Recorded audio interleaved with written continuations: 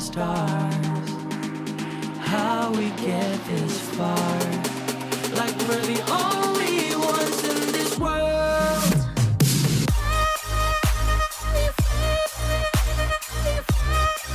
Like we're the only ones in this world. Like we're the only ones in this world.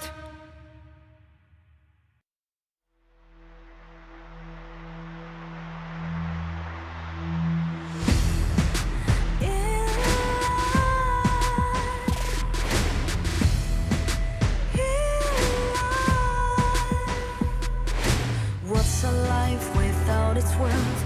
Compromising with what hurts inside. When you let fear decide your fate, you don't choose which path to take in life.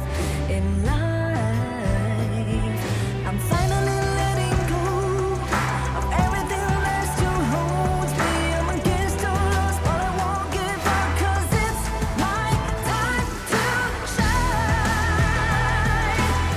Standing in the spotlight, and no one let me down. Destiny is calling high. I'm not afraid to fight for everything I love. Victory is on my side.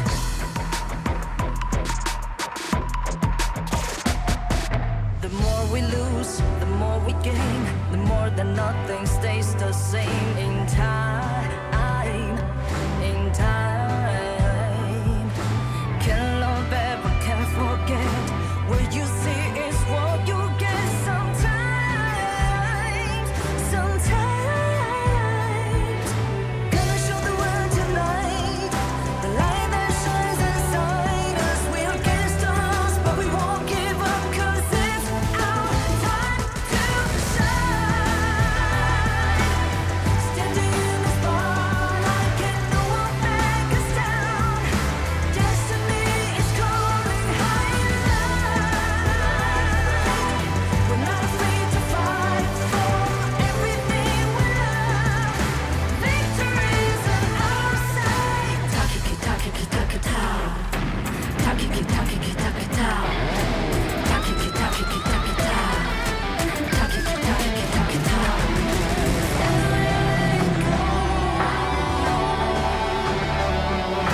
Everything is still holds us. 'Cause it's our time to shine. Standing in the spotlight, can no one back us down. Destiny is calling high in light. We're not afraid to fight for everything we love. Victory is on our side. It's our time to shine high in light.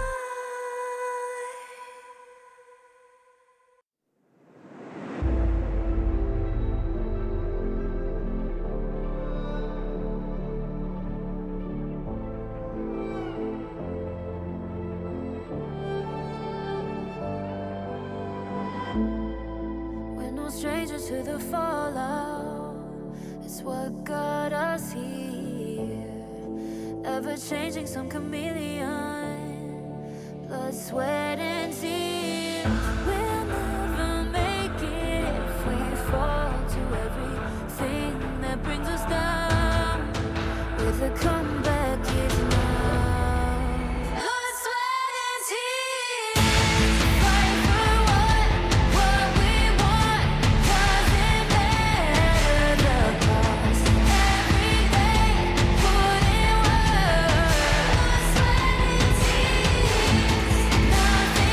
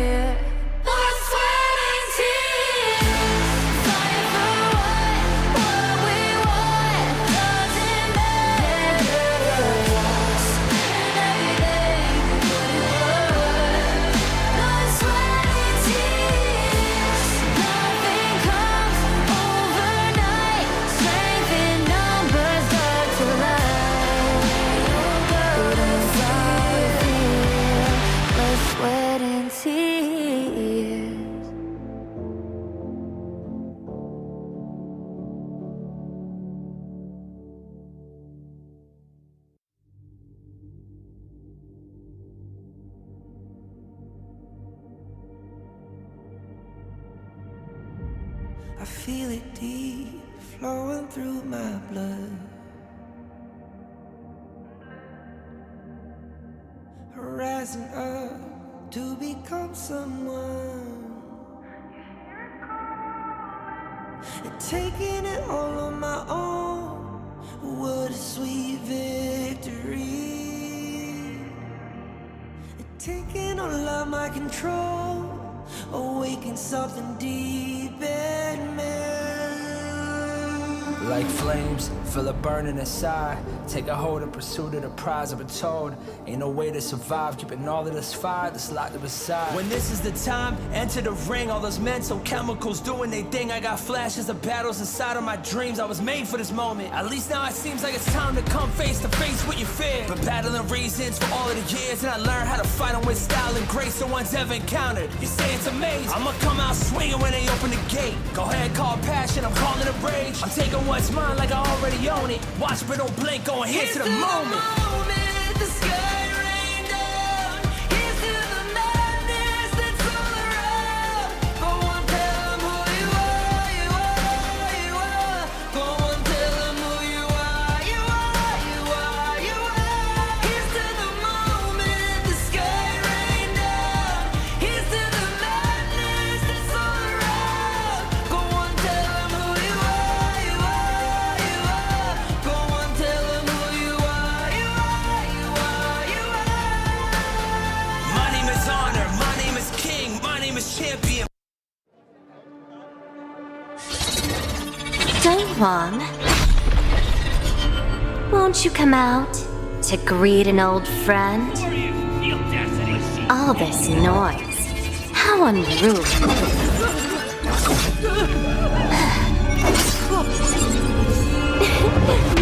My, such a grand ceremony, and yet it's become such a mess. Let me help you tidy things up.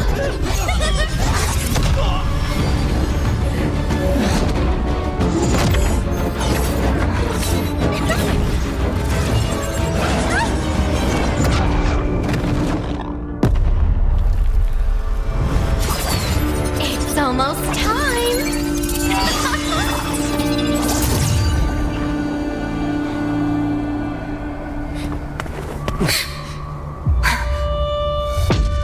Hang in there. We'll protect everyone. Someone will come to help us. Who will come to help us? No. How interesting. Very interesting.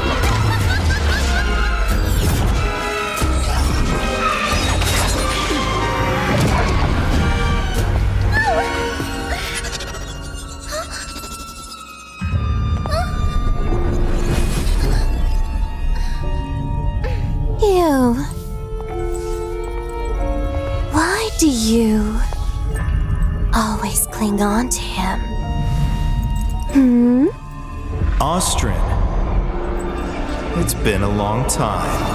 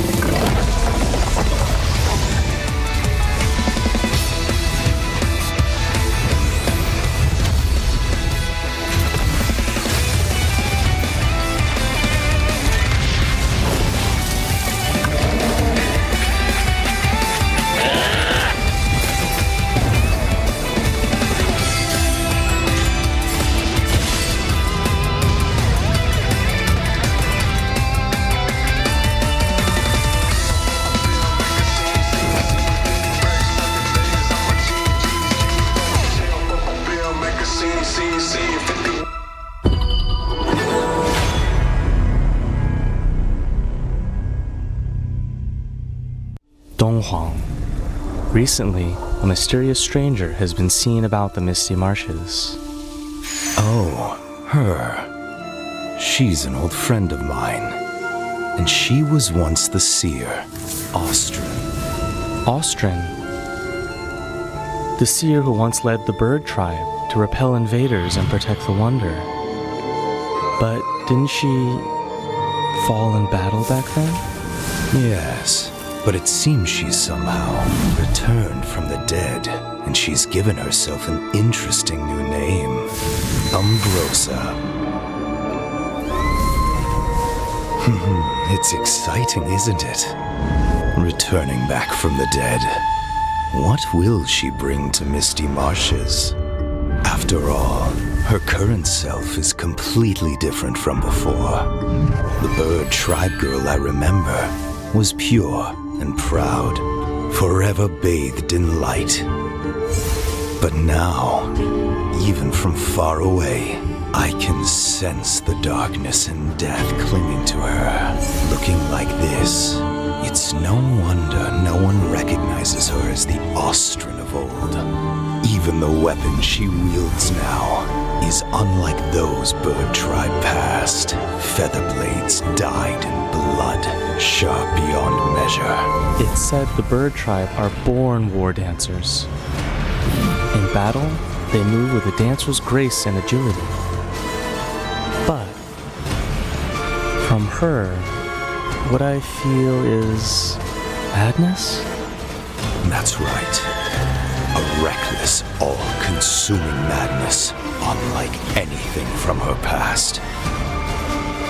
Since her rebirth, she seems to have awakened the power of the Undying.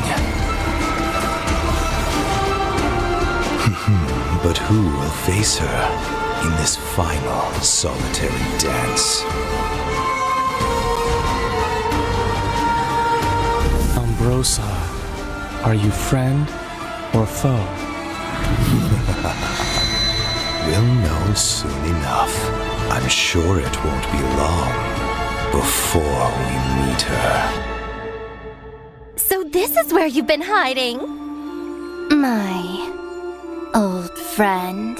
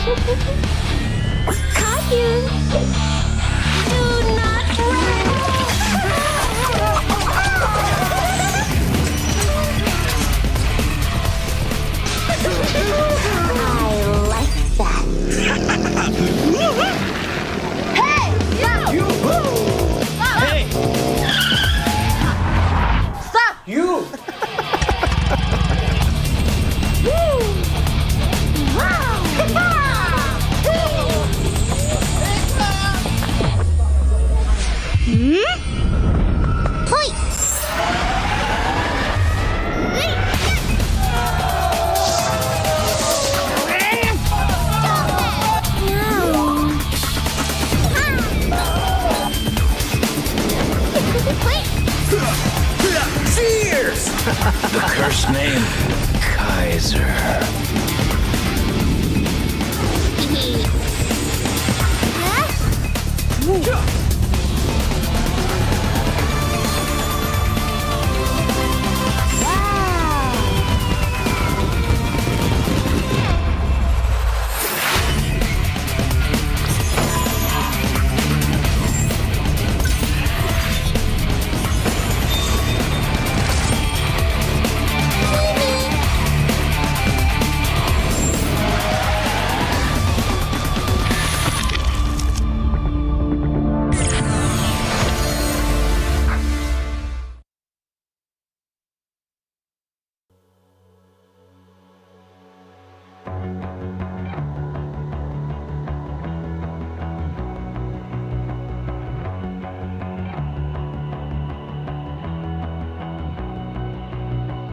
You've walked through the darkest nights.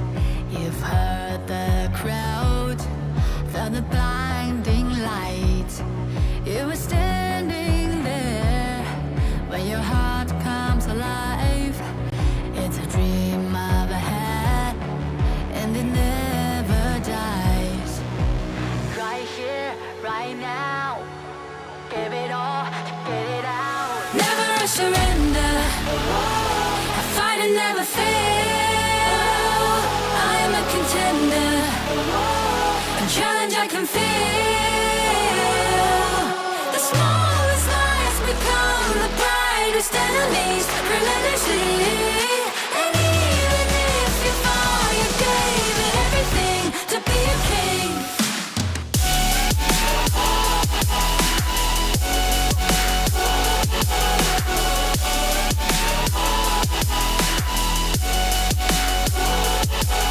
The smallest lies become the brightest enemies relentlessly. And even if you fall, you gave it everything to be a king. You carved your way with a sharp attack. You watched it all burn, and you never looked back. There will come a day when your fears will rise. You protect your crown, so it never dies. Never surrender. I fight and never fail. I'm a contender. A challenge I can feel. The smallest lies become the brightest enemies relentlessly. And even if you fall, you gave it everything to be a king. On my way, on my way, find my way, find my way. On my way, on my way, dream my way, dream my way. Never a surrender. I fight and never fail. I'm a contender. And challenge I can feel. The smallest lies become the brightest enemies relentlessly. And even if you fall, you gave it everything to be a king.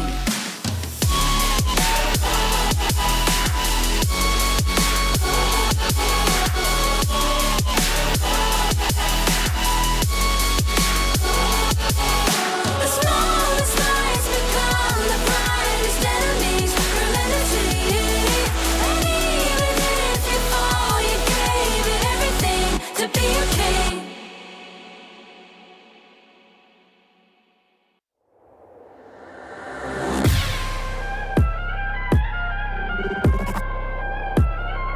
Turn it back.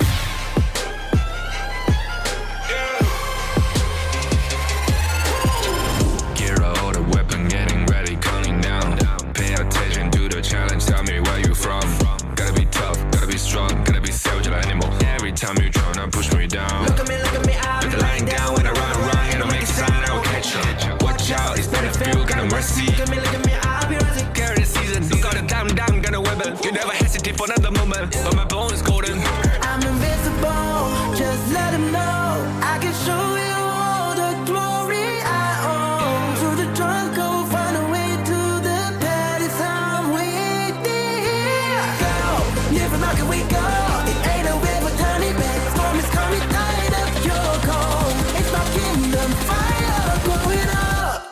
kings, it's an honor showtime.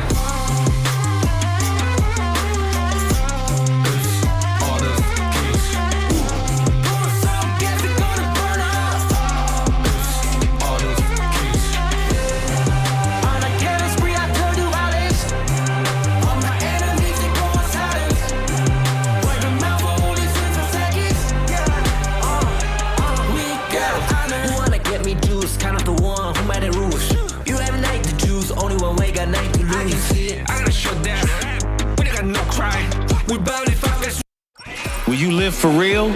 Join the party.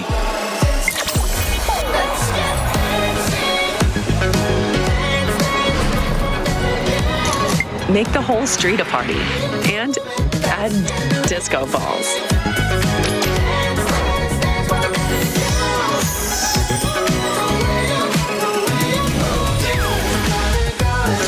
Realme 15 series. Live real in every shot.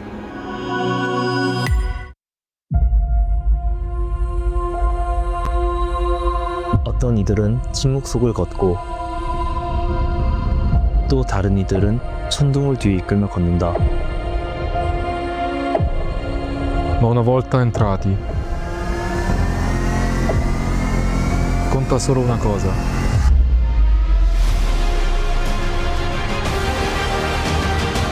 Each splash writes a legend.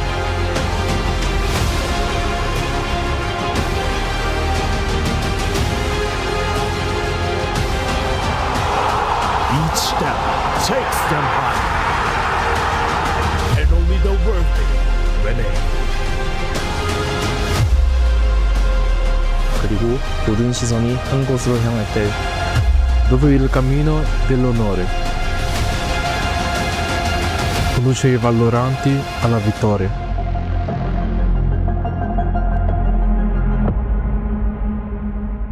Did someone ask for the last call? It is time for the last call. It's your favorite kind of tofukin dofu. And with me today from the east side, it is Sagi. How are we doing today? I'm doing exceptionally fine, and we can't wait to finalize that last slot for the KME, KMW, and also the WKS region for that KIC slot. And again, Tofu, you've been hearing a bit shade because you've been changing your ways from the KME spring to the KMW fall. How do you feel about that? I think it's all unfounded, right? So definitely we're gonna just see KMW go up against WKS, you know, KME. We'll give you a little bit of screen time, but that's about it.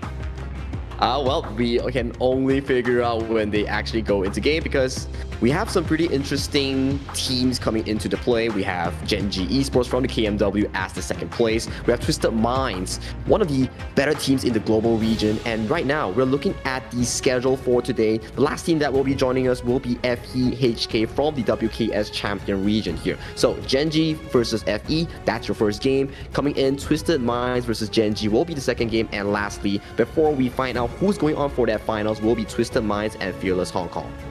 Of course, all jokes aside, I think all the regions are pretty strong already. Now it's really, you really have to put your feet to the gas button, right? You really need to push through today, and it's a best of 2 for the first 3 matches, after which we have our finalists. That will be a best of 7. So 7 games might be difficult. There's definitely going to be fatigue. So we'll see how the teams go at it today. That's an interesting format, right? Because we've got 3 teams, but only 2 can make it to the playoffs, which is the best of 7, right? So we'll be having like a single round robin between all the teams. They'll be playing each other once, and then we will be finding out who will be going to that finals. But without further ado, let's introduce our first team of the day, Gen.G Esports. So you should never give up. You gotta fight for it. Whoa, let's go. I know you're running. I see the fire in your eyes. You gotta fight for it. Let's go.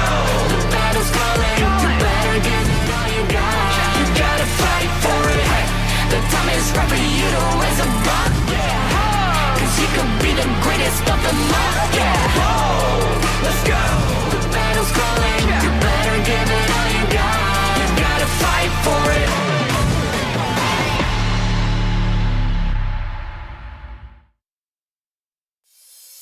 Hailing from Algeria, the Game Changers are here. Gen.G Esports represented by Wawa in the Clash lane, Rock in the jungle, Inoa in the mid, Monto in that farm, and of course Clue in the roam. These 5 members have really improved over the course of the year. Let's see if that's going to be the difference maker today. I feel like their story coming in from the spring to KWC to current fall has been a wonderful journey. So far, they've shown signs of very big improvement. You had Monto, the recent addition, but they did fell short against Nongshim Red Force in that grand finals in a 4-2 fashion. But here is their redemption arc. If they want a shot to that KIC, they better be performing here because this is the potential final call for them.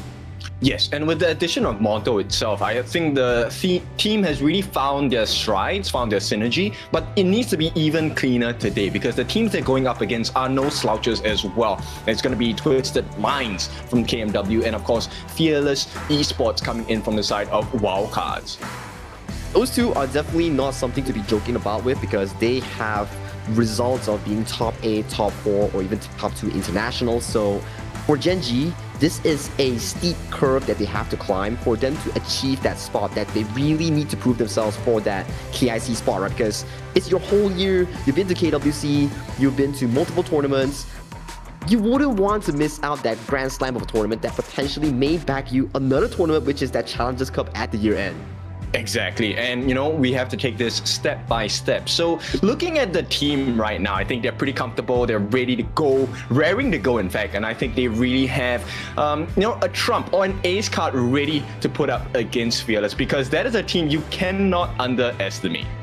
You cannot underestimate. They were once the kings of each of their region, be it KMW or be it WKS. Coming in as Gen.G, you would have to think you will definitely need to put all your stops, all your trump cards, show them up in all these occasions, and then nag that spot to that best of 7, and then repeat that success that you had from beating against Nongshim, proving grounds against like PKL during the KWC, then they can proceed to that grand slam of a tournament here. But of course, like you mentioned here, Ken, 2 opponents, is this their time?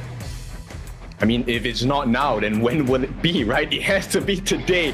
And, this also comes down to the equipment that they're going to be given, right, by their culture. And that is the global ban pick format that we're going to be talking about, right? Meaning you only get to use those heroes once in the entire series. And this one really matters because it's a best of 2 starting off. You need to play your best cards right away.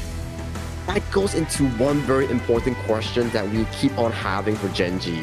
Their priority on towards the early pick is not that high compared to their opponents like Twisted Minds or even like WKS champions, which is Fearless Hong Kong, right? So will this be a disadvantage for them coming into a best of 2 scenario? Because in best of 2, there's not much threat for that global ban pick. So if you don't pick this early, that may be a potential that you lose to the enemy in that edge.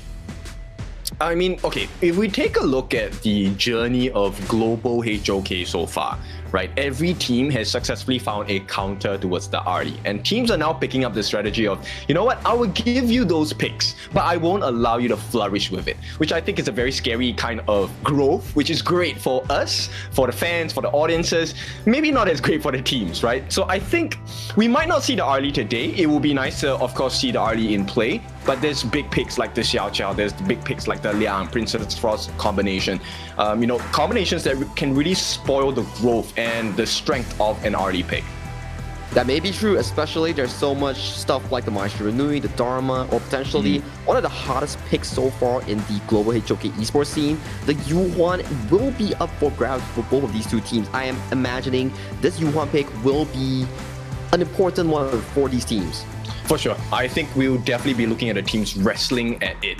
And, at this point, it's going to be really important that they put their best foot forward.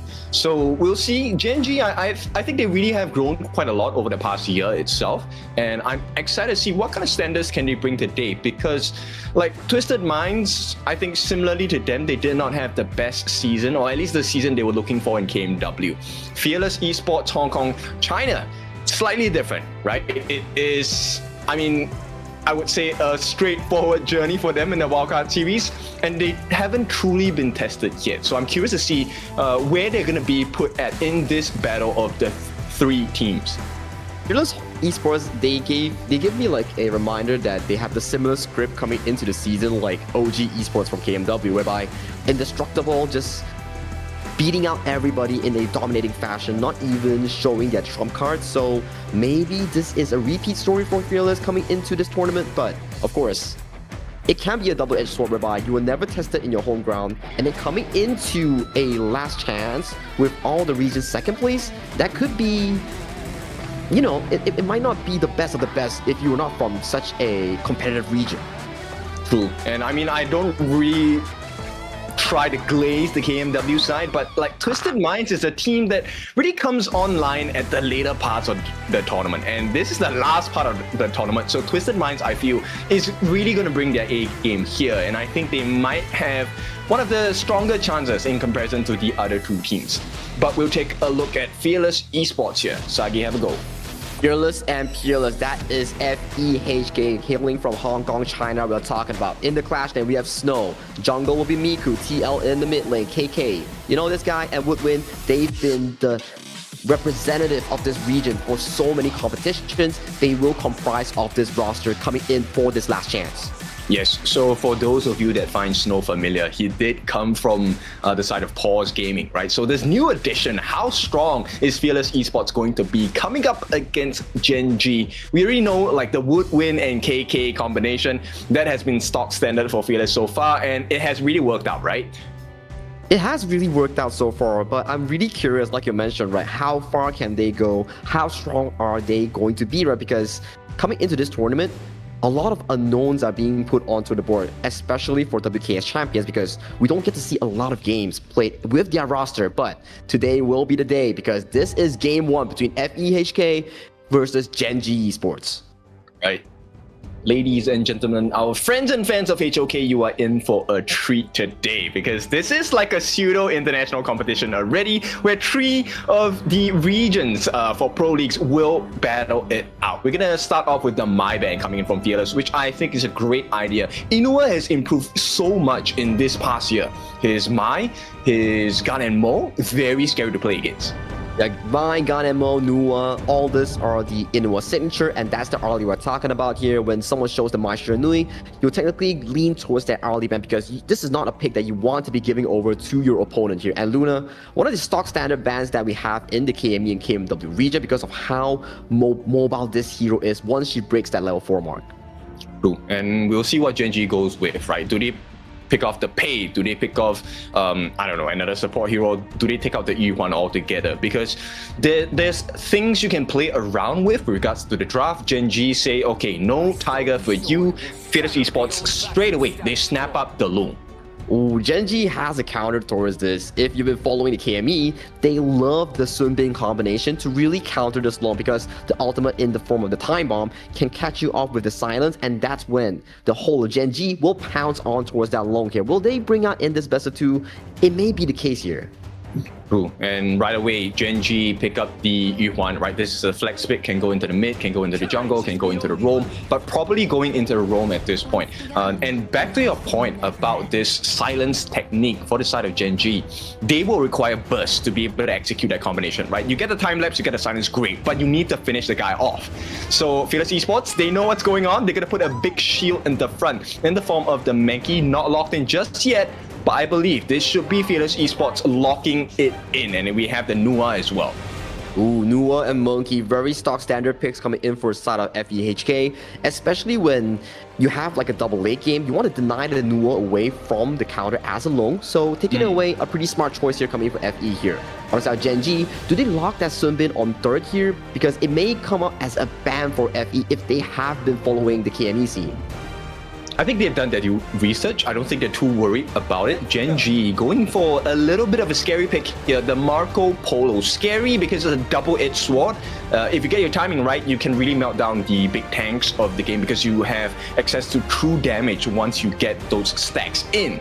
But at the same time, Lung is like a very hard hero to play against, because with the right to win, you get knocked back. It cancels your moves straight away. It's a 50-50, right? Because this forces the Marco Polo on the hands of Monto to head on for that Purified Common spell here. So it's also one of those skill matchups that the Marco Polo can play against with the Resplendent Revolver to really equalize the lane here. As we go into the second phase of the ban, we're starting to see more of these clash lanes ban against the side of Snow here. He has had a pretty decent performance so far in all these international tournaments. I mean, if you've been following Fearless Esports or just Snow in general, I would never give him any Clash laners if I can. I would use 4 bans on this guy because he is such a monster in the Clash lane. So we see Guan Yu being banned out, that's great. Maybe take away the Charlotte because that is also a huge risk against the Marco Polo or maybe a Ma Yin as well. Ooh, and a very interesting ban here so far coming in will be the Han Xin. For the side of Rock, he's only played this twice in his entire KME Fall 2025, but it has had amazing results so far. So FE, they've been doing their homework. They know what can really threaten the backline, especially on the Nuwa or even the Long. That's right. I'm just curious whether they will kind of swap this Yuan into the mid as Fearless kind of consider what is their last ban here. I actually was thinking of the Hanxing because if you can't win the team fight, it's okay. You just hold them there on the side of Gen.G and you just, go on a monster split push, which is one of the specialties on the side of a Hanxing play. But the Fade is the secondary consideration for the side of Fearless. So they will lock it in. Gen.G now in the spot to pick up the jungler as well as a potential mid/roam, depending on where they want to put this Yuan at. There's still the Yuhuan Zolia combination here. If you want to double down the healing, you can always go for a tank plus the Sun Bin combination here, or if it's like a Marco Polo combination, you can always pair it up with a Diadea perhaps. So there's still a lot of options like you mentioned for Gen.G. So it's really coming down to how the coach wants to put playing around. But Ukyo Tachibana, one of the strong early game junglers being locked in for the side of Rock in that jungle. There we go. Once he gets a stun onto the different members on the side of Fearless, I'm talking about the Nuwa and the Long Pick, then there's a huge risk, right? And this can be complemented by the second skill, the Mournful Tempo on the side of the Yuan, because you can actually stun from range. So that is probably what Gen.G are looking for. And, that saves them the risk of having to expand that Flash Storm Strike combination from the Byron. So Clash Lane actually is kind of scary here for the side of Fearless, but it's a Ma Yin, so should be able to survive. I'm a bit worried for Gen.G because so far from what we are looking at, their damage is very single target heavy. If they don't look for that primary burst on that first target, they could be in a bit of danger here because in terms of AoE, FE definitely outclassed them in that department here. But Guiguzi being hovered by Clue in that roamer role. Okay. I love this. Okay, all of the talents know that I love the Guiguzi pick, but here we go. That is going to be the Sun Bin. So we're looking at the massive sustain coming from the side of Gen.G, right? This is going to help them extend the team fight, hopefully get the burst and get out before Fearless gets the punish in. But Fearless, they have a lot of disruptions. You have the creation from Nuwa, skill 1. You have the pushback. You have the pushback from the Lung as well. You also have the lockdown. There's a lot of AoE combinations available for Fearless. So this Sun Bin pick is also like a specialty coming in from Gen.G. This is their bread and butter that they had for the entire KME Fall. So coming into this important series, they are bringing it out, but can they replicate that same success? I will really want to see it because this is the first time they showed the Ukyo Tachibana, but it's Rock. He's rock solid. I'm waiting to see whether they can pull this off.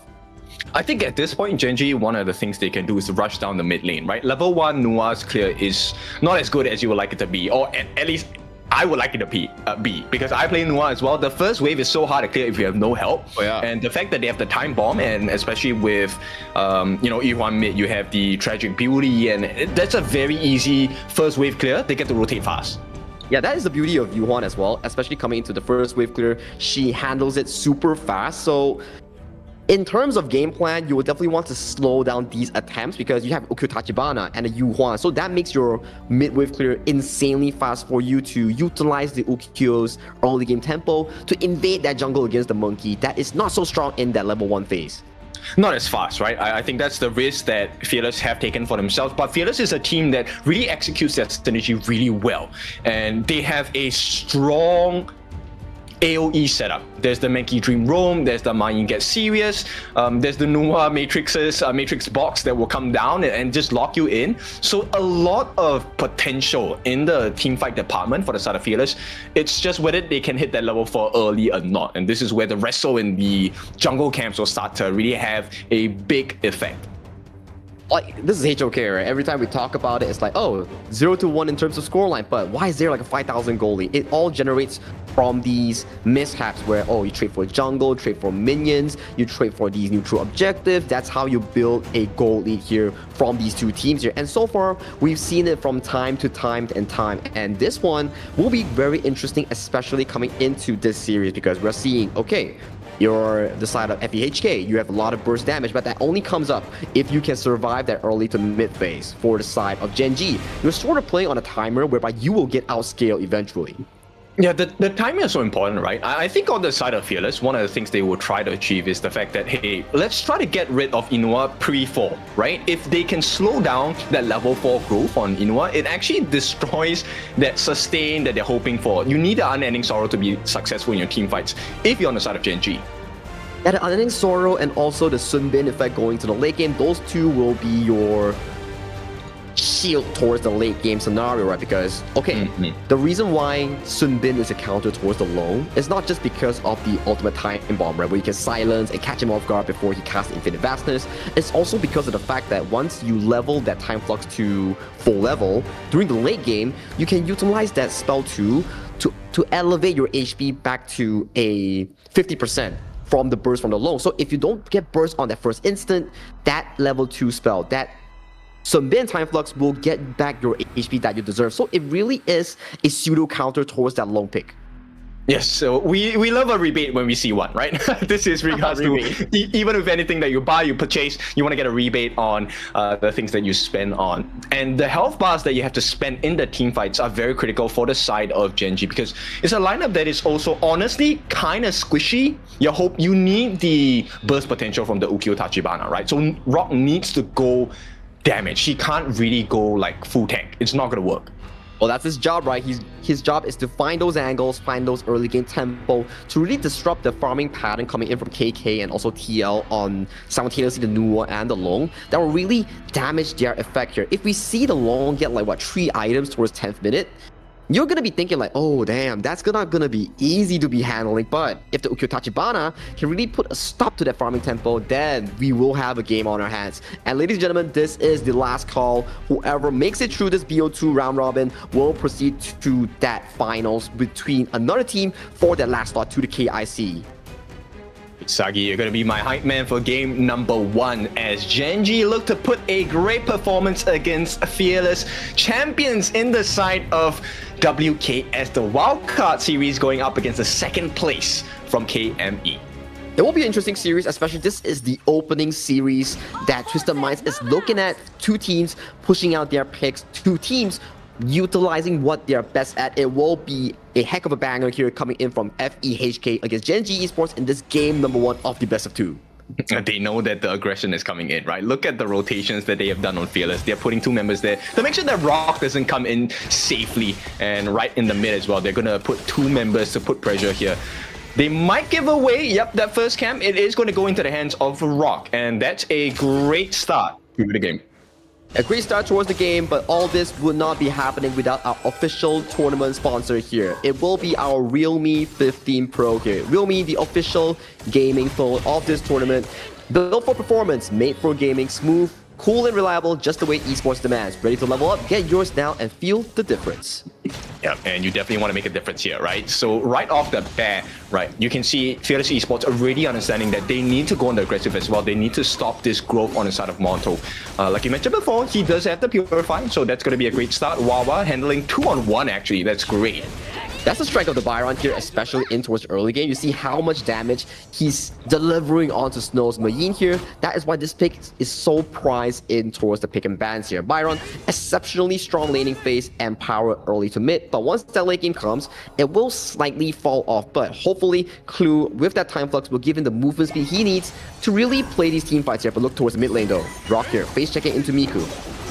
Yeah, it's going to be a big start for the side of Gen.G. They just want to try and burn down those health bars, right, on the side of Fearless and slow down the rotations. If they can get back them to TP, use the flash at important timing, it's going to hurt them quite a bit. Now, ideally, they will want to achieve this after the 2-minute mark, but it's not going to be the case for the side of Fearless Esports. So they still survive. They will be able to contest for that 4-minute timing.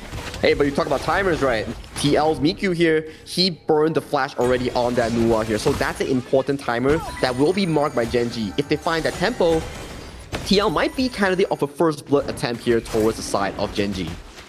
But you can straightaway see Monto not having a good time against KK. And this is one of the difficulties going up against a champion team, right? So KK handling himself well against Monto in the farm lane. And this is where the rest of Gen.G needs to step up, right? Can we cover our gaps in the weaknesses? It will be an interesting way to really look at the game, right? Because if Monto isn't able to cover that gap, it will be a breaking point coming in from FEHK to really push against Gen.G during that spot that they really need to be dominant with here. So towards the ball lane, we're already seeing like a 200-300 gold lead in favor of KK for that long.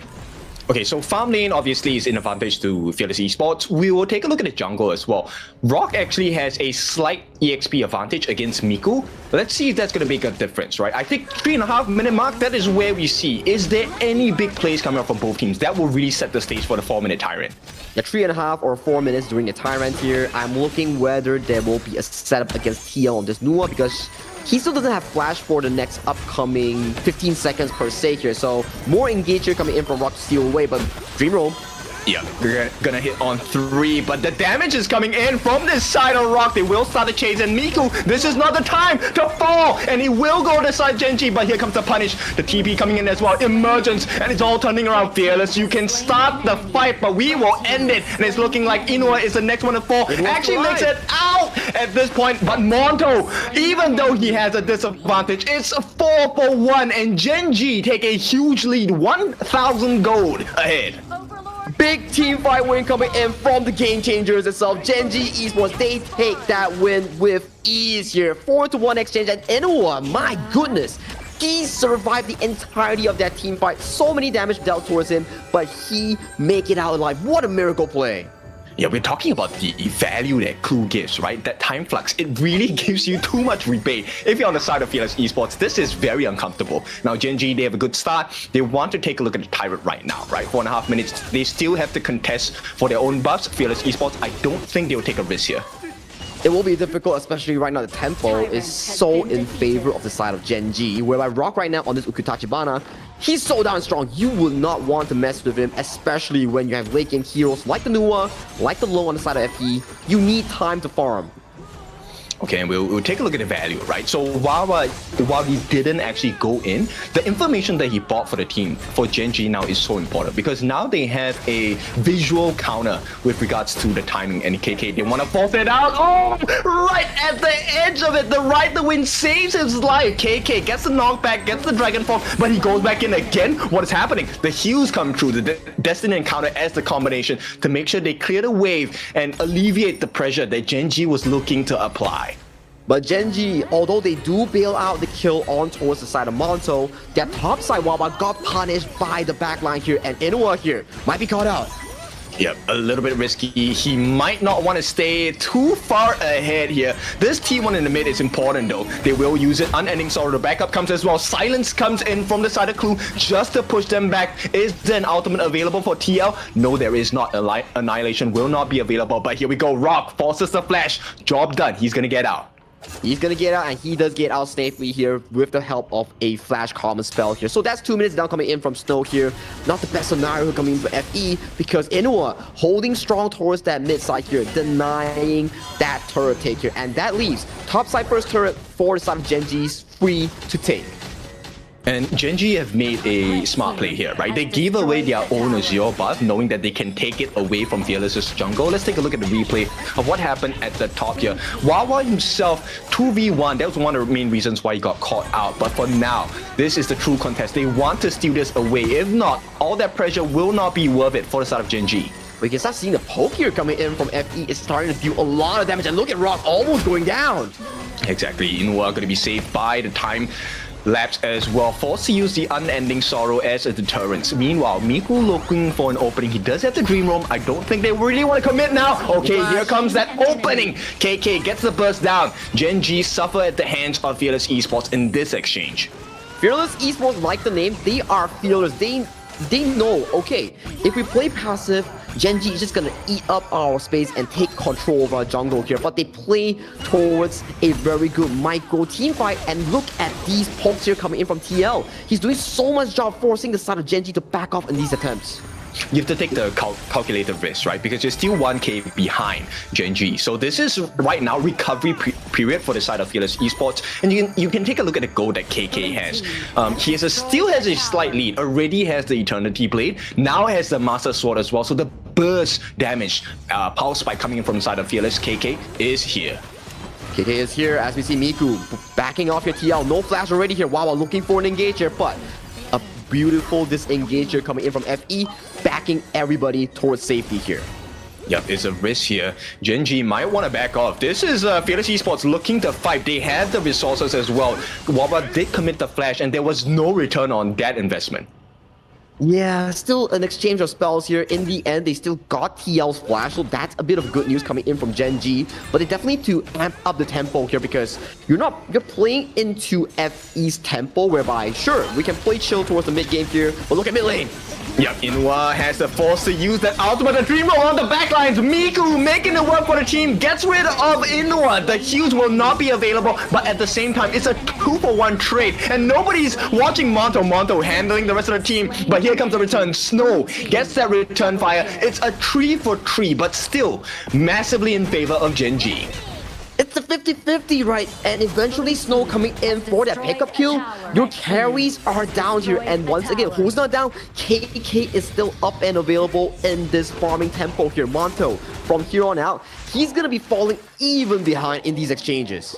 Yes, it's really important, right? You need to create the space for your farm laners. And Fearless Esports, they're very adept at doing that. But for now, in exchange, Rock knows where to apply the pressure, will take away the Azure buff. This big movement coming in from this side of Fearless Esports to try and get their hands onto the backline. That was the major difference, because Miku was actually put in a position where he had instant access into both Inua and Monto. Did not get Monto, but did get rid of Inua. Yeah, it was like a mechanical prowess play here coming in from Rock, capitalizing on KK and TL, and Miku overdiving and resulting his life in exchange for the side of Inua here. For the side of KK, he managed to pull off the Infinite Fastest escape before the final burst were to come into Rock, and at that point, all damage has been laid down. Snow just had to come in, pick up a few quick kills to equalize that team fight.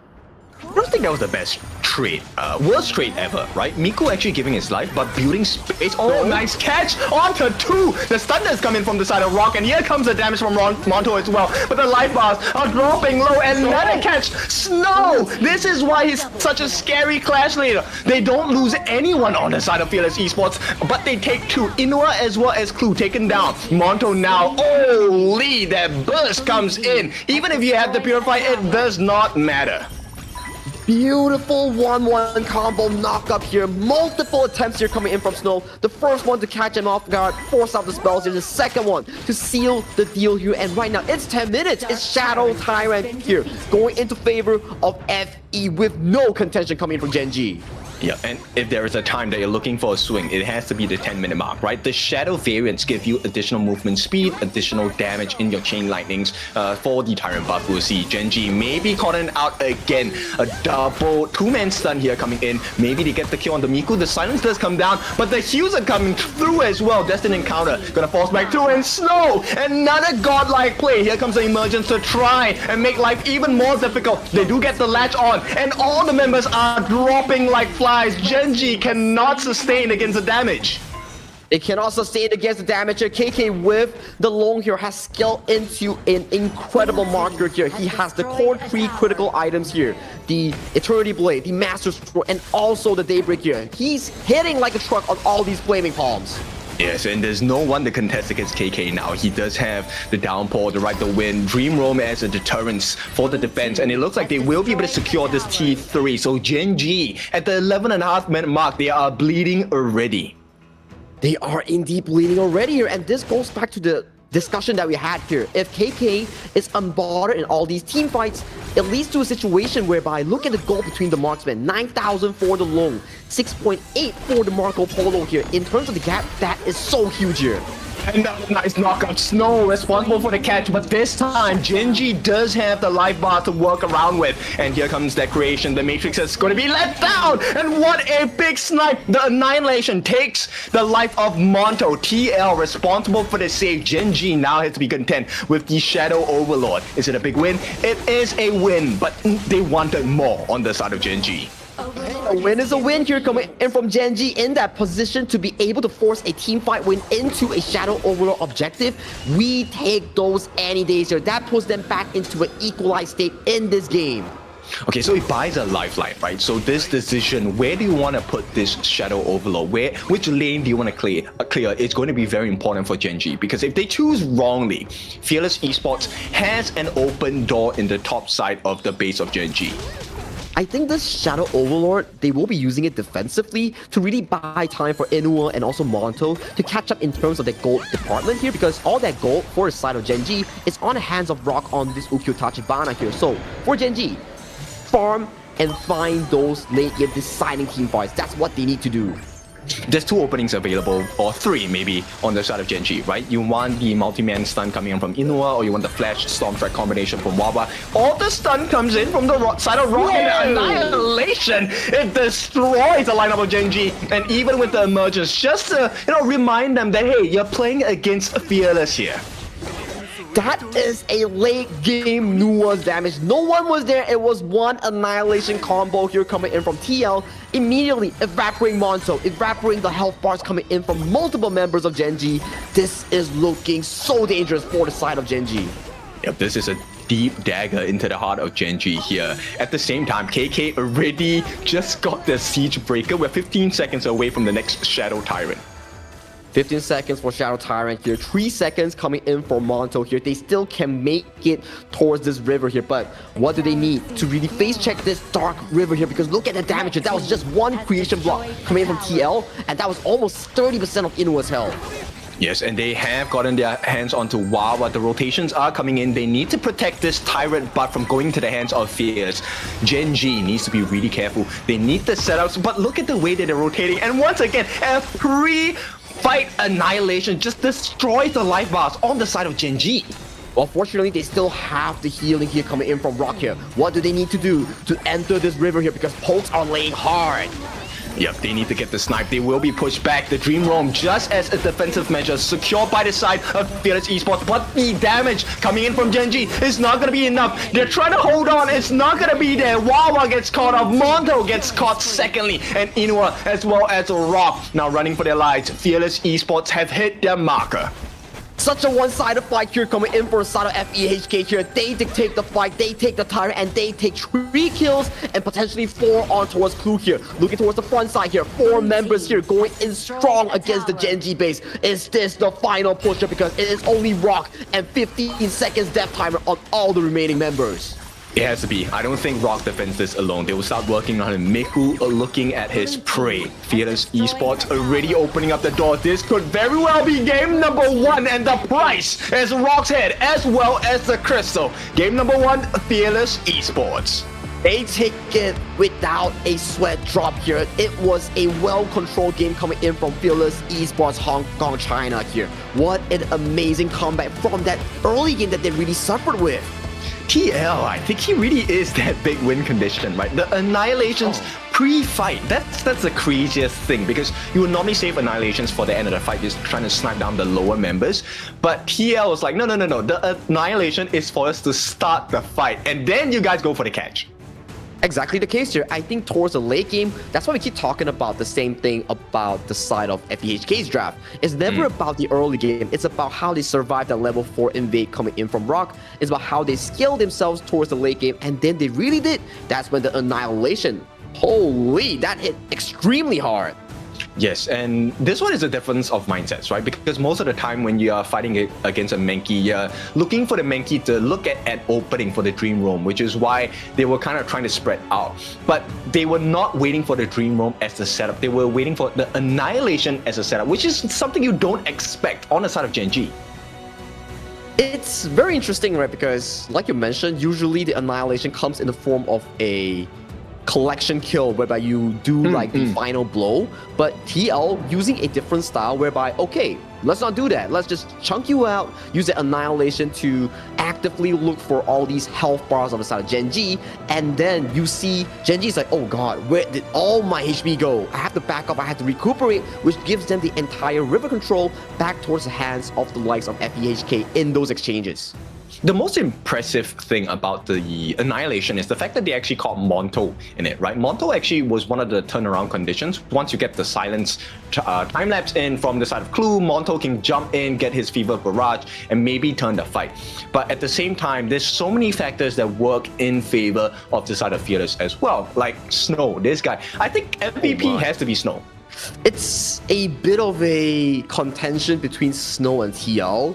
I think without the likes of Snow finding those key moments in the mid game, there wouldn't be TL's late game Nuwa to be even happening, right? So it's a contention between both. They all had their moments here, and KK, he's so solid on that long. He always dealt the damage on towards the backline coming in for the side of Gen.G, which really caused a lot of stress coming in for the side of Gen.G Esports. In fact, I might even add KK in that MVP. Exactly pool, right. It's so crazy. So this is game number 1. Now, bear in mind, reminder again, this is a best of 2.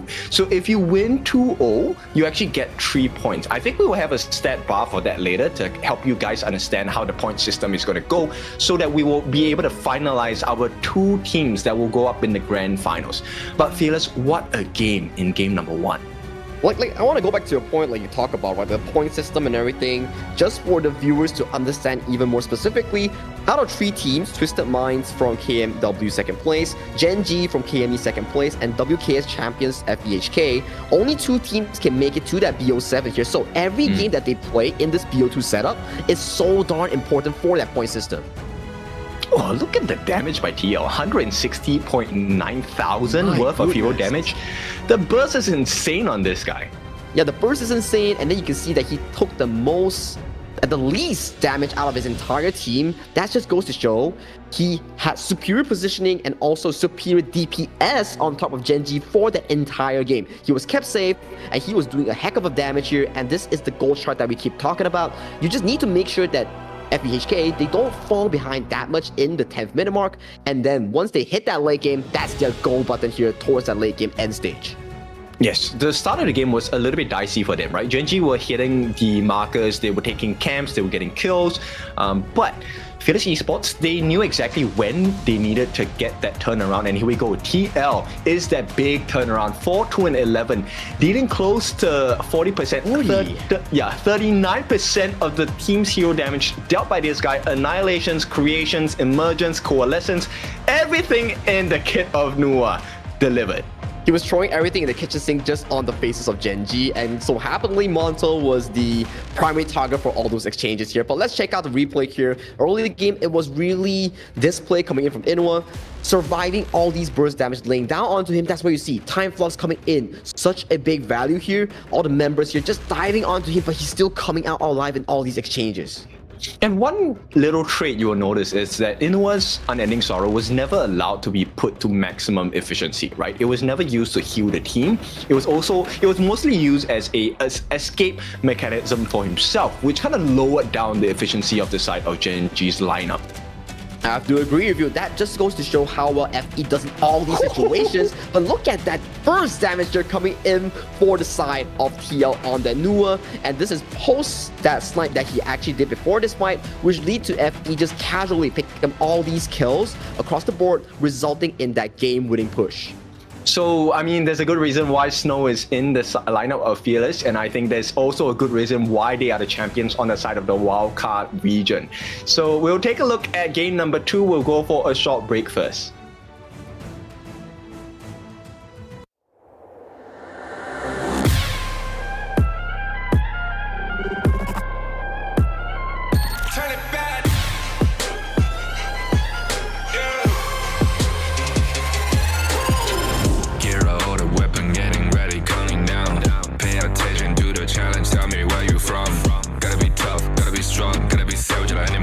Time you tryna push me down. Look at me, I'm lying down when I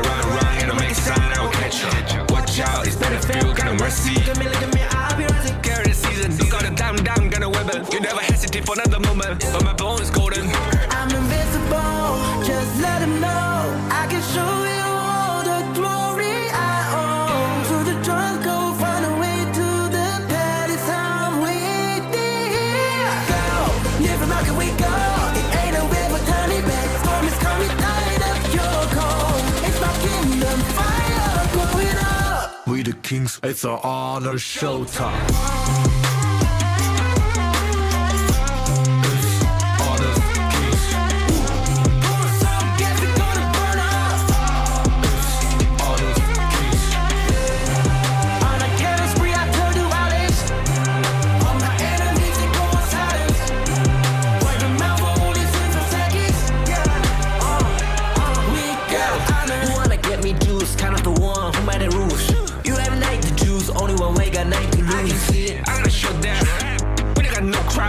We burn it up as one, crashing pieces, you can G.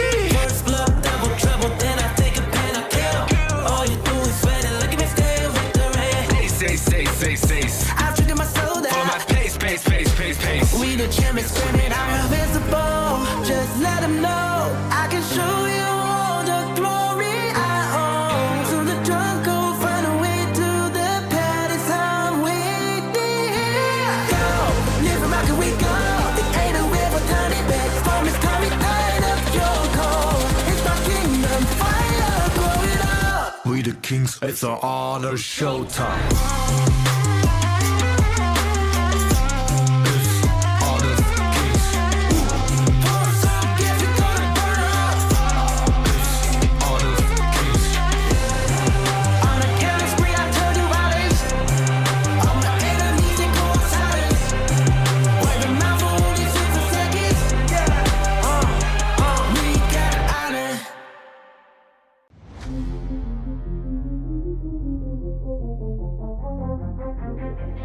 I said I'm born of this, I'm born this way, ayy. This is my chest and my bonus play. Can't be late, won't hesitate.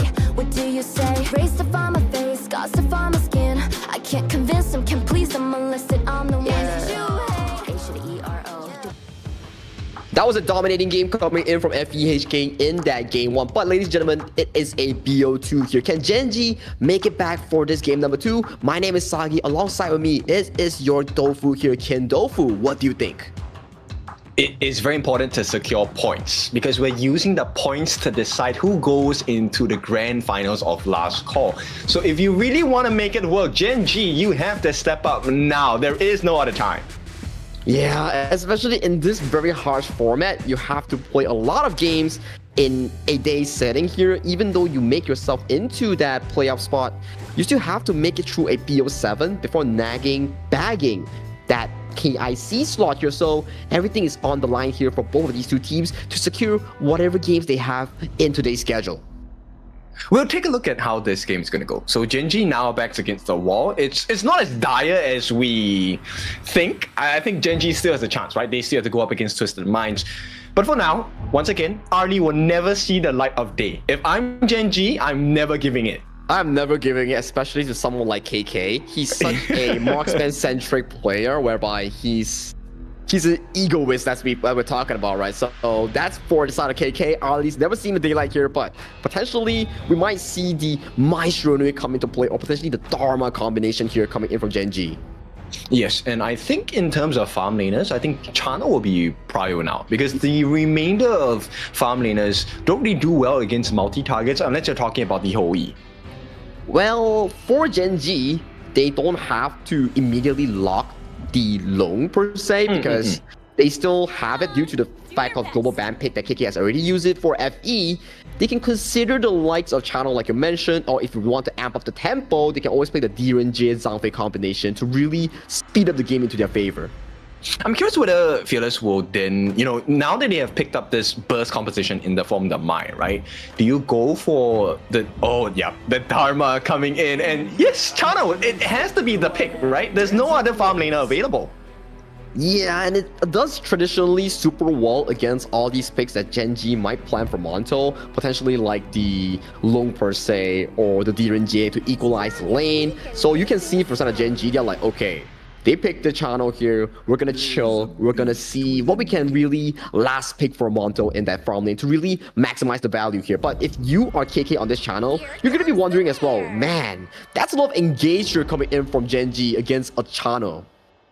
I mean, you can play from afar, right? And I think if you keep yourself safe from the unbridled outburst, it's definitely going to be what Clue is looking for to try and, make the situation a little bit easier on the side of Gen.G. I think this could be a very straightforward game for the side of KK. There's a lot of critters. They have a lot of turret pressure as well. They might potentially have to consider banning the Hano as well, but sorry, Hano is not an option to come for Gen.G unless they really put it towards the jungle, because they have already locked the Maestro already here. So for Gen.G, they need to be really thinking here is like, okay, Maestro lock, but there's a lot of critters here blocking the likes of the Spirit Wolves and also the Agudo critters here. So that may be a bit of a headache here coming in from Inua. Yes, and Fearless have done that homework, right? No Nerta for Rock. Rock is famous for his Nerta. This is one of his signature heroes that he himself has also requested as his hero of choice during his introductions. So we'll see what does Gen.G want to try and play this game with, because the Agudo, the channel, this is turret pressure 101, and then we're waiting for Snow to get that awesome truth mantra down. And if you look at the side of Gen.G's roster, right, for the side of the pick and ban as of this stage, you're kind of wondering here, oh, they have a very early game-centric picks, like the Maestro, like the Mayin. So if they don't really back it up with like a late game pick for the side of Rock or also Monto, they're in for a 1 or nothing sort of draft, whereby if they lose out that early to mid, they're done for. Yes, and Fearless Esports going even tankier to make sure that life is easy for the side of KK, life is easy for the side of Miku as well. This was looking a bit spicy. I mean, if you have the gold deficit, there's no way you burst down a Liempo. Oh yeah, there's no way burst down on Liempo. He can always go for the upfront here, finding those positionings to spot out those multiple members here. Nah, Clue, you're joking with us. You have already a Zhangfei here. There's no way that Guiguzi will be locked in this case. It will be Hanxing that was banned out in game 1 for the side FE. The win condition here is, can he find KK, right? And even if he does, I'm very sure the rest of the team will be ready to back him up, Snow as well. And it's a risk, because if Gen.G, if we take a look at Rock, he dives on the backline. Even if he gets rid of KK, his own backline is at risk. His own backline is indeed a risk here. So for side of Gen.G, as of this point, if we were to look at both of these two drafts, it's giving us one thing. No! Whoever engages first wins the game, if they can find the backline. And this is going to be tough because the board is available, the Wei-T board. The world is my board and the world is their oyster. Fearless are looking very strong. But one thing that is a good news coming in from Gen.G fans, if they can always mark down KK, Channel is their only carry here coming in from Fearless Esports here. So if that channel is removed in towards the draft, I gotta say, Gen.G, they will have a much smoother late game team fight here compared to FE that always have to play around KK's tempo. Maybe, playing around the big ultimates might be a weakness for the side of Fearless, right? Because like you said, it's all on the setups. If the board misses, the Tremor Smash misses, the Truth Mantra misses, it's going to be a hard game for them. But let's be realistic about it. It's not that difficult to get those big ultis down. We'll have to see, right? Because all these setups here, they aim for one thing: to aim to delete the backline marksman here. Both marksmen, they do not have solid mobility. On the side of Monto, you're on the flowball marksman, no traditional movement spell on active. On the side of Channel here, only a small leap here. So they are very prone and vulnerable to all these engages here. So it goes back to basics. Whoever's positioning and macro sense is better, they will win out the game for their team. 2.5 minutes. That is the time that I'm looking for. If they manage to burn the flash of Monto at 2.5 minutes, you can be super sure during that first Tyrant engage, if they choose to fight, Gen.G will lose. This really have to be going on all these engage factors here coming in for both of these two teams. Who can capitalize it harder, who rotates faster for those engages, because wombo combo, both of these two teams, they have it, but who pulls it off better won't back the game for them. Yes, and Burst Ram plus Taking Liberties, a level 1 combination from Woodwind as well as TL, that clears up your first wave. So they will make that fast rotation. Inua is a great knockup, great burst in the early parts of the game, but you struggle with wave clear. That's one of the weaknesses on the side of the Mai Shiranui that hopefully Clue will be able to balance out. I mean, when we talk about balancing out, right? Look who's towards the mid lane here. It's Rock here just casually spotting out all these attempts, delaying the clear here coming in from Woodwind and also TL in towards that mid lane here, securing a bit more space for this duo. Yes, and I think that decision by Woodwind has kind of costed the side of Fearless Esports, which means this initial ball camp will go into their hands. No, actually secured, and this is not looking good for the side of Gen.G. There is the backup coming in from Wawa. He needs to run away. The knockup, actually, who is running passive? Already taken out. First blood goes into the hands of Wawa. Can they find more on the side of Gen.G? Stun going to be used as well. They have the backup. The rolling of the furball will be used, but Fearless, once again, not the best start to the game. The best start towards the game here, but they do get punished heavily coming in from Gen.G. They capitalize the fact that you mentioned here, Woodwind and TL, the superior wave clear, but they gave it over to Inua and also Clue, resulting in that invade, resulting in that kill on towards TL here, because 1v1 between Wawa and Snow, Wawa's early game is much better compared to Dharma. This is the price you pay for those minor decisions, right? So Woodwind just wanting to check on a little bit longer on the side of Rock meant that TL could not clear his lane fast enough, which opened up the balls for the side of Gen.G, after which, you know, it just became a spiral, downward spiral, and here we go. They want to burn out the common spell on the side of Monto. Or just use the Agudo here, spawn a creators here, put on pressure against those turrets here. KK having superior macro sense here, smells out Rock's attempts here, but the burst strand does come true, allowing Woodwind to escape towards safety here. Very good sense of map pressure. But that's the strength. Fearless Esports have a lot of mobility as well. And here comes the board landed down. Rock is caught in the middle. The flash comes in. This is where value is going to be found. But for now, there is no follow-up damage. And Fearless Esports, they have to walk away. Perhaps limp away as well. No finishing blow from either side. But here we have that one-on-one. Wawa wants to win against Snow. Flash committed by Snow as well. Wawa has the back off. They walk off with no trades. Close combat in all quarters here. They brawl it off, but no kills on towards the board here as we see Clue almost countering out that wild boar camp here, but Miku here might be in danger as Rock's coming in.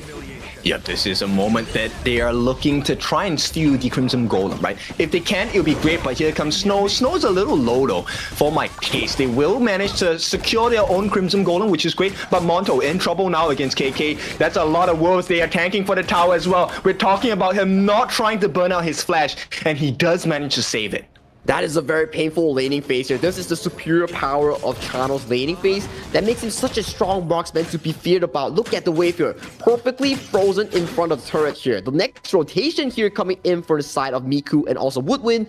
That puts so much pressure on towards Monto's global marksman. So I'm going to ask you about KME, right? Did Monto have such difficulties during the period of KME? I think only against Siri. Aside from other marksmen, I think it was always a 50-50, but against world-class marksmen such as the likes of KK, the likes of Siri, and maybe potentially the other regions, that's where Monto's weakness in some of these exchanges start to really amplify or like magnify by these teams. Which makes this decision very curious, right? As a team. Oh, hang on, nice knockup as well. Combination galore coming in from the side of Gen.G. They just need to finish the job, but no, they have been disrupted. They have been stopped, and the chase comes in from Woodwind as well. They push each other off. No kills once again, but the timer is very important. Still looking pretty healthy on the side of Fearless Esports, which means they get to step into the Tyrant's pit. And talking about sustain, that is FE's game here to play because they are so strong in the sustain game. And look at that, just hiding away Rock, getting that second kill here along with the red buff, along with the Tyrant. FE wins out in all these exchanges. Oh, the losses are deep for the side of Gen.G here. They not only lost the life of Rock, they also lost that Crimson buff. Yes, it went into the hands of TL, but look at the price they have to pay. The T1 at the bottom, completely open. And Gen.G have no other comebacks available at this time. Ooh, my goodness here. Out of 1 minute, the entire minute, it went straight over to FE's hand. Fortunately, the Azure Golem is still for the side of Gen.G's to take, but man, losing Tyrant, losing Rock, losing buff, losing bot tower, things are starting to look pretty bad for Gen.G. Yeah, they're testing our match at this point, right? How many losses do you have? And here comes the board as well. T1 in the mid, open for the taking. A lot of pressure. They get the knockup. They don't really need the kills. It's a Red team has destroyed a tower. are successful. There is a potential of a turnaround for the side of Gen.G. They're searching for an opening, but no gaps found just yet. And no gas found just yet, as we see more of these engages coming in for side of FE, but it's only to engage and to pull away towards safety here. Yep, Snow does have his ulti. He wants to get it down. Truth Mantra going to be laid down. The save comes in from this side of Inua, but he might have to pay with his life. And once again, pressure on another T1. Fearless Esports. This is the draft and composition we are talking about. This is the combination here, the superior laning phase, the superior jungle pressure here coming in for the side of Miku, securing them that early tempo here. Yes, every fight wins, but hang on, and right offers. Nice setup. This could be the turnaround they've been looking for. And they get the rewards. KK would win. And Miku, 3 different members taken down from the side of Fearless. And Gen.G, they breathe some life here. That is a big engager coming in from Clue to catch out multiple members here coming in for the side of FE here. And to add insult to injury, all those lead that FE found in towards the early game was relieved by Gen.G thanks to that one play. Yes, Clue, this is the rotation you're looking for, right? As a Zhang Fei, you want to get into the backlines, especially with a nice setup available. Take a look at the way he knew they were moving back. Yeah, exactly. That was the setup that you want. And this is one of the things that is really scary because they have insane chase potential as well on the side of Gen.G. I think this goes back to the same conversation that we had during pick and bans. Whoever gets that initial engage will win out all these team fights here, and that just goes to show how dangerous is these two teams on their lineup. That trigger polling, who pulls it first, who pulls it correctly, is so darn important. Yes, and here comes the catch by the side of Snow. He uses the flash to go in. Everything misses on the side of Fearless Esports, so this is not a great position to be in. They are planning Gen.G. They're waiting for the open. You can see the rotations coming in. Rock and Inua, this could be a big moment for them. Woodwind gonna check the brush, gets knocked up, gets pushed back for a while. It's really about KK. Just keep him safe as Rock tries to put some pressure on the T2.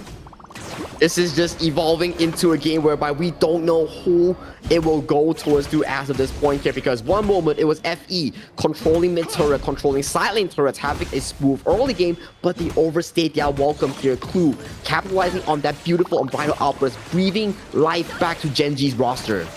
Really puts into perspective the recovery on the side of Gen.G, right? This is great. Now they have close to it's more than a 1,000 goal lead. But the important marker for both teams here is that 10-minute mark, right? Fearless Esports game 1, they turned the whole game around based off of that Shadow Tyrant win. We'll have to see, right? Because when we talk about those moments, it is during the big team fights here. Yet to have a very big team fight, it's just small brawls on left and right for both of these two teams here. I want to see that scenario that you talk about, whereby we see a 5v5 full blown out team fight. Whoever's team's execution is much better will get them that big lead that they're sorting out for. Do we really want a team fight? If I'm on Gen.G, I wouldn't want a team fight. I just want to pull the attention, let Rock get the split push in, because Fearless Esports composition is a wombo combo. You let it go down, you will be taken out. That seems to be the case, right? But if you look back towards Forza Gen.G, it's the same approach as well, right? They want to make sure that KK doesn't get that free flow farm that he is allowed to do so. For the side of Gen.G, it's on Rock and Monto, right? So it's a combination on whoever stalls out that farm. But look towards the mid lane here as we see a bright outburst go through again. Yeah, ball gonna be laid down as well, but this time it's Inua that gets caught out. They have to start running tails between their legs here. Gen.G cannot afford any more losses. Thankfully for them, there are no buffs to kind of steal from the side of Fearless, but they do get the T2 at the bottom. So once again, map control galore. Map control galore, good reaction coming in from KK to flash away from the unbridled outburst, causing Inua to be out of position and punishing him for that death. And then we see 2 towers being traded for 1 in this exchange that goes in favor of FE going into the 10th minute mark. And this, I think now that it has happened, you also see Fearless Esports also has that strength, right? They can play that split push game as well. In fact, the split push game is much stronger in comparison to Gen.G. They have the Wild Growth, they have KK with the Soul of the Wolves as well. So much free damage, even with backdoor protection. The protection, yeah, that seems to be the case, right? Spirit wolves, creatures coming in from Miku here, just casually putting out all these turrets here. But 10-minute mark, this is what we talked about here. But look at Rock's position here. He's so far away from this river. Yup, and he has been caught. Rock, that is, and they're looking for the setup. The wombo combo available from the side of Fearless Esports. They do manage to get Snow down quite low. That's 3 hit for the side of Monto. Beautiful move work from the side of Gen.G. They also have found Miku as well. If they can win this team fight, this is a guarantee into the neutral objectives. For now, you can see they're also looking at Rock to make the lives miserable for the side of Fearless Esports. Also on this 4-ball marksman, the value is starting to show. Outranging TL, outranging KK. Those arrow storms here are putting in damage on towards the backline of FEHK. And Fearless are going to have a very unpleasant surprise. They're going to realize that the Crimson buff has been taken, as well as the Tyrant. Gen.G playing the map a little bit better this time.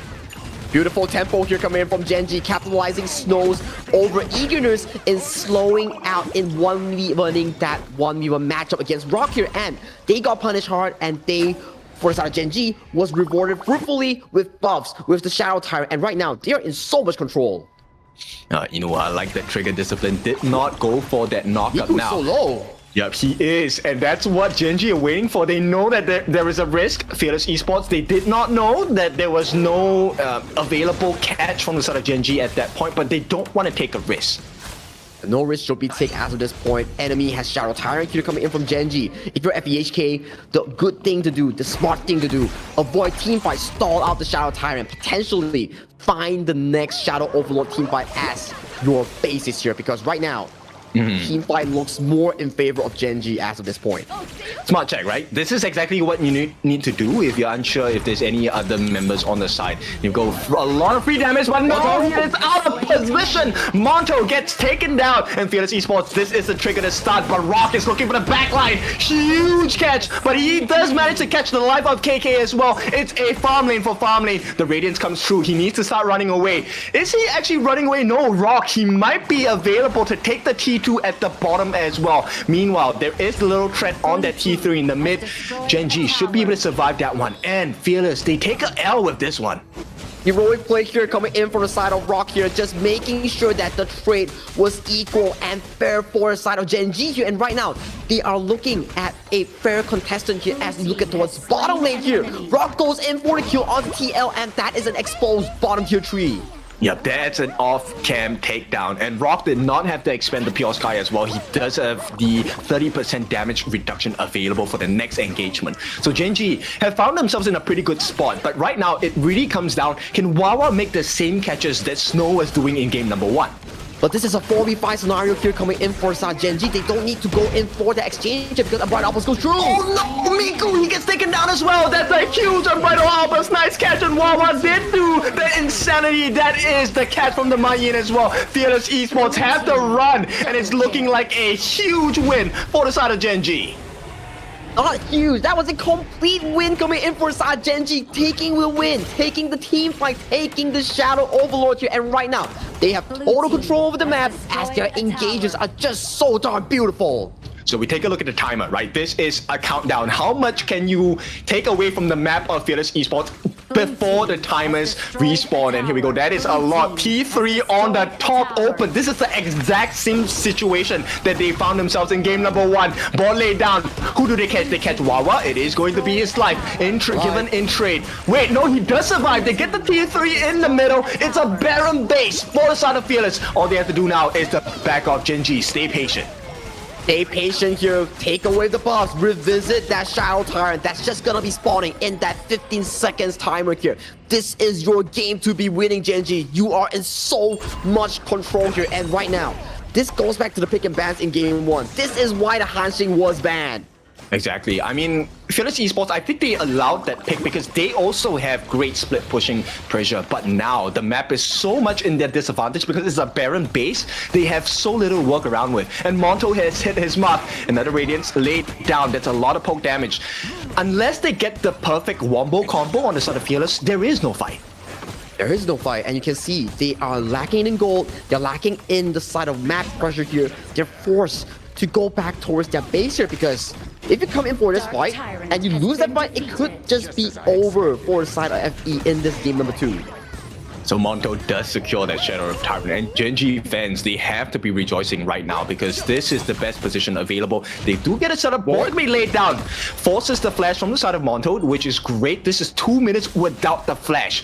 Fearless Esports, if there's any time to turn that tide, it has to be within this 2 minutes. They're waiting for the minions to come. Clear the minions, find that perfect flank here. Snow has splash, has the truth mantra here. But they know they're playing so slow here coming in from Gen.G. But TL, I mean, his ultimate will come up pretty soon. There is a very short cooldown. Radiance, and with the Unbridled Outburst, they push them back. They want the backdoor protection taken out. At the same time, they're pushing all the different members on the side of Fearless. Who cares about the fight? We want the crystal. Gen.G tied things up. It's 1 point each for both of these teams. Engage, win games, and that is what exactly Gen.G pull off with. Even though they had such a pressured early game, it was coming down to these key engages, especially Clue with that Zhangfei. He was finding so many of these comeback plays. That top one was the best one I've seen so far. Wawa as well. Wawa has really improved in this particular season throughout the year. I think he has been playing fantastic, but the decision making this time was a lot cleaner.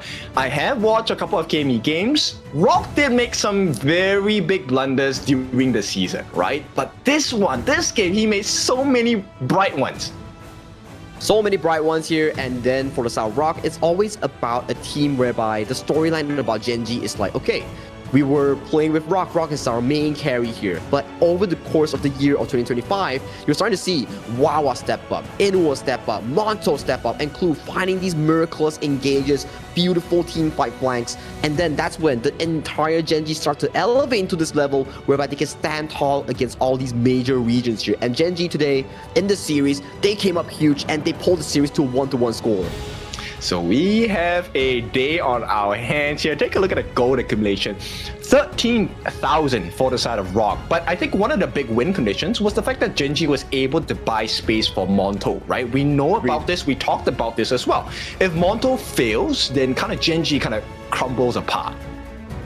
They crumble apart here, but thankfully this game Monto played extremely well, even though there were moments that he was caught up by the board and being overzealous in the mid lane. But you have to give him credit because he played that Global Marksman ultimate to a perfection here, zoning out TL, zoning out KK, forcing him to back away in assisting their teammates.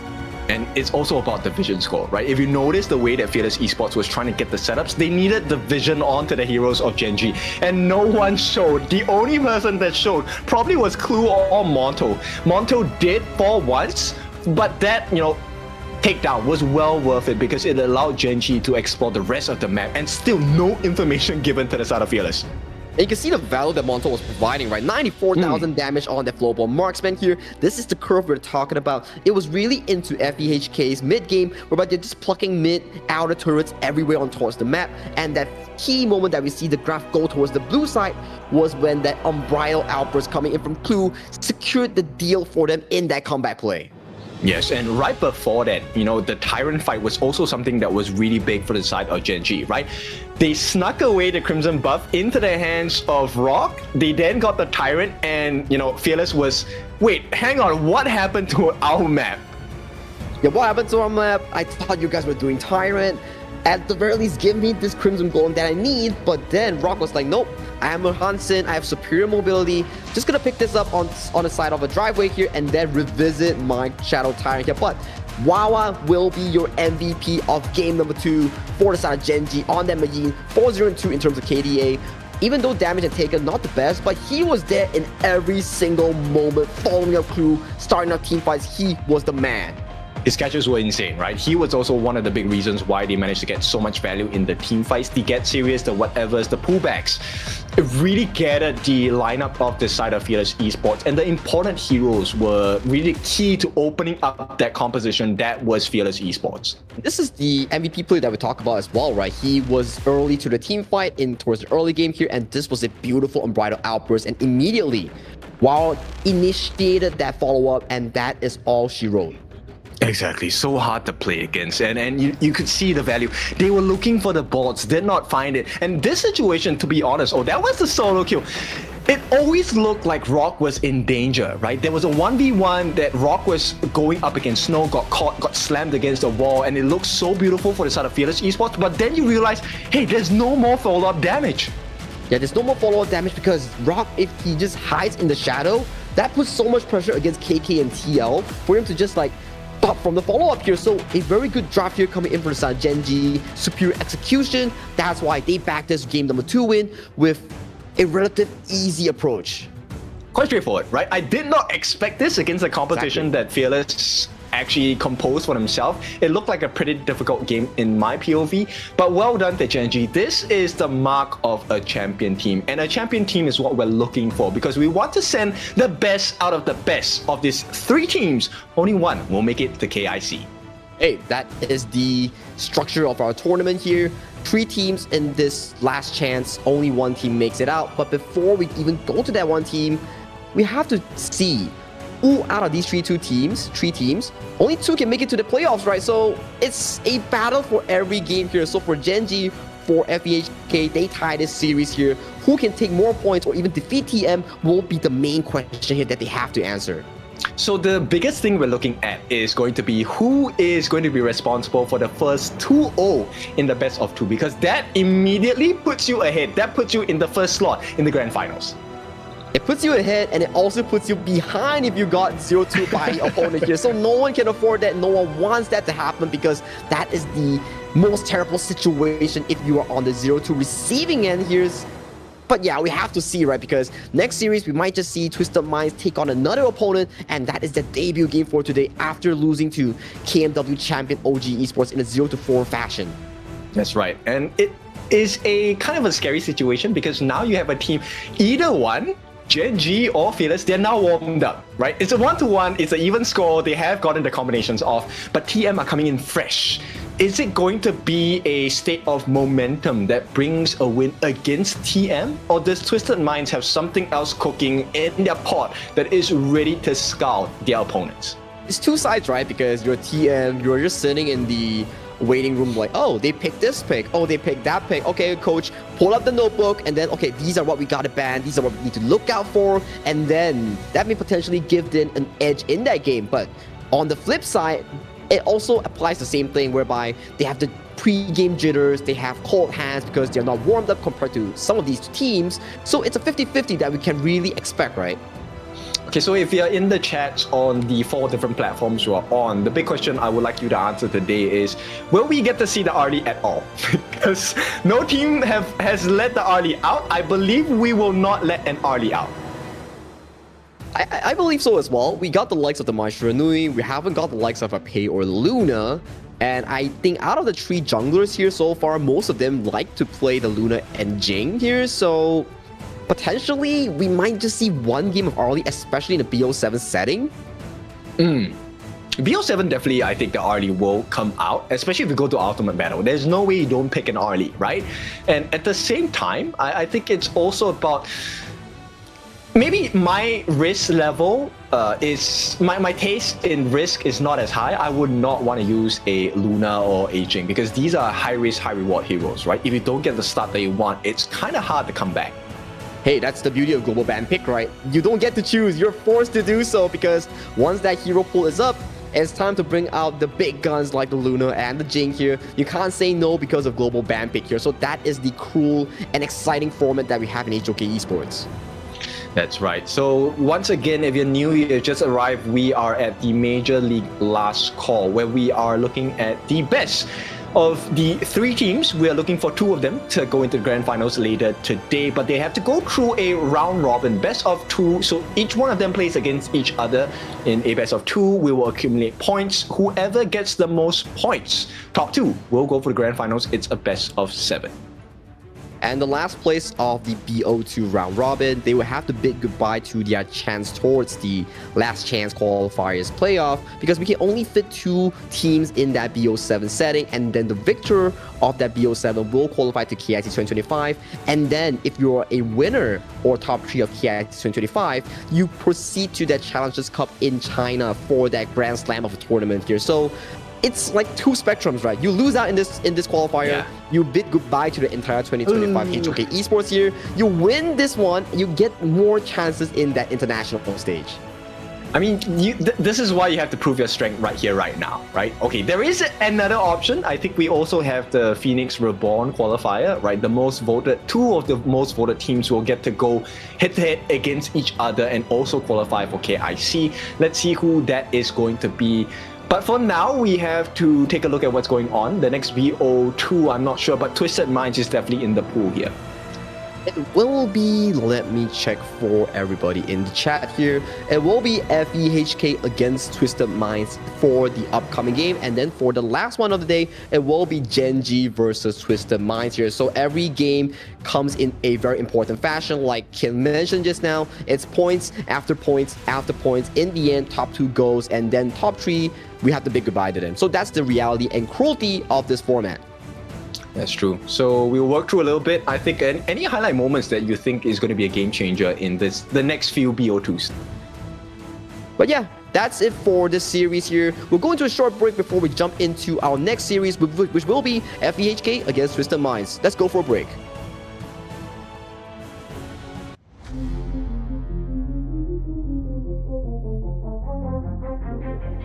I said I'm born of this, I'm born this way, ayy. This is my chest and my bonus play. Can't be late, won't hesitate. What do you say? Rays to find my face, scars to find my skin. I can't convince them, can't please them unless that I'm the one that you hate. H to the E-R-O, doing it for real, locked on my goal. From the ashes, I roll the game. Flow with a rumble, make them crumble, make them run. Cause baby, it's go time. Knocking you down's how I rise. An inspiration, I know I'm the one who will fill them up, no lie. We gon' do it. Facing our fears, we don't think we just move it. No, we the best and we don't gotta prove it. Somebody test me, I swear I'm gon' lose it. I got a sure fuse on this boom and illuminate. The truth within, another day, another win. You got the power to turn around. Inside a champion's yet to be found. It's my war cry, oh, calling out for the game. There's no time to hide, oh, won't you yell out my name when I sing on top of our lungs, where I belong. It's my ride or die, oh, won't you yell out my let us begin, crush the foe. Look at me now, ready to go. Power within, we're standing tall.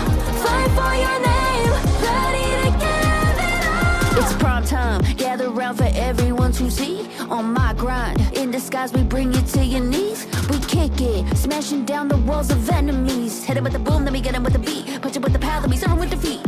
I ain't never missing a day, missing a night. I'm on my way, I'm holding my pride. Fill up the game, top of the show, we're not the same. Flaming the blame, same on the aim. When you reminisce on this battlefield, it's on my silhouette that you see. We gon' do it, facing our fears, we don't think we just move it. No, we the best and we don't gotta prove it. Somebody test me, I swear I'm gon' lose it. I got a sure fuse on this boom and illuminate. The truth within, another day, another win. You got the power to turn around. Inside a champion's yet to be found. It's my time to fight, oh, calling out for the game. There's no time to hide, oh, won't you yell out my name when I sing on top of our lungs, where I belong. It's my ride or die, oh, won't you yell out my let's begin, crush the foe.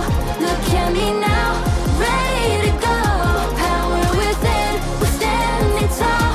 Fight for your name, ready to give it all.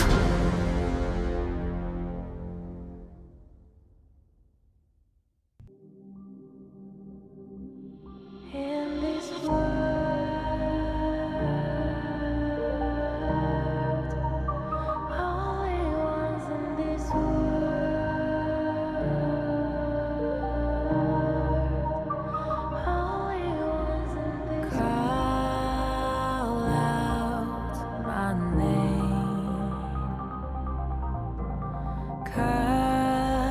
the sound of the rain. No matter how I feed the flame, you know I feel the darkness and the pain. All of the ways we try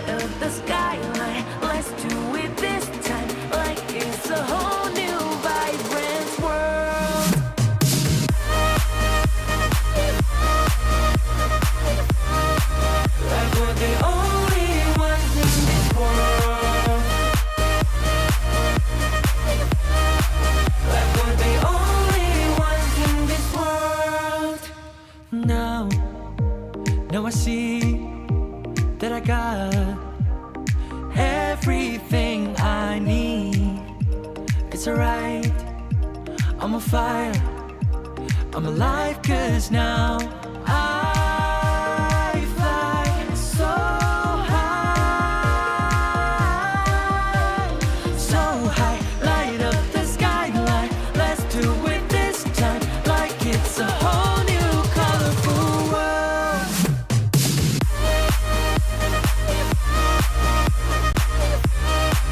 Like we're the only ones in this world. Like we're the only ones in this world. Never thought we'd get this far, burning like the stars. How we get this far, like we're the only ones in this world.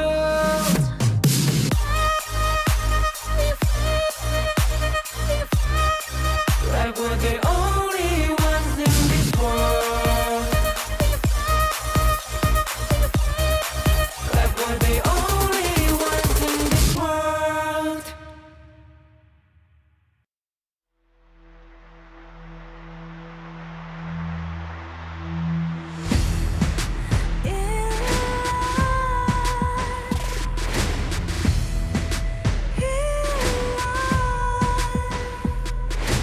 What's a life without its worth?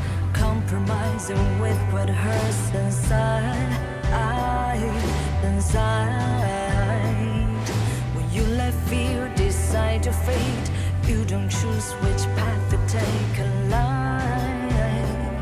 In life, I'm finally letting go of everything that still holds me. I'm against all odds, but I won't give up, 'cause it's my time to shine. Standing in the spotlight, and no one let me down. Destiny is calling high. I'm not afraid to fight for everything I love. Victory is on my side.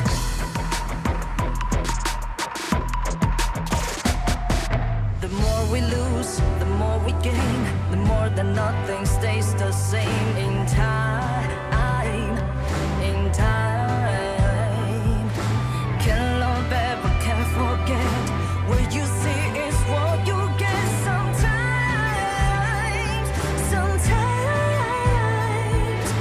gonna show the world tonight the light that shines inside us. We're against the odds, but we won't give up, 'cause it's our time to shine.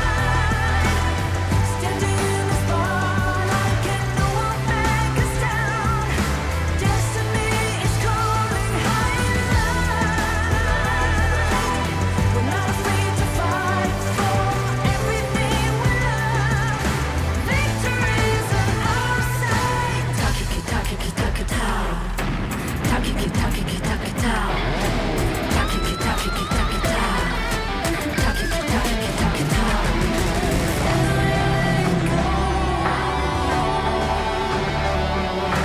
Everything that still holds us. 'Cause it's our time to shine. Standing in the spotlight, can no one back us down. Destiny is calling high and light. We're not afraid to fight for everything we love. Victory is on our side. It's our time to shine high and light.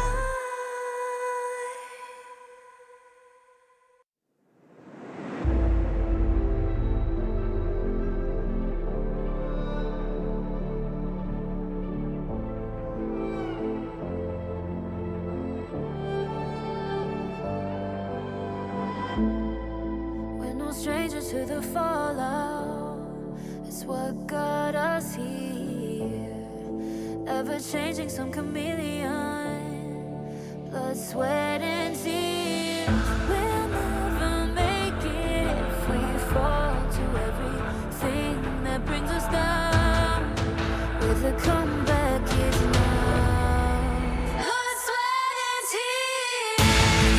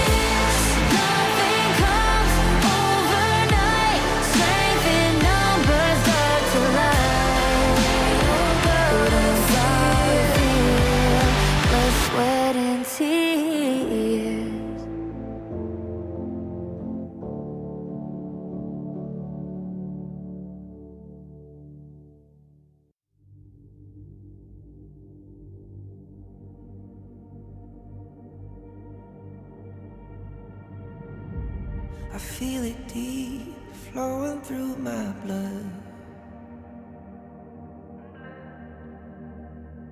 Rising up to become someone, and taking it all on my own. What a sweet victory. And taking all of my control, awaken something deep in me. Like flames, feel it burning inside. Take a hold of pursuit of the prize. I've been told ain't no way to survive, keeping all of this fire that's locked up inside. When this is the time, enter the ring. All those mental chemicals doing their thing. I got flashes of battles inside of my dreams. I was made for this moment. At least now it seems like it's time to come face to face with your fear. Been battling reasons for all of the years, and I learned how to fight them with style and grace no one's ever encountered. You say it's amazing, I'ma come out swinging when they open the gate. Go ahead, call passion, I'm calling it rage. I'm taking what's mine like I already own it. Watch but don't blink, going here to the moment. The sky rained down. Here's to the madness that's all around. Go on, tell them who you are, you are, you are. Go on, tell them who you are, you are, you are, you are. Here's to the moment, the sky rained down. Here's to the madness that's all around. Go on, tell them who you are, you are, you are. Go on, tell them who you are, you are, you are, you are. My name is honor, my name is king, my name is champion, my name is strength. Tell them who you are. My name is Pentakill, you think it's strange? My name keep ringing inside of your brain. I hear it every night. Here's to the moment the sky rained down. Here's to the madness that's all around. So tell them who you are, you are, you are. Go and tell them who you are, you are, you are. Here's to the moment the sky rained down. Here's to the madness that's all around. Welcome back, ladies and gentlemen, to the Honor of Kings Major League Last Call, where we will be finding out who out of the last 3 teams will be qualifying to the KIC 2025. My name is Sagi. Alongside me is Mr. Kin Dofu. Dofu, what do you have for us? I think it's going to be a very interesting matchup because we definitely seen the growth of Gen.G. Now the question is, how much more have Twisted Minds grown? Because we've seen the growth in KMW. Do they match up well against Gen.G, this new Gen.G that has with the new addition of Monto as well? For me, let's talk about both, right? So for side of Twisted Minds, 90 was missing for the entire season just for him to play against 90 Globan and also OG in that playoffs here. So with the addition of 90 back into the roster, it's definitely much better here. But let's check out their roster that they have today in just a short moment. So you should never give up. You gotta fight for it. Whoa, let's go. I know you want it. I see the fire in your eyes. You gotta fight for it. Let's go. The battle's calling. You better give it all you got. You gotta fight for it. The time is right for you to raise a bar. Yeah. Cause you could be the greatest of them all. Yeah. Whoa, let's go. The battle's calling. You better give it all you got. You gotta fight for it.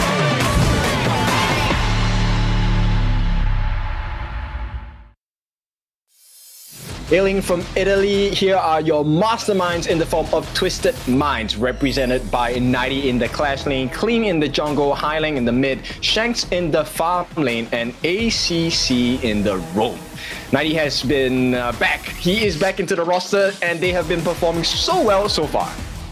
I'm loving the re-addition back of 90 towards the Clash lane, and Clean, he's back towards the jungle here. We know the Twisted Mind that we've seen back in spring, back in KWC. It was always Highland and also Clean finding those active moments to bring their team to a higher level, right? But so far, without the likes of the 90 in the roster, it has been looking kind of bad, but fortunately, they are back here. But on the opposite team, it will be their opponents, Gen.G Esports. So you should never give up. You gotta fight for it. Whoa, let's go. I know you want it. I see the fire in your eyes. You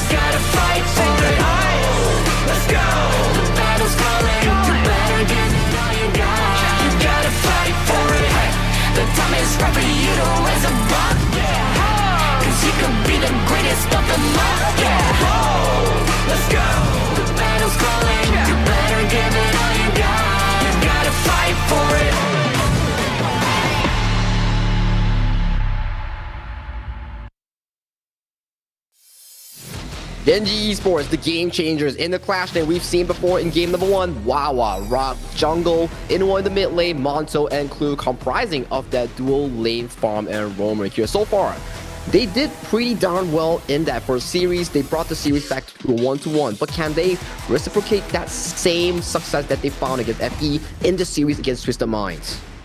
I'll be honest, it's gonna be hard. I mean, no shade to the KME side. I think you guys have done pretty well in the season so far, but KMW is pretty hard as well.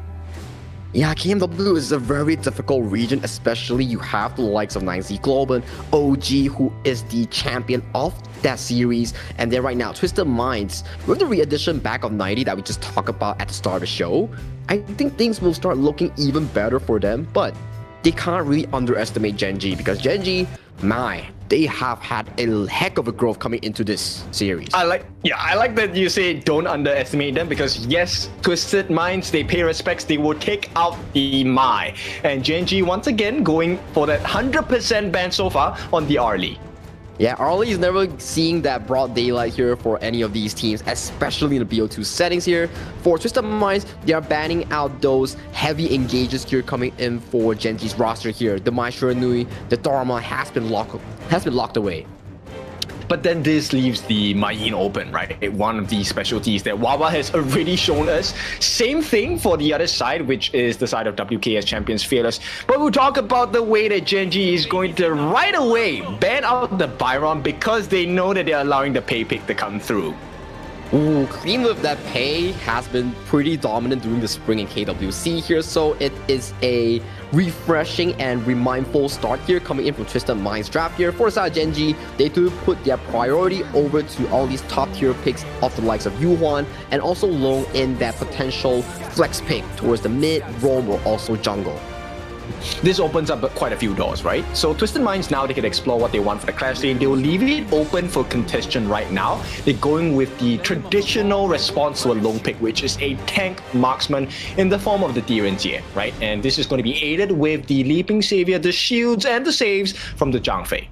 I'm loving the draft here coming in for Twisted Minds because they want to play the game fast. They draft the pay, they draft the Direnjie.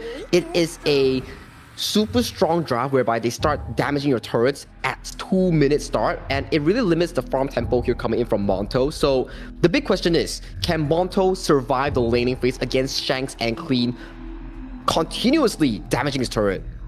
True, there's two different ways they can take a look at this, right? So normally when you have a pay, one of the main concerns you have is, okay, the clash lane needs to be very wary because there is a possibility of a very early rotation coming in from the side of Clean, right? At the same time, when that happens, you kind of buy space for your farm laners because all the action's on the top side. And once again, Ukyo Tachibana has been hovered and potentially locked in for his side of rock in towards their jungle here. This is one of the main counters towards the pay here. It is a battle between the junglers to protect or attack on towards the map here. But so far, Twisted Minds draft, if they don't pick something of a late game mage towards the mid lane, I gotta say they are not looking too good in that late game department.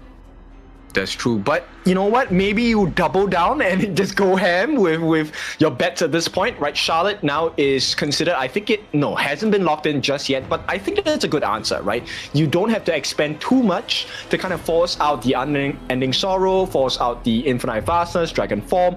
I think that's a great pick. And Twisted Minds, they're looking for that heavy dive engage. Ukyo, you want to come in? Sure, the Shi will invite you in.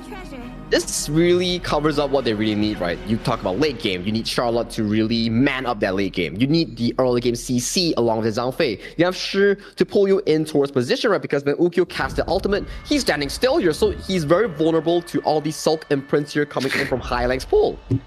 Stop it, Clue. Stop it. Like, he's always showing it. Yeah, he's always showing it, and maybe they might. I think it's not bad of a idea, but of course Gen.G will be locking in the Yuhuan in the mid, and we get that same formula, right? It seems like they're testing every team. Do you fall for the same strategy again? Same strategy, same Sunbin, lock in for Gen.G. This is almost the exact same lineup that they had back in game number 1 against FEHK, but just a few changes left and right towards the roster here. Can they repeat that failure, or can they remake it into a success? That is what we need to find out in this game, especially against Twisted Minds. So, I mean, we get that Zhang Fei pick coming in from the side of Twisted Minds. Does that spoil the composition of Gen.G? Because that essentially equalizes your time lapse. Well, it comes down to a scenario whereby if the Zhang Fei doesn't find a key engage, and the engage is very minor, then the time lapse, that time flux, can really elevate the side of Twisted Minds and Gen.G back to a original state whereby all the spells has been expended here. So what? We still have time flux, is on an 8-second cooldown. We're just going to be kiting you with our sustain and movement speed. Right, so to put it into layman terms, Sagi is saying if ACC misses, and then Gen.G is just, Gen.G is gonna run wild. Exactly, very well said here, Dofu. And coming in, this is game number 1 between Twisted Mind and Gen.G's draft. We're looking at Twisted Minds playing towards Shanks lane with the Gen.G and also clean pace tempo here, where they're just going for a push early game. That is their game strat here coming in for Twisted Minds. Okay, so let's lay the foundations once again. Welcome into the Major League's last call. Both of these teams will be playing a best of 2, the winner of which will be getting points. We are looking for the top 2 to go for the grand finals later today. Yeah, top 2 goes towards the grand finals here. Top 3 bids goodbye of the entire HOK Esports 2025 year in the official tournaments here. So everything is on the line for both of these two teams. Every game counts. Yes, and you can see the lane prowess that they have on the side of Gen.G, right? So there wasn't much value for ACC. He needs to make that quick rotation. He does not want to give Shanks that uncomfortable position playing against Monto. And you can see the Zhang Fei with the smite, he's already actively invading the jungle against Monto here. Same can be said for the side of Gen.G here. They want to make sure that any possible jungle will go in towards their pockets here, but this jungle camp does go over to Gen.G.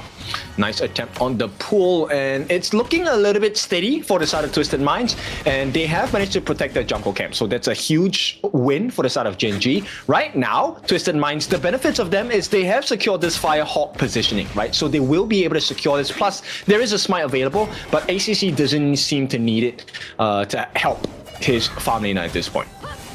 And so far, in terms of the early game tempo for the jungle monsters, for the jungle creeps, it's going in favor of Twisted Knight here. So for the side of Gen.G, that's a flash force from the side of 90 Charlotte here. Yeah, because they know Rock is coming. They need to get the catch here. The stun comes in as well. Ino with the backup. This could be first blood. One more hit, and they do get it. And that's going to be Clue getting the first blood. Not the ideal target if you're looking from the side and POV of Gen.G, but a first blood is extra gold nonetheless. Yeah, extra gold nonetheless, you are always happy to get that first blood here. It elevates so much pressure against Wawa in that clash lane here. Beautiful punish here coming in for the game changers from Algeria. Yes, and it's very clear, right? Twisted Minds, they were expecting to be able to get the first blood off of that engage from the catches. Wawa actually committed quite a lot as well. He burned out his flash. 90 correspondingly responded with his flash, and that made Twist be in a position where they were caught out. It's the consequences of your actions, right? Whereby you burn the flash, you get caught out by the reinforcements coming in with the form of Rock and also Inoa that really cost you your laning phase here. The kills does go over to Clue, so not the best target that you want to actually have money funneling to for the side of Gen.G, but still a win is a win. I mean, if you're on the side of Twisted Minds, do you really care about that first blood? Because to me, it looks like that farm lane matchup is still a 100% win. Twisted Minds, they have managed to steal those bottom camp stacks, the Hauntail Beast, and right away they need more. That's what Gen.G are looking for. They will contest for this Azure buff. The jungle will come in. It was smited. Not sure who that went into. It should have gone into the hands of Clean. So that is security for the side of Twisted Minds. Security for South Twisted Minds. Clean does smite it away here, and they regain control towards the middle lane river here. So it is still a very decent early game from both of these two teams so far. Brawl tactics here, just casual brawling here for both of these two teams. And you can see Monto now in danger. If they can burn his ultimate before the 4-minute mark, that would be great. Yep, it's going to be a backup coming in. There is too much to have. Clue will be taken down. And Highline responsible for the takedown. There is a backup coming in from side of Inoa. They want to get Shanks. In fact, this could be huge. But the Leaping Saber, not enough to save them. They will have to get the life of Inoa. But that's a big trade. We don't care how you get it. The fact that we got that takedown onto Shanks, that's a big win for the side of Gen.G. And having not lost Monto as well. That's still a 1-for-1 exchange so far. 2 kills go over to the pocket of Twisted Minds. They got Clue, they got Inoa here, but the match state goes back to a reset here where all of these teams they need to revisit this Tyrant here. What is the call here? Is it to contest? Is it to fight? As we see, multiple members from both of these two teams, they are looking to contest for this. Oh no, the Unbridled Outburst does not hit the mark. Time lapse gonna be laid down as well. It's not looking good for the side of Twisted Minds. But here comes the damage. Wawa looking for the catch onto Shanks. Gives his life. He has done the setup. Can they get the kill? They do get it. But Twisted Minds secure their Tyrant for themselves. They have to back off now because they're so low. Highline especially. And Gen.G, was that worth the trade? Explosive team fights all around here, but is it worth the trade? It is slightly in favor of Twisted Minds, whereby they actually secured that Tyrant buff here. So if you're Gen.G, it's still okay because you're open upping this tower for your taking, especially Monto, someone that needs so much farm on this lane. If they did not get this T1, then yes, it would have been a better trade for the side of Twisted Minds, which is why you see Monto as well as Clue, they're working hard on this. At the same time, Wawa and Rock, very smart choice to even out and balance the pressure on the top side. But this goes to show that Gen.G is actually matching the tempo coming in from Twisted Minds. We keep talking about, okay, Twisted Minds, they do exceptionally well in the early game with their draft gear here. So Rock, on this Ukyo Tachibana, he's doing a splendid job in marking Clean and Shank's rotation thus far. But Clean does have the EXP advantage, right? I think the only thing that is really scary on the side of Gen.G is the fact that Rock can get a multi-man damage front, right, with his slashes, and that's slightly different from Clean. Clean, does he have AoE damage? A little bit, but not as much as compared to Rock. It's not as much as compared, and he does need more of these defensive items to start dueling Rock in towards the jungle here. But so far, in terms of tempo here, Gen.G's Rock is one-upping Clean in that jungle department here, which is very interesting thus far. Especially, we keep talking about these two junglers. This is the head-to-head that we want to be looking at. Yep, ACC getting spotted out by the side of Gen.G as they start to look at this overload. I don't think they really want to commit for this point. It's really about finding the kills. 90 gets pushed back, has to commit the flash. Very uncomfortable situation as Gen.G try to secure this 1,000 goal lead across the map. 1,000 goal lead right now. It's going into a 5-600 here. It's a 50-50 game between these two teams here. They are looking for that one potential engager that can potentially pull the game wide open here. High along here, camping in the bush, wanting to see if he can fish for a lone for himself. True. We were kind of asking about, hey, this time-lapse ultimate by Clue, right? What value was that going to be? And I think that's the reason why he took Purify as well. The moment ACC drops the Unbridled Outburst, Clue is there with the save as well. Rock, forces another flash. This could be it. The damage comes in. They get rid of Highline right before the actual fight starts. And here comes the wraparound. Wawa on the backline. They have caught Shanks as well. Cleanse coming in. They do get the knockdown onto Rock. And this means Gen.G has to start running away. Unbridled Outburst laid down. Clue did not have to commit his Purify at this point, but they have forced out the infinite fastness, and this means trouble for Gen.G. The save attempted by the side of Monto does manage to push them back, but for now the T1 is open for the side of Twisted Minds. Overcommit here coming in from Rock, too deep in towards territory here coming in for Twisted Minds here. That golden token sealed the deal of this Ukyo Tachibana pick in the enemy jungle. That cost them one kill with one mid turret, the most important turret of the game in that early phase. Yep, now is the time to get rid of ACC. He does not have his passive open. The save attempted by Highline will not be in time. The T1 is still there. They get the knockdown onto the side of ACC, but that's a roam. That's a trade that Twisted Minds don't mind giving. At the same time, another catch happens again. Who are they pulling? They're pulling into the save. It does come in on the backlines. Clean. 1 against 4. What is he doing? He is winning. He has to give his life though. It's a 1-for-1 trade. 2-for-1, in fact. And at this point, Twisted Minds, they have made some damage, but Gen.G survived. These two teams, they are relentless. They do not want to give any inch towards their enemies here. Any form of lead is elite for these two teams. And you can see, they are just fighting, brawling for any parts of the map right now. 6 to 7 in kills. Goalie is dead even. With the amusement park, guys, this is a horror ride. It's swinging from left to right on both sides, and right now it is almost dead even. About what? Once again, 500, 600 gold that sets these two teams apart.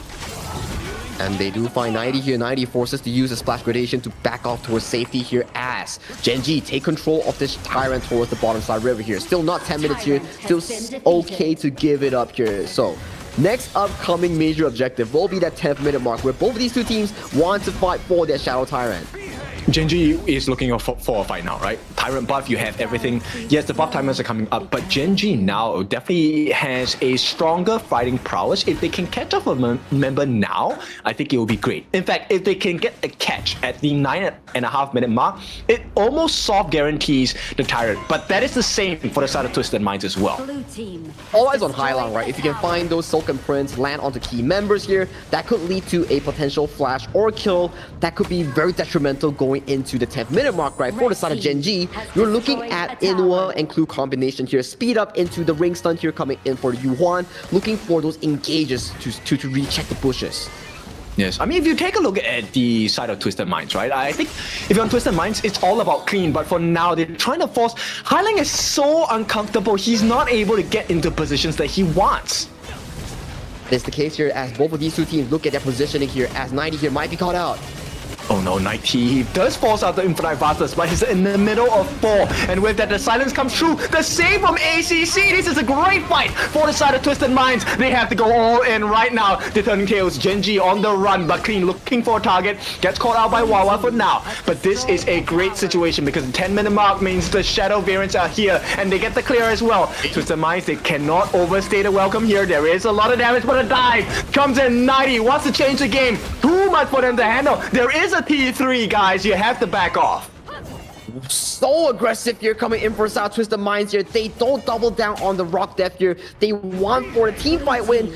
Right now, objectives are still up for grabs here coming in from both of these two teams here. With the low health bars here of Twisted Minds, I think this goes over to Gen.G because they have to recall from Twisted Minds. Yes, and in fact, if they give away the Shadow Tyrant now, I think that would be really unfortunate for them. You can see them actually making a beeline for it, but it's dropping down to half its health. Shanks gives them a little bit of vision. They are looking for the engage as well, secured by the side of Gen.G. And this is great for them, but the map is not in their favor at the moment. There are waves crashing in on the top side of the map.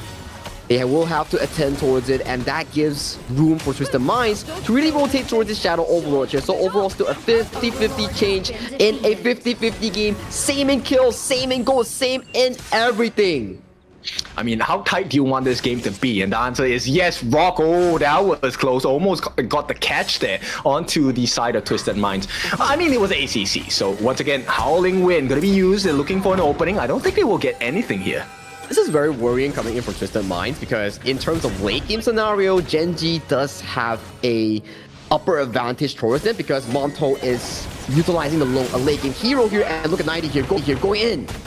Yeah, oh, that was a little bit too close, but the setup here is for Clean. The Crimson Golem is available for the taking. Rock does secure it. Another attempt to catch. Oh no, this is horrible. Nice catch from the side of Wawa. He might have to give his life for the cause here. ACC sacrifices himself for the likes of Twisted Minds because it's a 1-for-1 trade. Wawa for Highline as well as ACC. Actually, Gen.G wins this one out if they can manage to secure the defense against the shadow variants of the Overlord and the Vanguards.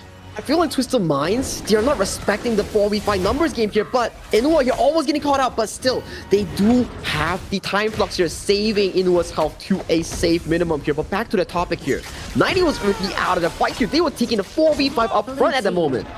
Okay, but he is getting a little bit tankier now, right? And I think Shanks has been well protected so far. So if you're a Twisted Minds fan, I think this is still okay for you. In fact, the map, I would argue, is very much in favor of Twisted Minds because take a look at the T1s they've taken on the side of Gen.G. They've only taken the top and the bottom T1s, but their entire base, this map is looking very blue.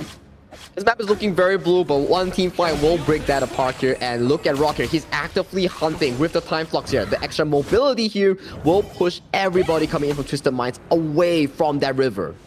You have to take deep breaths, right? Every time the Howling Wind is used, or that Time Flux is used, it's so scary for the side of Twisted Minds. But here we go. This is a nice setup. Twisted Minds opening up for the side of Clean, but he unfortunately cannot show here. If he goes a little bit too early, he will get bursted down.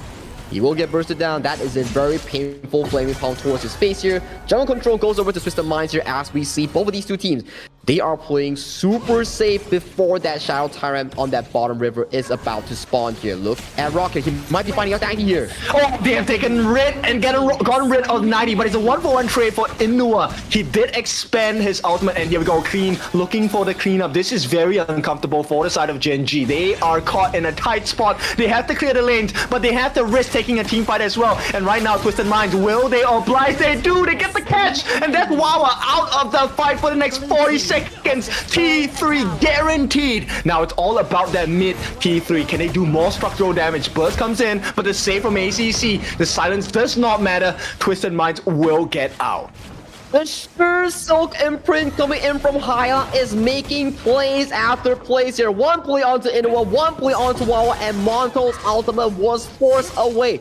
I did sure as well here. He's the lowest goal in the game, but he's doing so much work for Twisted Minds. You don't need go on the Shi. I mean, that's the whole point, right? The Shi pick is a very inexpensive pick. You get to just be that catch, free catch for the side of Twisted Minds. Right now, Gen.G, they need to figure something out because that's the Shadow Tyrant in the hands of TM. TM is in such a commanding position right now. Just 2-3 minutes before, it was still a 50-50 game. You can see Twisted Minds 90. He's playing so relentlessly, wanting to always force out these positionings here coming in from Gen.G.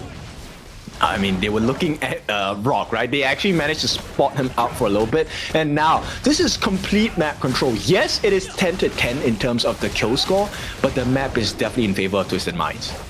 Twisted Minds here under the influence of this Overlord here. They want to take this, they want to utilize the double objective to really punish the map, especially right now. They want to look for a Baron base here, clear out all the tier 3s in Gen.G space. That's when they can potentially look for the game-winning push. And this is where they play with the vision, right? So 90 nowhere to be seen. Gen.G have to be really careful. At the same time, Clean does have the Sage's Sanctuary just bought. He's gonna have a second life. They managed to scout him out for a bit, but taking him down is not gonna be easy anymore.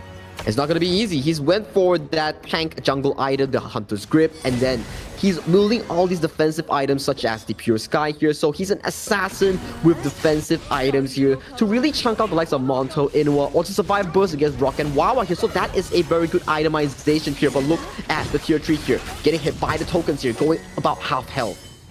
And to make things even more difficult, you have the Leaping Savior coming out from ACC. You also have Redemption coming out from ACC. That's the roam item that gives you extra shield. So essentially, it's like fighting 5v6 here. 5v6 here for the side of Twisted Minds. Extra shield. Look at that shield coming in from Clean here. That's just from skill 2 human form here. And then you can see they're starting to mark down the final turret towards the mid lane here. Passive attack coming in from Clean. Passive attack coming in from Shanks here. Will take down this potential final turret. Yeah, they're trying to go for the catch. Rock is falling a little low. The T3, it is a Baron base. Inward, the first one to fall from Gen.G. The save is not going to be enough. Unbridled Albus by ACC, pushing all of them back. And right now, Gen.G, there is a little bit of life, but the crystal might not hold. And Twisted Minds take game number 1. What a competitive game 1 between Twisted Minds and Gen.G. But in those final few moments, in those final few minutes, it was Twisted Minds with the superior gameplay coming in from Hailang, finding picks after picks after picks to seal the lead for the Twisted Minds lineup.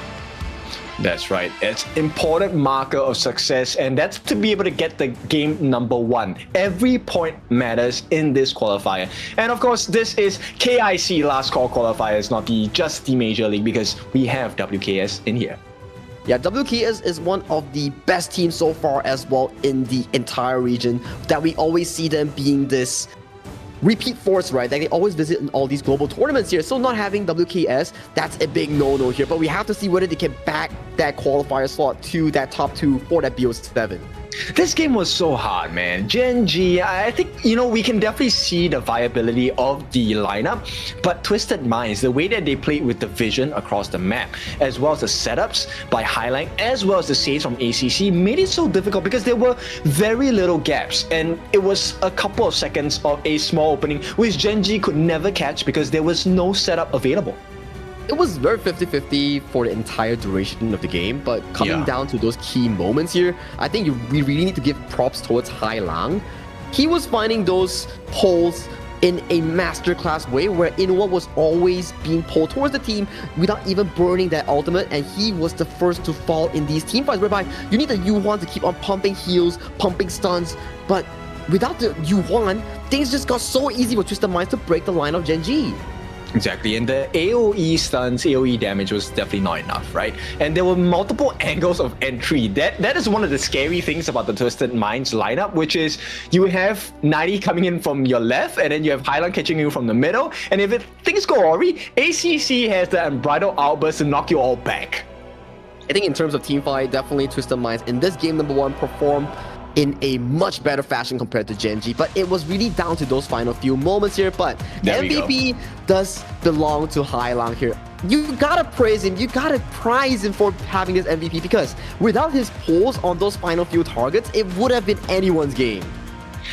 I actually feel like Hailang fell quite a few more times than just 2 deaths, but yeah, beautiful gameplay, 228. Like, it doesn't really matter the amount of damage that you do with a utility mage, right? It's really about setting up the team fight for your team members, and Hailang did that wonderfully. Did that wonderfully, and I think we will be having some replays here on moments that we can actually show you. But this is the early game catch on towards 90 here. He did burn the flash here. The cavalry came for the side of Gen.G to really capitalize on 90 in these exchanges here. And this is one of those pulls that really got the first blood here for the side of Twisted Minds lineup. Exactly, the golden token as well is really what makes this composition so scary on the side of Twisted Minds, right? And one of the things you'll notice as you take a look at the replays of this game is that the big win conditions come from Rock and Monto. If they're not in sync with each other, even if you get the stun from Rock, it's not going to be enough. The rebate on the health, the silence, it doesn't really help that much. It doesn't really help that much. That's why if anyone continuously falls in these team fights, they can't really provide the amount of healing that they're expecting with the time flux and with the likes of Inua's healing on that Yuan, right? But that's game 1 between Twisted Minds and also Gen.G Esports. I gotta say, it's looking very, very close between these 3 teams. Yes, very close, very tight. And I think right now, to fix that problem, Gen.G needs a little bit more damage. But for that, we'll give them a little bit of time. Let's go for a break. When we're back, we come back with game number 2.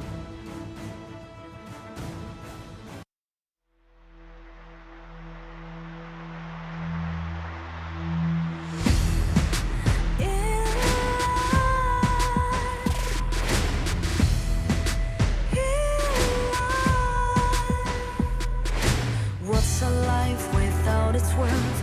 Compromising with what hurts inside.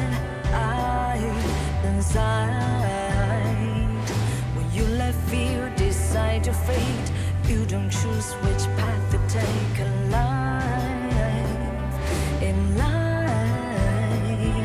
I'm finally letting go of everything that still holds me. I'm against the lost, but I won't give up, 'cause it's my time to shine. Standing in the spotlight, and no one let me down. Destiny is calling high. I'm not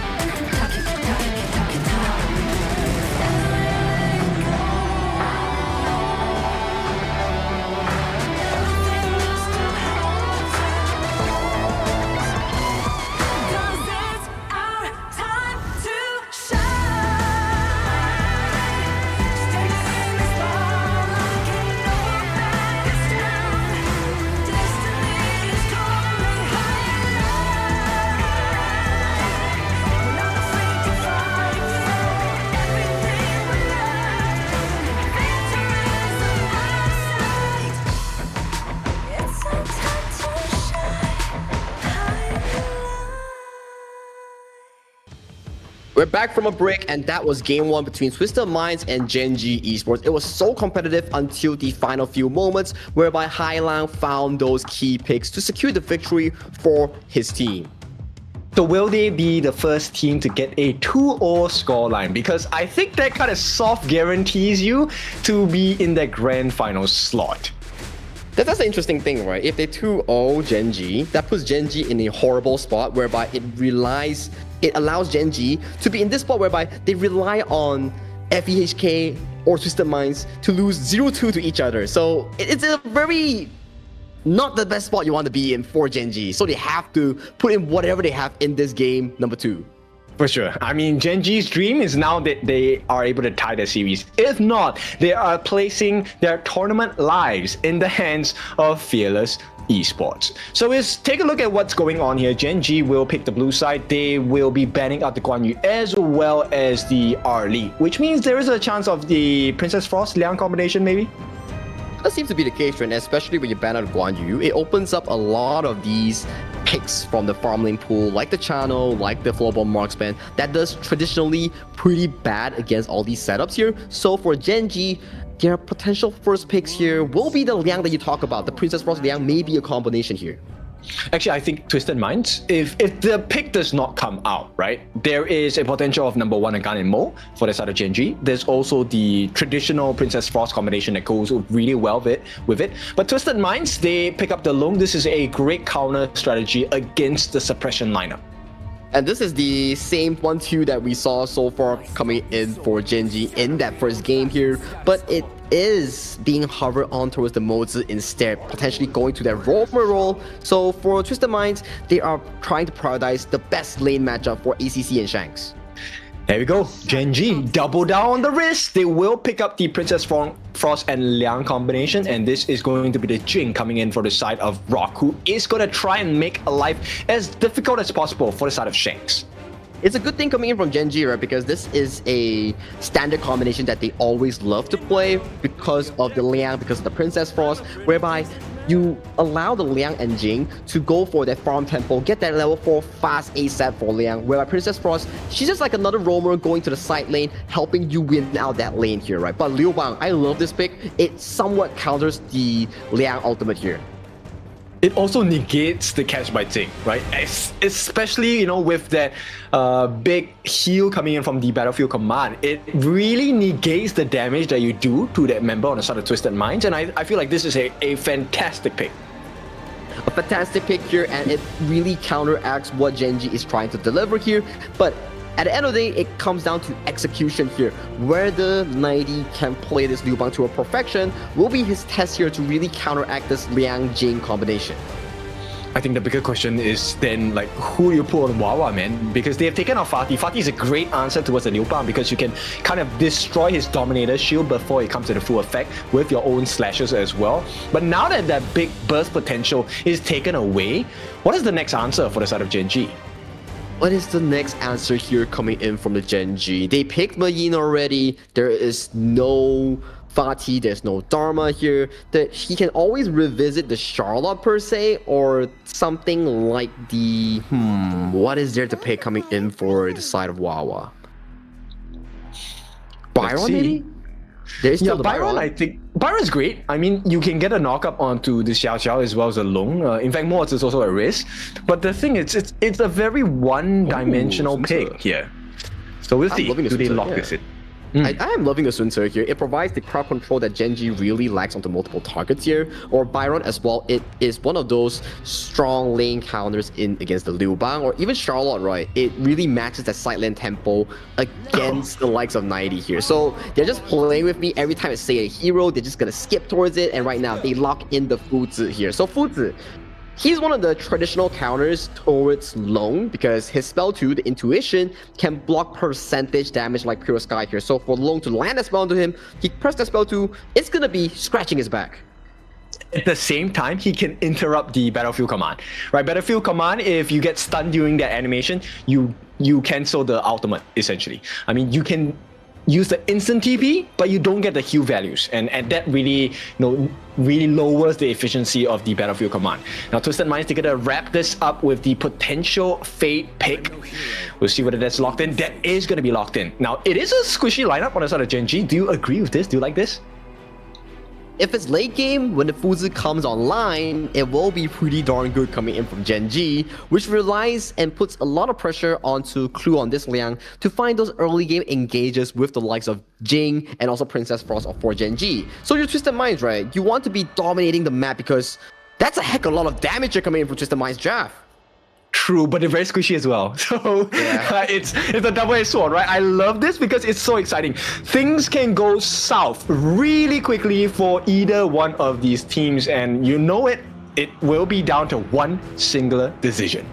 One single decision defers these two teams here, and one single game also sets their tempo in this entire final qualifier towards that KIC 2025 here. If Gen.G fails to bring this series back to a 1-1 in this BO2, it will look terrible for their hopes for that KIC slot.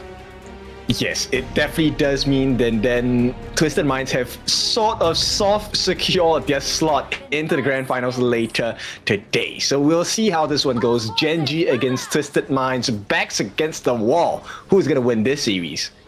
I don't know, but I definitely want to say Gen.G, Twisted Minds, one of them have to perform spectacularly for that micro rotation here, because once we see Clue on this Liang and also Rock on this Jing, you're starting to see this tempo whereby Clue, he will man mark this mid lane, he will leash the jungle, he will allow Rock to take the most gold as much as possible. Interesting. Inua going for the steal instead, allowing for the shared farm for Clue. So they really want to rush this level 4 potential. But here we go. This is going to open up doors for the first bits of damage coming in, of which Wawa is the victim. So how this works is actually very simple because of the jungle item and also the roamer item. But if both of them is present in the same lane, the full goal goes to whoever last hits the minion here. So Inua, he knows he's a secondary support. His level 4 is not as important as Clue's level 4 here. So as long as Clue and Rock hit level 4 first, that's more important in this combination. That's true. Here we go. Potential freeze coming in 90. Sidesteps that attempt. And Twisted Minds, they survive for now, but there is a little bit of pressure coming in. Clean is looking for an opening. Will not be able to find it. Just gets the opportunity to extend and amplify his farm. I think towards the late game, Wawa and 90, this matchup will be pretty interesting to see. 90 will be in this position whereby, okay, you go for the split push, then Wawa is just going to terrorize your entire side lane here. So timing of ultimate here from 90 will be very key in this matchup. And also catching Clean, right? Like, if Clue gets a catch on the Clean, I think this team fight essentially is over because they can actually burst him down really quickly. And then we will take a look at the reaction speeds of Highlang and Shanks and ACC. And one more thing that we failed to really identify here is Monto is getting super pressured out by Shanks and ACC in that farm lane here. Not the best situation here, but Rock here getting punched out a bit on the health bars. Very uncomfortable. Nice stun from ACC. And I feel like every single stun is a huge worry to the side of Gen.G, right? Like, every stun is a potential kill waiting to happen from the side of Twisted Minds. And I think that's like a mistake of an ultimate here coming in from 90. He thought Clean wanted to go for the all-in here. He came down with the battlefield command here. So that's a 40 to 50 second spell on cooldown coming in from Twisted Minds here. That leaves Clue with this power control up and available for those potential catches. So Gen.G have, what, 40 seconds to really make the best out of this situation before Twisted Minds come back to full power in terms of winning potential team fights. And Wawa is going to get to work to secure that space, right? This is the second one of the game, I believe. And Monto, for now, very rare, but he gets to have a little bit of safety in the farm lane. This is the pressure being generated because of Liu Bang's ultimate being on cooldown, and also Clue and Inua completely disappearing from the map here. So you see both of the side lanes here coming in from 90 and also Shanks. They are not walking out at all because they know the moment they walk out, they will be in risk of that flash ultimate here. So it's a very good discipline practice coming in from both Twisted Mind side laners. It's not just about getting the big wins for yourself. It's also understanding what the win conditions are on your opponent's side, right? So at this point, I like the way that they're playing on the side of Twisted Minds, right? They're disallowing that potential from both Clue and Inua. And this one really puts you in a very irritating situation, because as Gen.G, you know you're desperate now. You need the win. And here we go. That desperation might become your weakness. Clue here going for the ultimate hit. Does catch out the Queen. Yep, the huge knockup as well, and it's not looking good for Gen.G. Here comes the save from ACC, Sage's Mike as well. They get ACC instead, and that's gonna be first blood going to the hands of Gen.G. Now, it's actually first blood happened to Rock first, so it's a return kill. Twisted Minds, they actually have the advantage here because they have access into the jungle. Access into the jungle, but look at the big increase coming in from fighting, and also Hyla immediately eliminating Inward and Clue from that exchange. Hailang, he knew they were desperate, and that was a nice knockup, as well as a beautiful blossoming fan from the side of Twisted Minds. And the rewards are deep with this one. Gen.G will start to trail. This is a 2,000 gold lead. They do get the return kill onto the side of Hailang, but it's Hailang. It does not matter because Clean is on the hunt, as well as Shanks. He's gonna get the flash, they get the kill, and it's gonna be followed up. Clean makes it out with no punishment.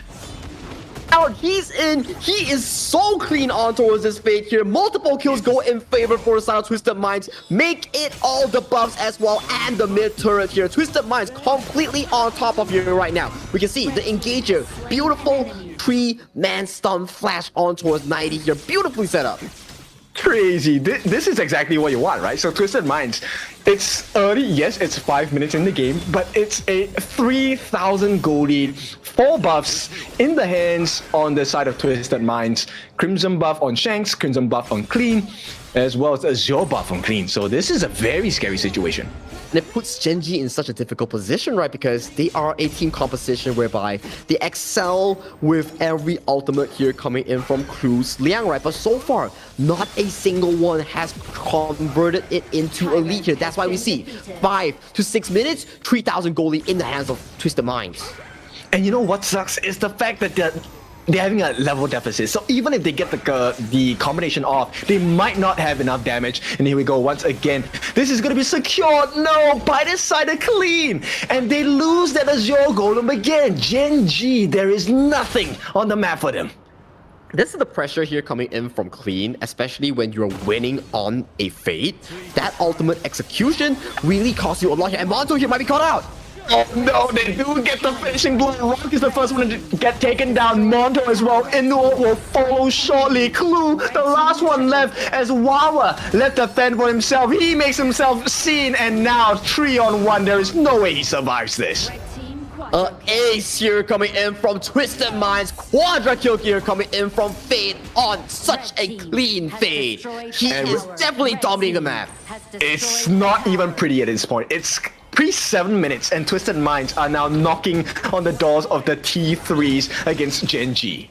This is reminding me of glimpse of Twisted Minds back in KWC, where they had such dominating performances, and right now, almost a 10,000 goal lead at 7 minutes for Twisted Minds. This is crazy performance. That's crazy, right? Normally we're looking at teams getting like 1k GPM. This is more than 1,000. This is scarily, I mean, this is greed from the side of Twisted Minds, but it's a deserved greed because the way they have been playing is so wonderful. So wonderful, so well disciplined. You can see how 90 and Shanks dodge out all these gank opportunities here, but look at Clue here, flashing, wanting to find the opportunity, does get the ultimate. Yeah, but it's them who get caught, and a beautiful double kill coming in, as well as a third one, and this one is going to seal the deal for them. Clean might have to give his life. No, he doesn't even need to. And now we're just left with the sole member, Inua, as he watches on, as Twisted Minds look to lay waste to the structures on the side of Gen.G. They get the flash in as well. He is the last one, and Ace once again, as Twisted Minds, this is game point. There's no way to come back. 10 seconds, no, 1 second. It might be 1 second too long because the backdoor protection is going to be off. Twisted Mind looking for the final blow. Do they survive this? No, they do not. They actually do. There is no more waits for this other Twisted Minds just now. Indeed, do fall multiple members here as even more members fall for the side of Twisted Minds. Inuwa responding back towards the base here, but no members of Gen.G is here to defend this crystal that is so low in health and make it an ace, make it a clean 2-0, 8 minutes 30 seconds is the timer of this game. Number 2 for Twisted Minds. That's our fastest game today, and this is a 2-0 Twisted Minds. They have stamped their chalk. This is team number 1 that has a soft guarantee of going into KIC. I think this is the KWC version of the Twisted Minds that we want to see, and they are showing very good results in game number 2. Game 1, it was still very close, 50-50, but game 2, I gotta say, that Liu Bang pick here coming in from 90 really was the biggest counter against the Princess Frost and Liang. Whoever the Liang ulted, the 90 ultimate will come down as the Liu Bang and cancel off the power control immediately here. So it was so difficult here coming in for the side of Gen.G. Yes, super smooth, very smart, and understanding the winning conditions, right? So one of the weaknesses of this Princess Frost and Liang combination is actually the level deficit. Because if you have a level deficit, you will not be able to kill off the targets, even if you get the catch. And with a, at this point you were saying, 12,000? Was it 12,000 gold ahead? 11 to 12 at the end of the game. Yeah, like Twisted Minds was 10 to 12,000 ahead of their competition. There was no way this game was going to come back unless they bought themselves another, 10 minutes or so on the side of Gen.G. And it was very difficult. Every fight that Gen.G was on the proactive side, the Twisted Mind reaction was so darn fast, the damage was so damn heavy that caused the Twisted Minds to rethink like, oh, are they coming at us because they can win, or are they forced to come at us because they know there's no other chance to do so? I mean, everything just went in the way of Twisted Minds, right? Let's take a look at the damage. Okay, it might not seem like a lot, but if you take a look, the timing of the game, this is 50,000 worth of damage, plus, from the side of Clean, the jungler on the Fade. That's a lot of damage. A lot of damage for 8 minutes games as well, and you can even put into consideration that you add Monto, you add Inuwa, the damage will be about the same, but this is the gold chart we're talking about. This is not a 12-minute game. This is a 8-minute, 32 seconds game with a 13,000 gold lead for Twisted Minds. Oh, it's not even 12, it's 13. Like, okay, normally the number in the middle is like 10-minute mark. This is like 4 minutes, the first carrier of the game, and Twisted Minds just went sprinting. No marathon, this is a sprint. No Marathon, no Shadow Tyrant, no Overlord, no Shadow Overlord. It was one good team fight coming in from Twisted Minds, collecting multiple jungle camps coming in for the side of Gen.G, leading to Clean with this beautiful Fate performance, 905 in KDA, 30% damage dealt, and a total goal of 26%, leading his team with the charge to victory. This is why Jades are so valuable, right? And Clean is showing you why Jades are of certain values in the market. 905, a beautiful scoreline, and this was aided on by the team, right? Like, we have to give the shoutouts to ACC. His mortar was on point. The Cannon Blast hitting majority of the targets most of the time. You also have the Highland Burst in the form of the Xiao Xiao. Beautiful teamwork coming in from the side of Twisted Minds. And this is the team fight that we talk about, right? Trading Rock for ACC. I'll take that over any day here coming in with Twisted Minds. But look at 90 split here. Boom, flash into 3 members here. That is a Zero Golem here. And then coming back to life here, you see Rock falling in favor towards Clean here. And then Clean getting another kill onto Monto here. At this point, things are looking super duper rough for the Game Changers. Yeah, and this was looking like in normal situations, this would be like, okay, you know what, they lost the fight, there is a chance to come back. But this is 6.5 minutes, and they were getting ace after ace on a sort of Twisted Minds, and this one was a beautiful one. Like you said, the save coming in from 90 made the world's difference. It really made world's difference, especially your bread and butter of this composition is choose ultimate on towards the Liang here. But every attempt that you do was cancelled off by 90 on the Liu Bang. That just goes to show maybe the potential engager coming in from Gen.G was not on the other members. It should have been on the Liu Bang. That's true. I mean, Twisted Minds, if you take a look at what they are going through, this is the Twisted Minds of every end season, right? KMW last season, they came in swinging, won the grand finals. Now, yes, a stumble nonetheless, but now take a look at where they're at. This is a monstrous way to win the game and to win the series. Best of 2, 2-0, clean. That's why they have Clean on their team, and this is the last call standing as we mentioned. Leading the chart is a 2-0 victory of Twisted Minds with that 3-pointer and FE. Because of that 0-1, they got 2 points instead. And Gen.G, they are bottom of the barrel, only having 2 points here. So if you're FE, if you just get one game against Twisted Minds, that could really secure you for that playoffs later on. Exactly, and this one will be a bit tough because, like you said, Gen.G's lifeline now is in the hands of Fearless Esports. If Fearless, wait, does it really matter? If Fearless Esports wins 2-0, it's still the same score. Still the same score. Yeah, so I think it's bye-bye Gen.G.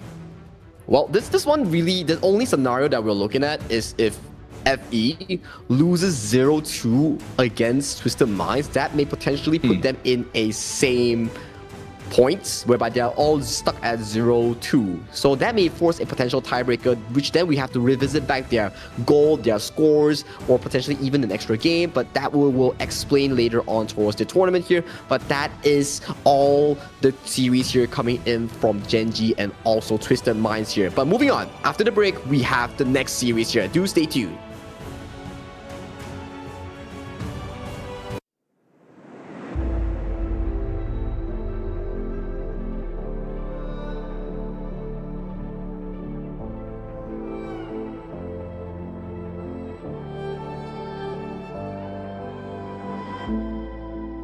Strangers to the fallout, it's what got us here. Ever changing, some chameleon, blood, sweat, and tears. We'll never make it if we fall to everything that brings us down. With a comeback is now. Blood, sweat, and tears. Fight for what we want. Doesn't matter the cost. Every day, put in work. Blood, sweat, and tears. Nothing comes overnight. Strength in numbers start to line. We don't bow to fear. Blood, sweat, and tears.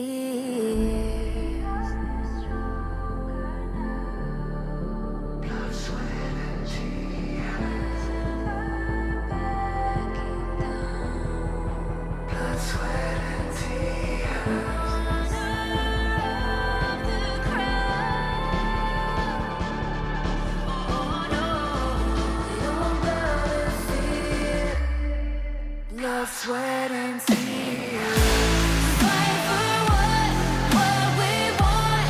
Doesn't matter the cost. Every day, put in work. Nothing comes overnight. Strength in numbers start to line. We don't bow to fear.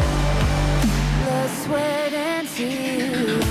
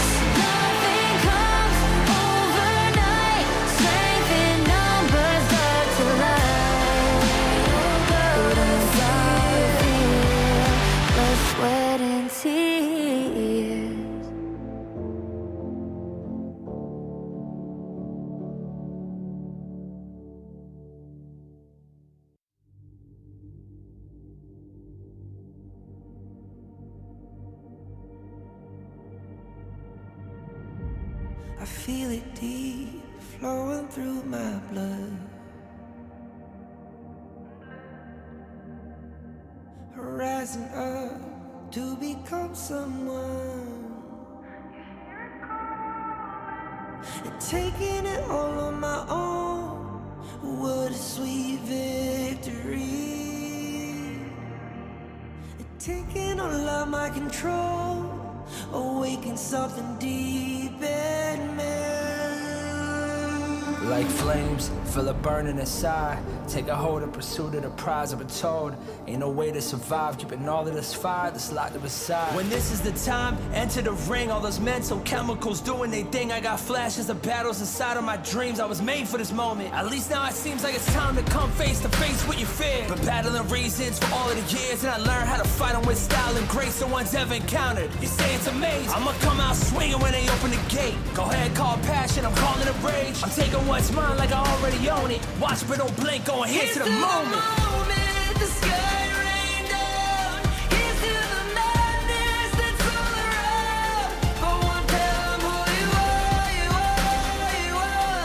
Go on, tell them who you are, you are, you are, you are. Here's to the moment, the sky rain down. Here's to the madness that's all around. Go on, tell them who you are, you are, you are. Go on, tell them who you are, you are, you are, you are. My name is honor, my name is king, my name is champion, my name is strength. Tell them who you are. My name is Pentakill, you think it's strange? My name keep ringing inside of your brain. I hear it every night. Here's to the moment the sky rain down. Here's to the madness that's all around. So tell them who you are, you are, you are. Go on, tell them who you are, you are, you are. Here's to the moment the sky rain down. Here's to the madness that's all around. Go on, tell them who you are, you are, you are. Go on, tell them who you are, you are, you are, you are. Here's to the moment the sky rain down. Here's to the madness that's all around. Go on, tell them who you are, you are, you are. Go on, tell them who you are, you are, you are.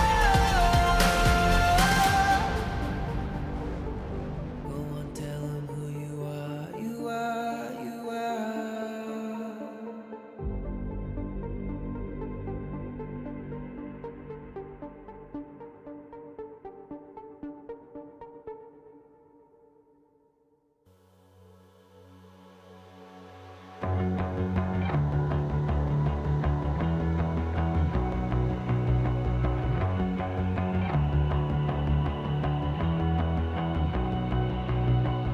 You've walked through the darkest nights.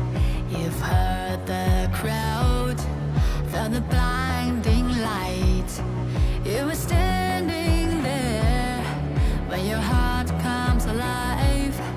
It's a dream of a hat, and it never dies. Right here, right now, give it all, get it out. Never a surrender. I fight and never fail. I am a contender. A challenge I can feel. The smallest lies become the brightest enemies. Relentlessly.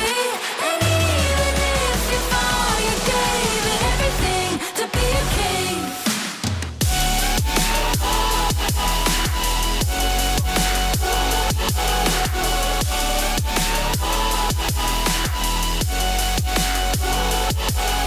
The smallest lies become the brightest enemies. Relentlessly. And even if you fall, you gave it everything to be a king.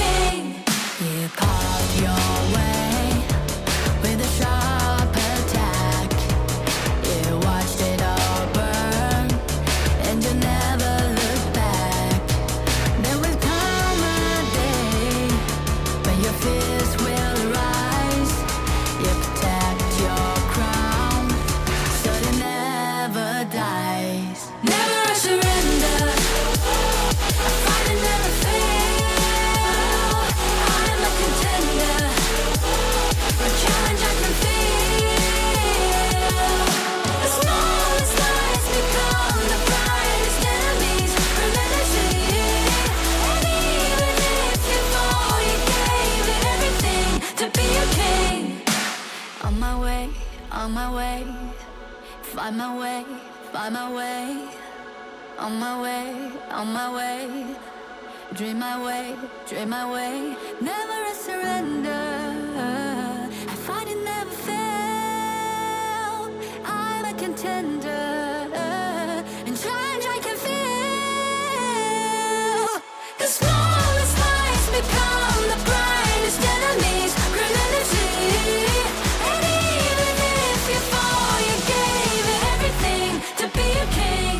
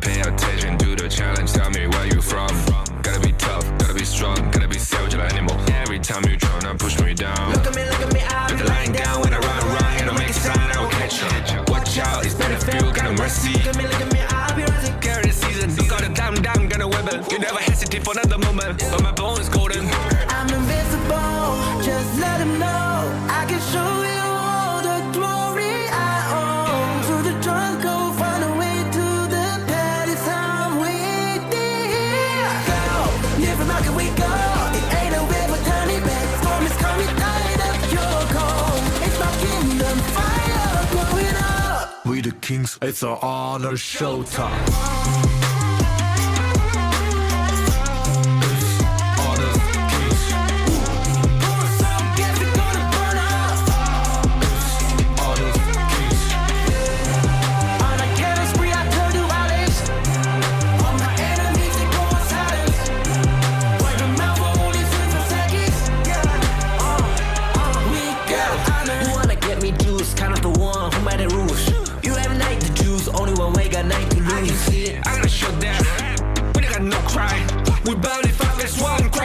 You can cheat. First blood, double trouble, then I take a pen, I kill.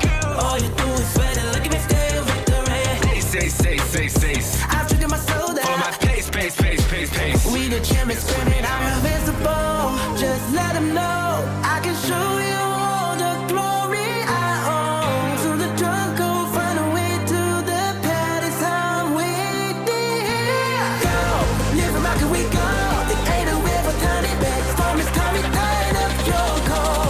It's my kingdom, fire, blow it up. We the Kings, it's an honor showtime.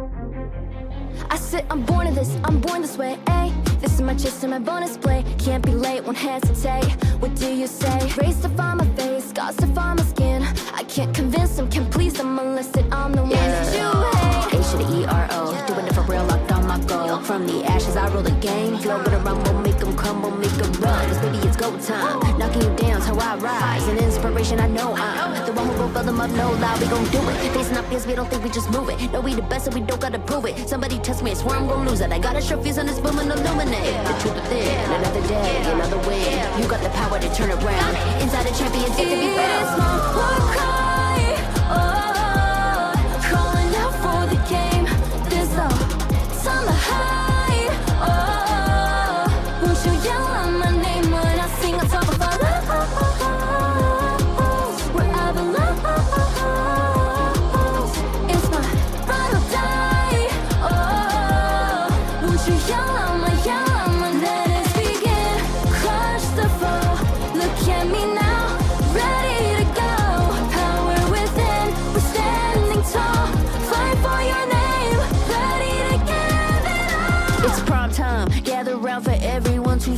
on my grind. In disguise, we bring you to your knees. We kick it, smashing down the walls of enemies. Hit him with the boom, then we get him with the beat. Punch him with the power, then we serve him with defeat.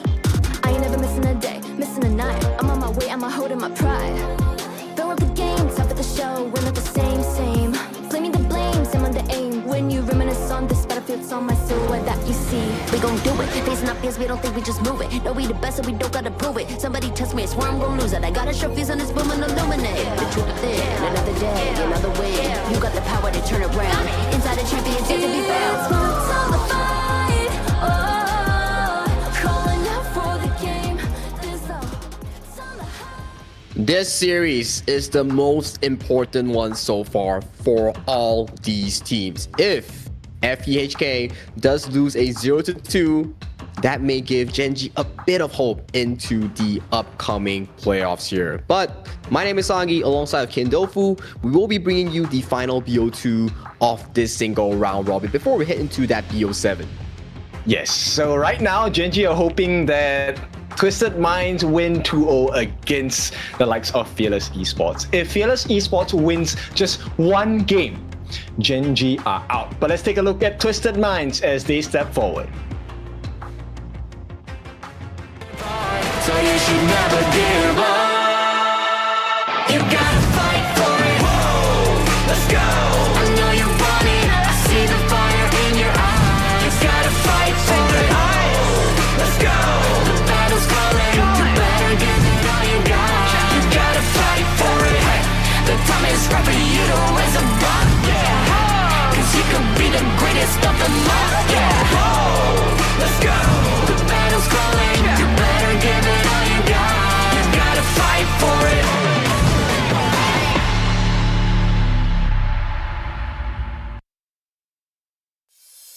Once again, we welcome the masterminds in the form of Twisted Mind, represented by 90 in the Clash lane, Clean in the jungle, Highling in the mid, Shanks in the farm lane, and of course ACC once again in the roam and support. So Twisted Minds now, they also hold the cards of Gen.G's lifeline. They indeed do here, and with another 2-0 or even 1-1 in terms of the scoreline, that could eliminate Gen.G's hope in this entire qualifier to the KIC for the last chance here. So tournament hopes here for all these teams here, for Twisted Minds and also FEHK. If it's a 1-1, then both of them will advance to that playoffs. Yes. But nonetheless, I think Twisted Minds have already taken a step forward, right? So they will be in charge of the grand finals here, going up against Fearless Esports. And Fearless Esports in the Clash lane will be Snow, Miku, their jungle, TL in the mid lane, KK, Farm, and Woodwind for the roamer role. And so far, FEHK has displayed pretty decent gameplay so far. They did drop a game against Gen.G, but it will be interesting for them going up against Twisted Minds, one of the best teams in the global landscape. And once again, I think it's all about the Clash lane, right? We're taking a look at 90 and Snow, and I think this will be a very fantastic matchup between the two Clash laners. They will really make the world's difference. I think it's also, like you mentioned, right, Clash lane, and then we also have mid lane, whereby Highlang was the equilibrium breaker with that shirt. And for the side of FEHK, it was TL on that Nua, who really put a stomp towards Gen.G in that game number 1 here. So for these two teams, it will be interesting because for FE, they need to force that one win, and that one win will push them to that playoffs. Where they can do it, it will have to be proven now. And I feel like it's so difficult because you can't ban out the heroes. Like, you can't ban out all the heroes on Snow and 90 as well. So it's max, I give you 4 heroes of the Clash lane out of the picture. There's still plenty more to pick. Yeah, plenty more to pick, but priority in our pick and bans will be given over to the top priority picks, right? Like the Maestro Nui, Arlie, Dharma, Luna, Jingpei, all these top tier heroes, right? That's why all these pick and bans in a BO2 setting, you will want to draft the strongest possible draft as much as possible. Wow, they ban out the TL Nua. They know that's a big threat. So Fearless, they are going to be taking one mage down here, but there's so many big picks still available for the side of Fearless. There's still the Arlie, there's still the Dharma here. That's the Arlie that you were talking about. Did we get to see an Arlie in the entire BO2? That's your answer here, Kin. We do, in fact, see the daylight for this Arlie on towards hands of Shanks. Okay, so what? Xiao Xiao straight away? TL? Maybe it's one of the counters here. There's still the Dharma up for grabs. They can do like a Dharma into an assassin here for the counter against the Arlie here. But Yuan here and Shoyu already up for the picks here for the side FE. Whoa.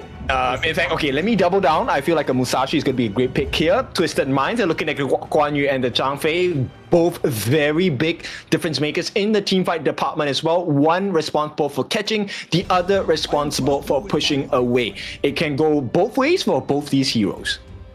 And if on the side of FE, you can still flex the Yu Huan towards the mid roam or potentially the jungle, right? So there's still a lot of options here coming in from FE. Maybe they can play the Yu Huan Dolia combination. They can potentially put the Yu Huan into the roamer role. There's still a lot up for grabs for FEHK in this draft here. For Twisted Minds, you are starting to see this double engage composition here that's looking to zone out the likes of KK on the Shoyu.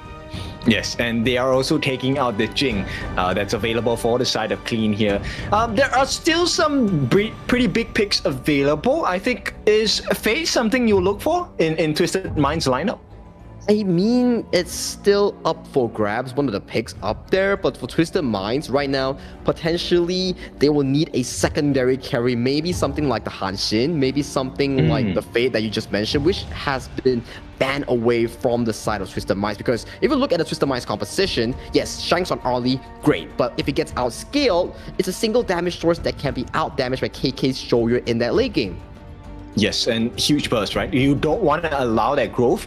And Fearless Esports have shown us the Soyot before. Very strong pick on their players' hands. KK very well-rounded with that as well. And they're looking to pair that up with the Agudo. So there's a lot of long-range initiations. But we'll see. Okay, they settle on the Dune. So they want that massive shield also to stop the Guan Yu. It opens up the Musashi pick here for the side of Clean here. Musashi can counter against the likes of Adun, can handle against the Yu Huan, can man mark the Shoyu here. So it's a very decent pick so far coming in from Twisted Mind. It covers up that thing that we mentioned about that secondary carry that they really need in these late game team fights.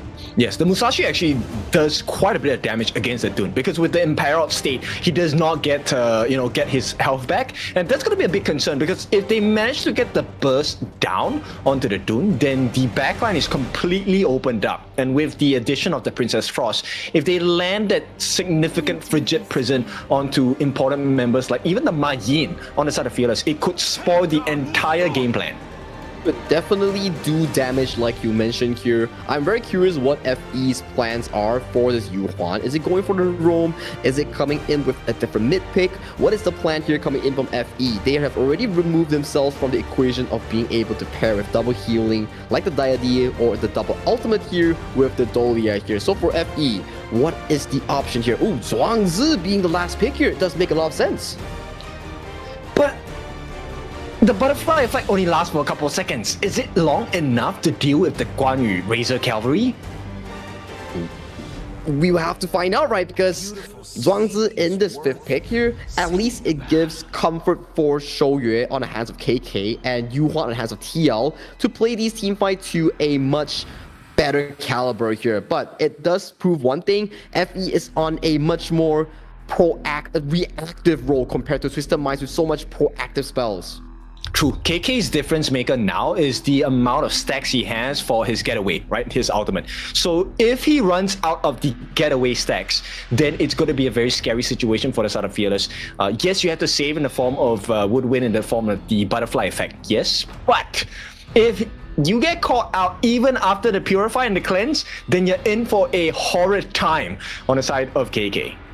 You will be in for a treat here, especially like you mentioned, right? Zhuangzi's ultimate, once it's down, you better be sure what kind of ultimate will be thrown onto your face. But that leads to a question, right? This Zhuangzi, what is he going to purify with that butterfly effect, right? There's so much things that's going to be thrown onto you. There's the Musashi ultimate, there's the Guan Yu push, there's the bridal offers coming in from Zhang Fei here. So much options, but so little ultimates here coming in from Woodwind. Exactly. Twisted Minds just has to stagger their skill usage, and then you're left in a very confusing time for the side of Fearless, right? Now, what do you choose? What do you decide?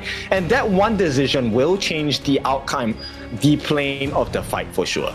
It will indeed, but this will be game number 1 between Twisted Minds and FEHK in a best of 2. This is the final BO2 of our round robin before we decide who goes on to that playoffs BO7. Yes, the monster matchup between the farm laners. Who is going to get the initial growth they're looking for? Is it going to be Shanks? Is it going to be KK? Their lives are in the hands of their other team members. Let's see game number 1. And starting off the game, we have already seen a mid lane start for the Arlie here. This pushed up the tempo, farming tempo for the Arlie to get that Doomsday as early as possible here. You can see rotations here, but top lane 1v1. I think, okay, Snow actually gets out. So 90 does not even want to waste time, right? He wants to make sure that he gets the lane freeze and also make sure that he gets a level advantage against Snow. I mean, that's a very good 1v1 here coming to the top side. 90 burns the sprint.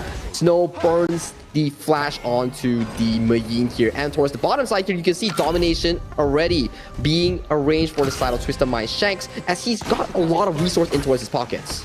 And KK in a little bit of a risk here. And you can see, right, Twisted Minds, I like this lineup. And it's going to be like that all the way until that balance swings. And Fearless Esports needs to find that balance swing either in the clash lane or the mid lane. They need something here. And the interesting matchup between Arlie and also the Shouyue. Early game, it goes in favor of the Arlie. But if KK, he gets to scale towards that mid game with no disturbance coming in from Twisted Minds, he can 3-tap the Arlie in that late game scenario. For sure. I mean, at this point, is how long can he stay alive without being taken down, right? That probably is the true win condition here. As 90, once again, just being a nuisance to the side of Fearless Esports, which is exactly what he needs to be, and he is going to be, because the rotations are coming in. Twisted Minds, they're looking for the target. They get the shattered ice, and they do get a catch. It is going to be on Snow, and Snow should be first blood, giving it into the hands of 90 here, as Fearless Esports unable to handle that first rotation. And this goes back to that 1v1 towards that level 1 here. Snow, no flash, unable to escape from that Razor Cavalry, gets sent to the depths of Twisted Minds' warm embrace here. First blood goes over to Twisted Minds as they have a 1000 goldie already on top of the board.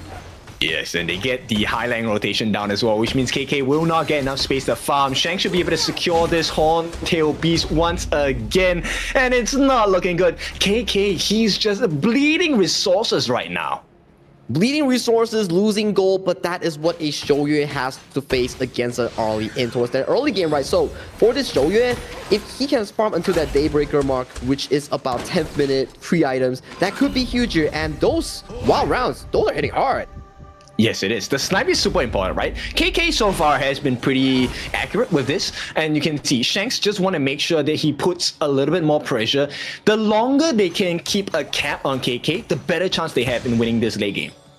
Do agree with you, and that is very well said here. The timer is on the side of Twisted Minds. Every little engage, every little lead will have to be played to a top level perfection here. If not, you cannot afford for KK here. But look at engage coming in from Miku. Yep, the setup, but Highlang with the Winders here as well. This is not looking good. It's a secondary kill for the side of Twisted Minds, and Fearless Esports cannot find a breathing space.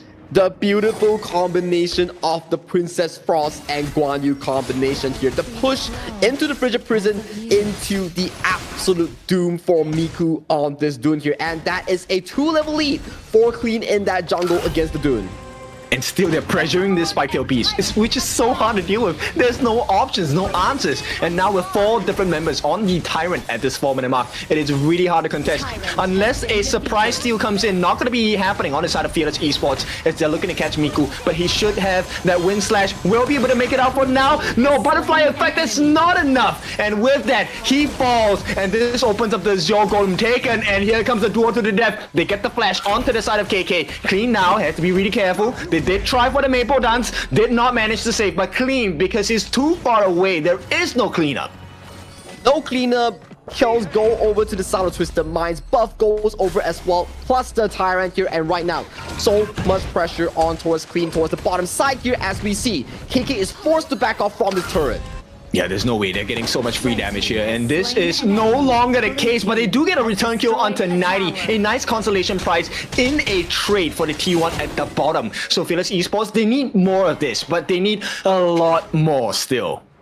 They indeed lead a lot more still. They need to buy as much time as possible for KK Shoryue to really find that 3-item power spike into the late game scenario here. Then they have a shot to really play these team fights. But so far, at 5 minutes mark, we're starting to see 2,000 gold lead go in favor of Twisted Minds already. That's a lot, and 1,000 in that is actually in the hands of Shanks. He has a 1.1k lead against KK, and that's a very hard position to be in because the Doomsday is already available for Shanks, which means he does a ton of damage against Miku and Snow. He will do a lot of damage. This is the early power spike that we keep praising about. You give her a good early game, but that's a snipe towards Hylang here. Hylang gets eliminated towards the mid lane here as we get a replay on how 90 actually falls towards the hands of both TL and also Snow. So that's the value of the Snow, right? The Snow pick, the grab, and with that ACC now placed in a very uncomfortable situation. Will he make it out? The heals come through. It might not be enough. He actually jumps to his safety, and now it is his counterpart, Clean in the jungle, sacrificing himself. That was not the trade they were looking for. Good catches so far for the side of FEHK, forces out ACC, gets a kill on towards Clean, and Hylang was nowhere to be seen defending that mid lane turret because of the snipe coming in from KK here. So good stuff. FEHK back onto the board. Okay, but they have a lot more work to do. So they have recovered the gold, but right now they need to recover across the map. T1 in the mid, that's great. They get a little bit of fog of war onto the side of Twisted Minds.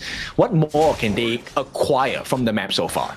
I think for FEHK, as long as they can stall the game, like we keep mentioning time and time again, it's already good for them, as long as it's not an avalanche of the lead coming in for Twisted Minds. If you're FEHK, fine, let's just take that and let's play the late game scenario that we are so good at. Yes, KK right now, I think the next big item is probably the Shadow Reaper, right? The moment he gets the attack speed, he's going to be a true menace to the side of Twisted Minds. Right now, they're chasing onto 90, and he's not going to make it out. The catch comes and Snow, beautiful work at the same time. Miku buying attention for the team, and this opens up the space for the damage. KK landing the shots, as well as Snow cleaning up for the side of Fearless Esports, and suddenly this lead is non-existent. Non-existent is the keyword here, and KK getting engaged by the Musashi here, going dangerously low. Yeah, we talked about the stacks. He gets the getaway as well, and now Clean is in the middle of 3. There is no escape. He gets taken down. Woodwind responsible for this one, and the T1 is wide open at the bottom. So many W's for FEHK out of the last 3 minutes here. Mid tower, multiple kills here, and multiple defeats on towards Clean here right now. I gotta say, Snow has been so key in all these comeback plays. And they're making the model come true, right? This is Fearless, and they are truly peerless at this point. A couple of plays, 3 extra kills, and now they have evened out that deficit that was huge moments ago. You gotta be worried for the side of Twisted Minds here. The Shoryue threat that we keep talking about is starting to come online. If he can make that Daybreaker before 10 minutes, this Shoryue will go absolutely out of control under the protection of this Zhuangzi. Yes, you're talking about it, right? 3 shots from KK, he will be able to just take out Shanks, right? So we'll wait for that to happen. For now, Twisted Minds, the true worry here is how do you make sure that Fearless Esports stay put? Because that butterfly effect now is actually kind of a difficult situation to deal with. It indeed is, but we have to see here, what is the call here coming in from Twisted Minds? Is it to stall the game out? Is it to look for that big engage here? But there is a turning point that we can talk about. Potentially the Shadow Tyrant that's going to be spawned in the upcoming minute. That could be a turning point for both of these two teams, especially for Twisted Minds. They love to fight, they love to brawl. That could be a big gamble. Okay, I know like I sound like a nagging mom, but at this point, look, Clean has tried to go onto KK many a times, has failed all the time. So what's the call here? Does he still continue on the KK? I think it has to be, right? You have to allow ACC, Clean, and 90 to simultaneously threaten the backline, which is KK. Then we might see the big engage on towards the backline, especially onto KK. Once KK falls, you will see FE not have sufficient damage to take down the likes of 90 and ACC. Yeah, I agree. I think they need to burn out the ultimate from Woodwind, right? The moment you don't have the butterfly effect, then you really can put 90 at the peak of his strength. For now, Twisted Minds have not found the position to do so yet. It's the stagger of the spells, right? First ultimate to bait out the butterfly effect from the Zhuangzi. Second ultimate or flank coming in from other members to really cover the gap on the cooldown, right? But talking about gaps, Clean is nowhere near this Shadow Tyrant here. I don't think he can make it in time.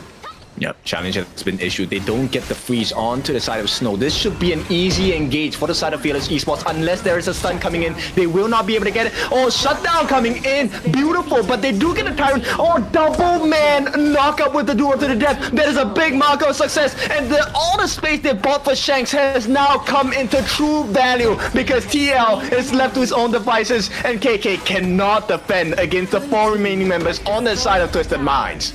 This is the exact situation we talked about that will go in favor of Twisted Minds. The unbridled outburst baiting out the butterfly effect coming in from Woodwind, allowing 90 to sabotage that backline, single out Snow in the midst of the fight here, allowing Shanks to be untouched for the entire reason. But Shanks is killed down.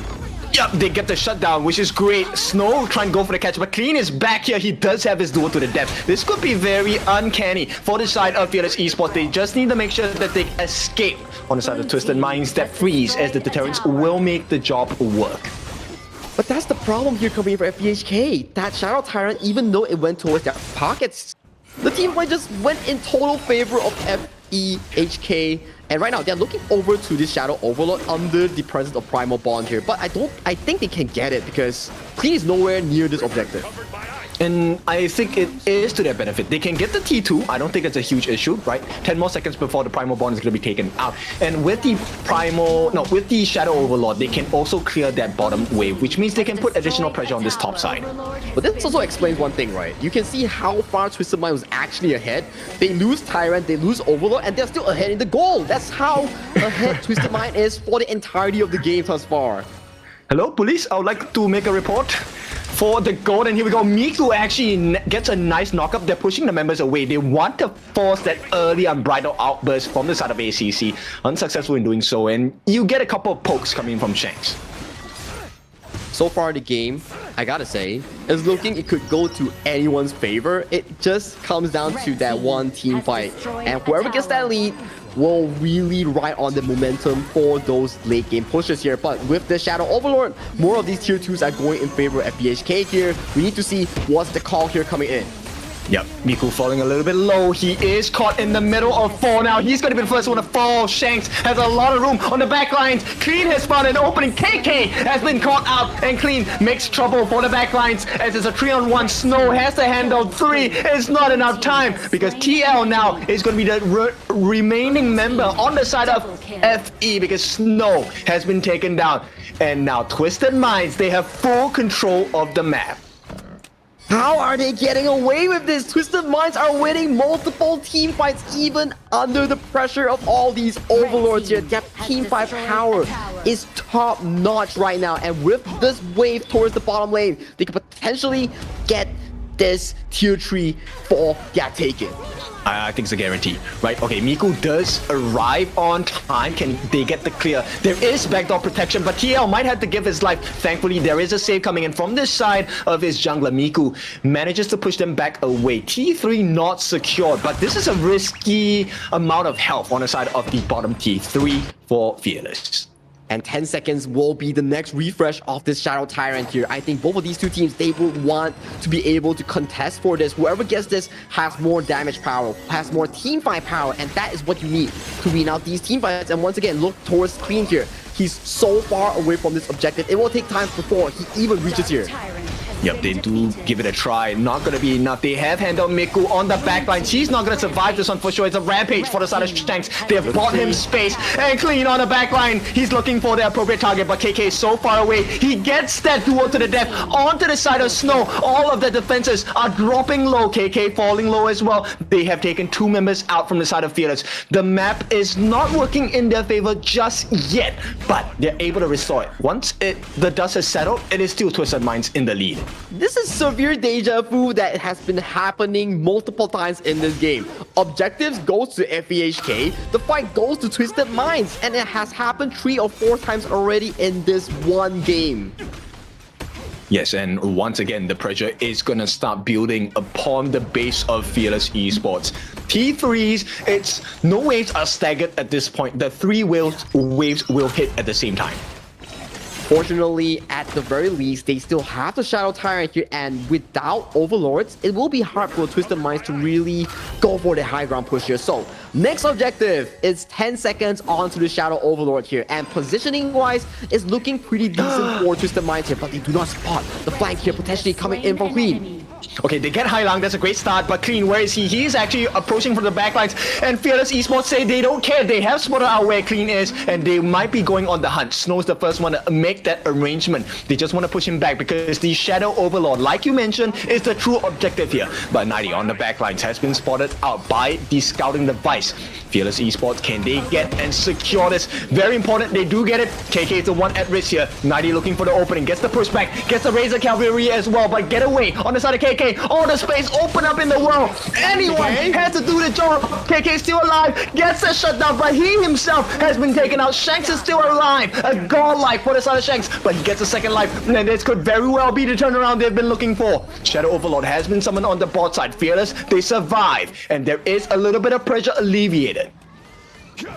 Was still a very good backline flank here coming in from 90. He single-handedly forced out the butterfly effect from Woodwind, allowing Shanks to find that 1v1 angle on towards KK here. Without that flank, I gotta say, it could have been dangerous for Twisted Minds. That was a 4v5 from TM. They also got Hai Lang right at the start. I think this is something that's really important, right? The fact that there is no counterplay available and the winner is here is going to be a big, massive win. And here they do secure that Crimson buff. But here comes 90. He is going to try and look for the pullback onto Miku, but it's not going to be available at this point of time. In fact, it is 90 who gets caught out. Can they lay the damage? And where is KK? He is shooting, gets the life of 90 down. And here we go. This could be that moment that Fearless Esports have been waiting for. There is a map pressure on all three lanes. All they have to do is to play safe and start rushing down the map. They can definitely plan for something right now. Another 4v5. No backline access here coming in for the side of 90 here. But look at Clean. He's still looking at the real angles here, finding potentially KK here. Umbrella Outpost goes through. Yep, Clean looking for an opening. That's the one we're waiting for. Clean has arrived. In the meantime, they have taken down Miku. This is opening for the side of Twisted Minds. They're very exposed on the side of Fearless Esports. KK, he needs to be safe. Gets taken, takes quite a bit of damage. And with that, duel to the death. Going to be committed onto Snow. They survive at this point. Twisted Minds, they don't have to over-aggress. The map needs to be fixed. The T3 at the top has been taken down. And Fearless, amidst all that chaos, they have gotten a small win for themselves. All for themselves, but this does open up the Shadow Tyrant for Twisted Minds taken here. So much fighting around the objectives for both of these two teams. None of them want to back off for any possible spaces that they have already conquered for their team. Okay, this is what, 80 seconds of map advantage for the side of Twisted Minds only, because once you reset, there is a bleeding wound on the top side, right? Which means if FE plays this slowly, they naturally win the lanes. I have to agree with you, especially if Tempest spawns towards the bottom side. That's the flip side here. And what are the stories that we see if Tempest Dragon is across the lane with Super Minions? Super Minions are super strong in that backdoor after 20 minutes here. So that is an added advantage here coming in from FE for that late game. Okay, I'll tell you two groups of people that are clutching their chest right now. The first group is Twisted Minds, but the second group is Gen.G because they don't want FE to win this one. And FE, they're holding on. This is a very stable movement across the map because there is about less than 90 seconds before the Tempest Dragon is going to spawn. For FEHK, this is their potential chance, right? It is going into the late game favor of KK right now. Although it's 13k versus 18k, but look at Engage coming in from 90 here. Okay, it's pulled away, but you can see the goal discrepancy, right? KK is 13,000, Shanks is 18,000. What? That's crazy. I mean, at this point, it really is about the amount of lives you can buy, right? The Sage's Sanctuary, already one has been burnt, and they do get that vision onto Miku right now. If Miku falls, then Fearless Esports are in a very vulnerable spot. A Shadow Overlord does get secured for the side of Twisted Minds here. So, at the bare minimum, even if it's cross-side, as long as you have the Overlords, you still can settle the minion issue on towards the cross-match here. So, good pickup here coming in for the side of Twisted Minds. But we need to see what is the further setup here from both of these two teams, because Snow is going for that side lane attack. because they want to make it uneven, right? This is the benefit you were talking about. Now with that summoning of the Shadow Overlord, this is going to be a big important marker. Now the other thing is 90. 90 has been very good at making sure that his presence is known. He gets the catch, they get the T3 at the bottom as well. The save is not going to be enough. The knockup does come true so far from ACC. They need a little bit more, but Snow is on the back line, caught out by 90 as well. Can they lay the damage in? All the space in the world is available for Shanks. All he has to do is to lay the damage in.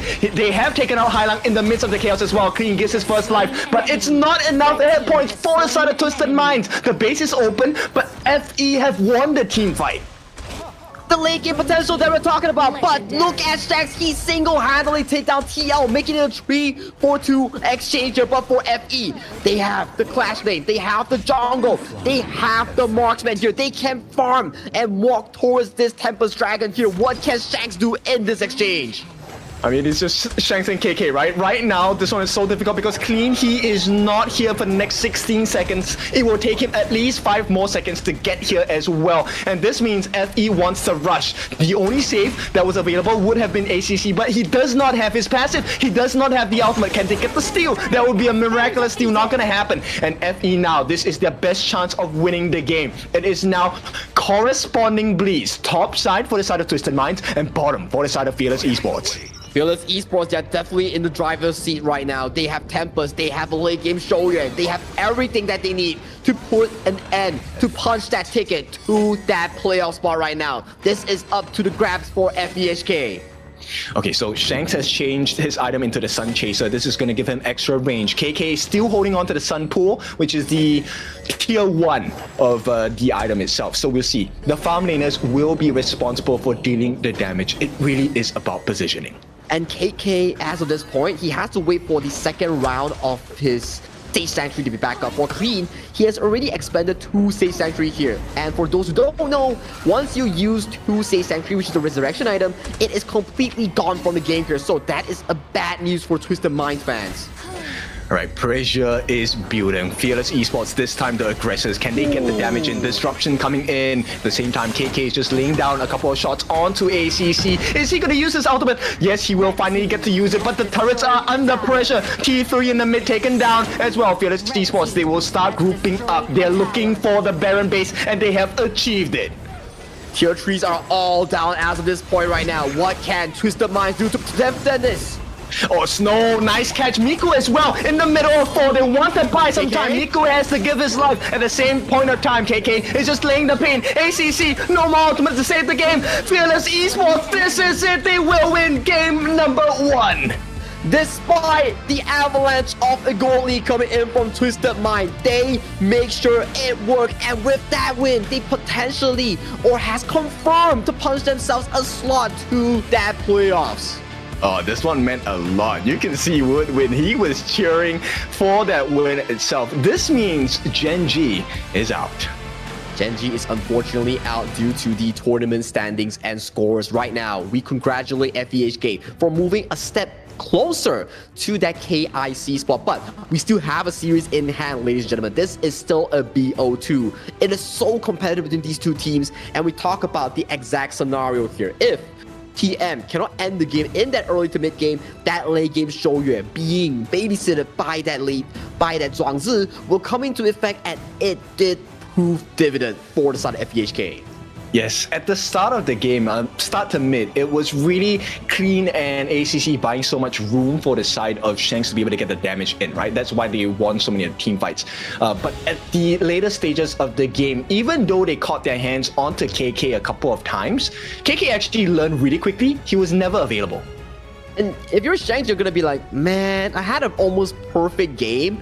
I got like triple kills left, right, and center, but due to the fact that the game went into a late game scenario coming in from FEHK, it really allowed them to just push the game to a tempo here. Miku was the front line of all this exchanges. He was 0-7-6 and still won the game. Yeah, KDA does not matter. I love the performance by Miku. He sacrificed himself in that last fight itself. I thought it was Snow that went in, but it was actually Miku that went into the middle of 4 different players on the side of Twisted Minds, which means you cannot ignore him. He split the fight, allowing much more space created for KK. And look at the damage that both KK and TL dealt with the split position made available by Miku. And if you were to look onto the top side, Shanks did 274k damage here, but this is the exact gold chart that we're looking at. It was all in control of Twisted Minds in the entire game. But fortunately for FE, they could always pick out all of these few members of Twisted Minds and convert it into Shadow Tyrant, convert it into Shadow Overlords that really secured them that late game push that they really need for KK. And for anyone asking, why do you get Snow from Pros? This is why. This guy is the MVP 5-3-3. He is one of the rare people that have kept 90 in check. 90 was really doing so darn well in all these exchanges here, but Snow, he was man-marking him in all these moments, allowing KK to really play accordingly in all these team fights. That's why it's not an individual effort. It is a team effort here for FEHK in bagging this win against TM. Really just the space bot. And let's be honest, there were a couple of situations where it was looking so scary for the side of Fearless Esports. Twisted Minds had the ability to be able to dive into the heart of Fearless Esports multiple times, and it looked really scary. Clean got onto the correct members as well. They got rid of Miku and KK a couple of times, but they could not convert it because of the movements of Snow. He did give his life for the cause. And it was all because of the fact that Twisted Minds, when they die at a very awkward timing, which really caused them to lose out all these shadow objectives, the Overlord, the Vanguards, that they really had advantage for the entire game. And looking at the last few fights, you can see KK unbothered, untouched, and he was just auto-attacking his way towards the Crystal. And as of this point, once the Tyrant, once the Tempest Dragon has entered, it was too darn late for Twisted Minds. It was so close. They actually got the freeze, the Frigid Prison, onto KK as well at the last moment, and he would have been taken out. But I think he does have access into Sage's Sanctuary, if I'm not wrong. But nonetheless, it is a beautiful game. This is just game number 1. This is a deciding result, of course. So this next game for the best of 2 will be more of like a scrim before our actual grand finals. With that being said, we'll go for a short break. When we're back, we bring you the final game of this best of 2, and then we'll hit into grand finals.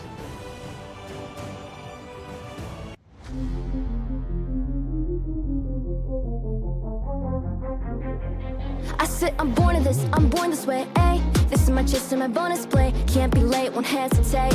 What do you say? Race to find my face, scars to find my skin. I can't convince them, can't please them unless that I'm the one that you hate. H to the E-R-O, doing it for real, locked on my goal. From the ashes I roll the game, flow with a rumble, make them crumble, make them run. Cause baby it's go time, knocking you down's how I rise. An inspiration I know I'm the one who will build them up, no lie, we gon' do it. Facing up fears, we don't think we just move it. No, we the best, so we don't gotta prove it. Somebody test me, I swear I'm gon' lose it. I got a sure fuse on this boom and illuminate the truth within. Another day, another win. You got the power to turn around. Inside a champion, yet to be found. It's my war cry, oh, calling out for the game.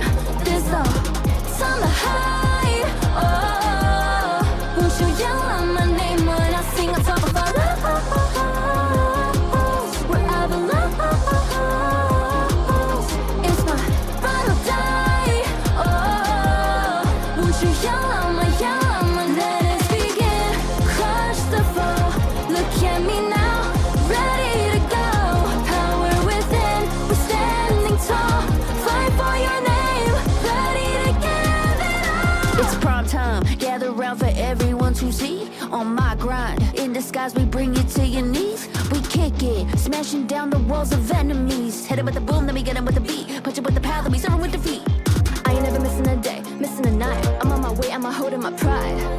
Fill up the game, top of the show, we're not the same.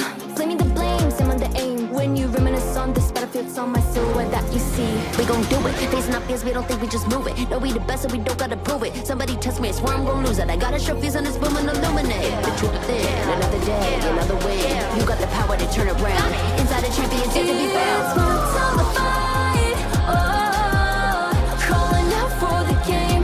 There's no time to hide, oh, won't you yell out my name when I sing on top of our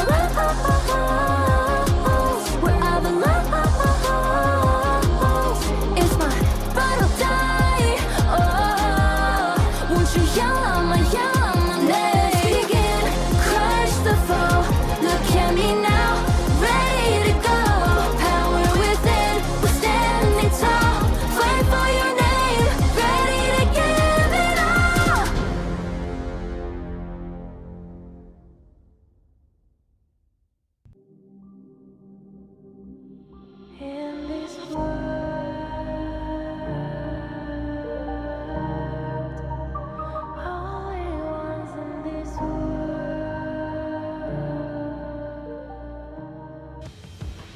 Welcome back, ladies and gentlemen, to the last call, the last qualifiers for our 3 teams. One from the WKS champions, one for the second place KMW, and one for the KME here. My name is Sagi, alongside me is Kin Dofu. And Dofu, my goodness, that was a comeback game here coming in from FEHK.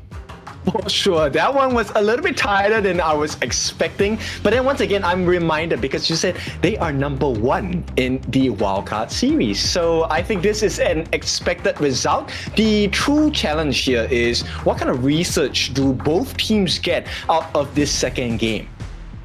It will be interesting, right? Because right now they're both locked for that playoff spot. So this game, like you mentioned before the break, is much more like a practice match, a scrim match before they go into that BO7. That's where it really matters down the line here, because this match, win or lose, you're still bounded for playoffs here. And that being said, Gen.G unfortunately has been eliminated from this KIC contention run.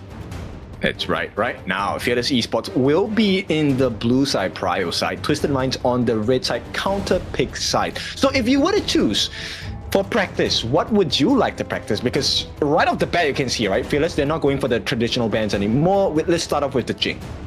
I think maybe you can learn like the interesting matchups or combinations like the Hoi Ganemo or the Liu Ban that Twisted Mind really showcase, or just play standard and not show too many of the trump cards going into the BO7 that you're going to be playing later, right? So both of these two teams, you know, they're just chilling, they're just planning their trump cards for the BO7 later. True, and I think for now, Fearless Esports still paying huge amounts of respects to Clean, right? His performance on the Musashi was actually kind of scary. Yeah, like it's watching a horror movie, right? KK being the person that walks into the haunted house. It was exactly the case here, and FE, they lock in the pay here against Twisted Minds here. Maybe Twisted Minds here, they're looking like, oh, does Clean want to play the Ukkyo Tachibana here? But both of these two teams, they're just playing standard. They're just picking whatever is on the table from the side of FE and also Twisted Minds. All these prior picks are up for grabs for both teams. That's right. I think at this point it's really about, hey, let's take a look at the rotations of the team. What can we learn from this initial rotations? Because the true battle is going to come in the grand finals later, which is a best of 7. You cannot make a misstep there. That is exactly true here, Kin. And moving on towards this draft, you're looking at Orgram versus Pei. You're looking at Byron, Zhangfei, and Pei.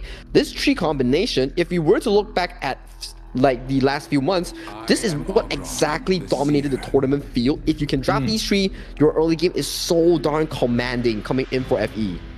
I'm just curious whether Twisted Minds will go for the sustenance roam, right? Either the idea or the Sakia coming in. I think Sakia will not be as prior, but the idea definitely is something they can explore on the side of Twisted Minds. Or even they can double down on that engage department, pick that Lianpo, play it with the Maestro Nui in all these exchanges here. It would be pretty interesting as well, but for Twisted Minds, they're banning out much more of these mid laners, be it in the form of the Nua and also the Yixing. For FE, they're starting to target down more on these 90 picks, the Mayin, for example, and also the Fatih. Because he truly is a big problem. In a good way, right? Like Twisted Minds, 90 is definitely one of the very strong players. I mean, they're all stars, so you definitely want to put them at a disadvantage. And I think Twisted Minds have really paid a lot of respects to TL. Like, they have consistently banned out the Nua for these 2 games. It goes to show how well TL played that Nua in that game 1 against Gen.G, right? Because those ultimates that's being sniped out by him, it was really darn good here. And Twisted Minds, they do follow your script that you mentioned just now. They go for that sustained role of a roamer here to really pair up with that Ogren and Long in these exchanges. The idea will be locked in along with the Ogren. All right, I'm accepting applications. I can be a coach. I don't guarantee wins. That's what a coach do, right? You draft the best scenario for your players here. Don't let them play Smite Roam like you always love to. Aside from the Zhangfei here, we know Hindofu likes the Smite Roam here, but let's hold it a bit up for the pro players here. As we see FEHK, they have 15 seconds to decide their final few picks here. Ooh, the whole being hovered. Ganemo. It has to be Ganemo here, right? There is, I mean, there's always flexibility, but I would love a Ganemo in this. Wow, Dr. Bien, okay. Yeah, I want to see that.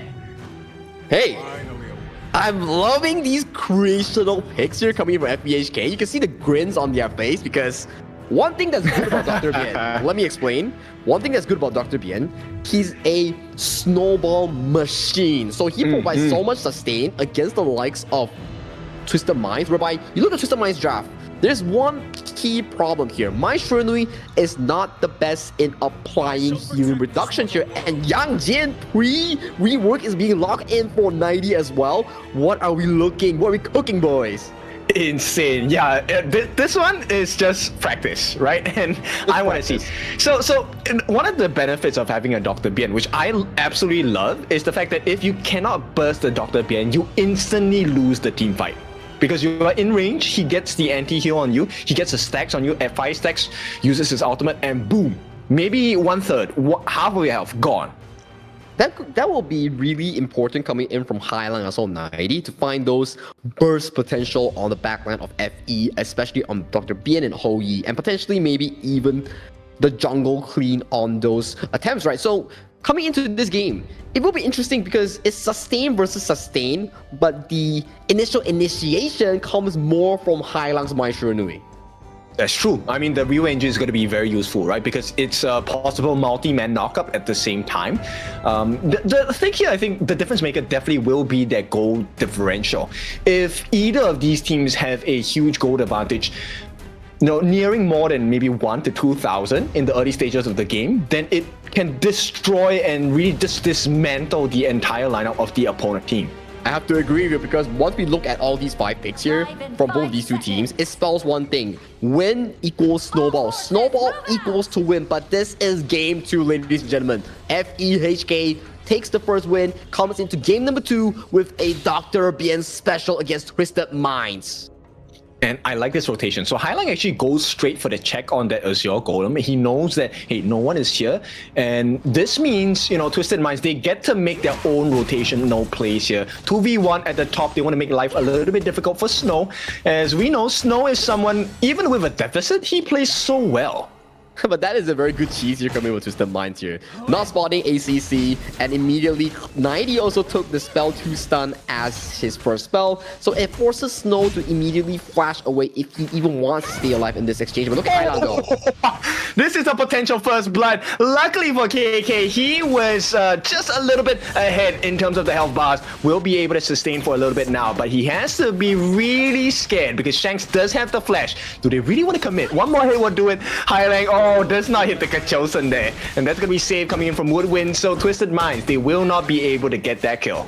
Very on-time rotation here coming from Woodwind to save his roamer from danger here, but Woodwind here might be caught out.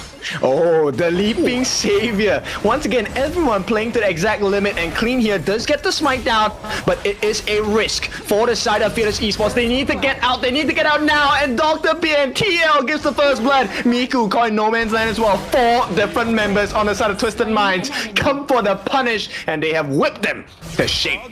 That is a painful fail of an invade here coming in from FEHK. They lose their mid lane. They lose their jungler. That is so tempo heavy here. And right now, you are starting to see rotations here coming in from FE and also Twisted Minds towards his bottom side. He's done for. There's no way. There's no way. KK, he is in the middle of 4. No flash to work with. No ultimate to be saved. And even with the help of Woodwind, they get him down, but they get the trade. Clean gives his life. I think Queen was standing still for that brief moment and took 2 extra turret shots, which could be pretty huge coming in from FE's success in taking down the likes of Queen. But 1-for-1 exchange, jungle for marksman here. It goes in favor of FE once again because once your jungle is down, that farming tempo, not the best. That's true. And right now, if you take a look at the timings of the common spells as well, it actually is in benefit to the side of Twisted Minds, I would say. Like most of their flashes will be available at the 4-minute mark. The only one that does not have flash at the 4-minute mark probably is TL. Yeah, TL on that Dr. Bien might not have the flash here, but Shanks taking a lot of arrow shots here, does get hit by the arrow, but he does get to walk away as there's no follow-up damage here. But look at the rotations here. Highland wants to find something. He wants KK. He doesn't want the beast. So Woodwind is safe for now. I mean, they get the little bit of damage coming in from the side of ACC with the bit of farewell. But for now, it's really just about information scouting, right? Can you burn out the resources? And here is that first engagement. They're trying to push them back, force out any skills available. And here are the stacks of poison coming from TL, making life a little bit more difficult for the side of Clean. I'm very excited to see Dr. Bien in that mid game. And look at the bot side, though. Shanks does get knocked up by Snow here. Still holds on to the infinite vastness for dear safety here. As you can see towards the mid side here, Clean does get a camp away from Miku's jungle and towards safety.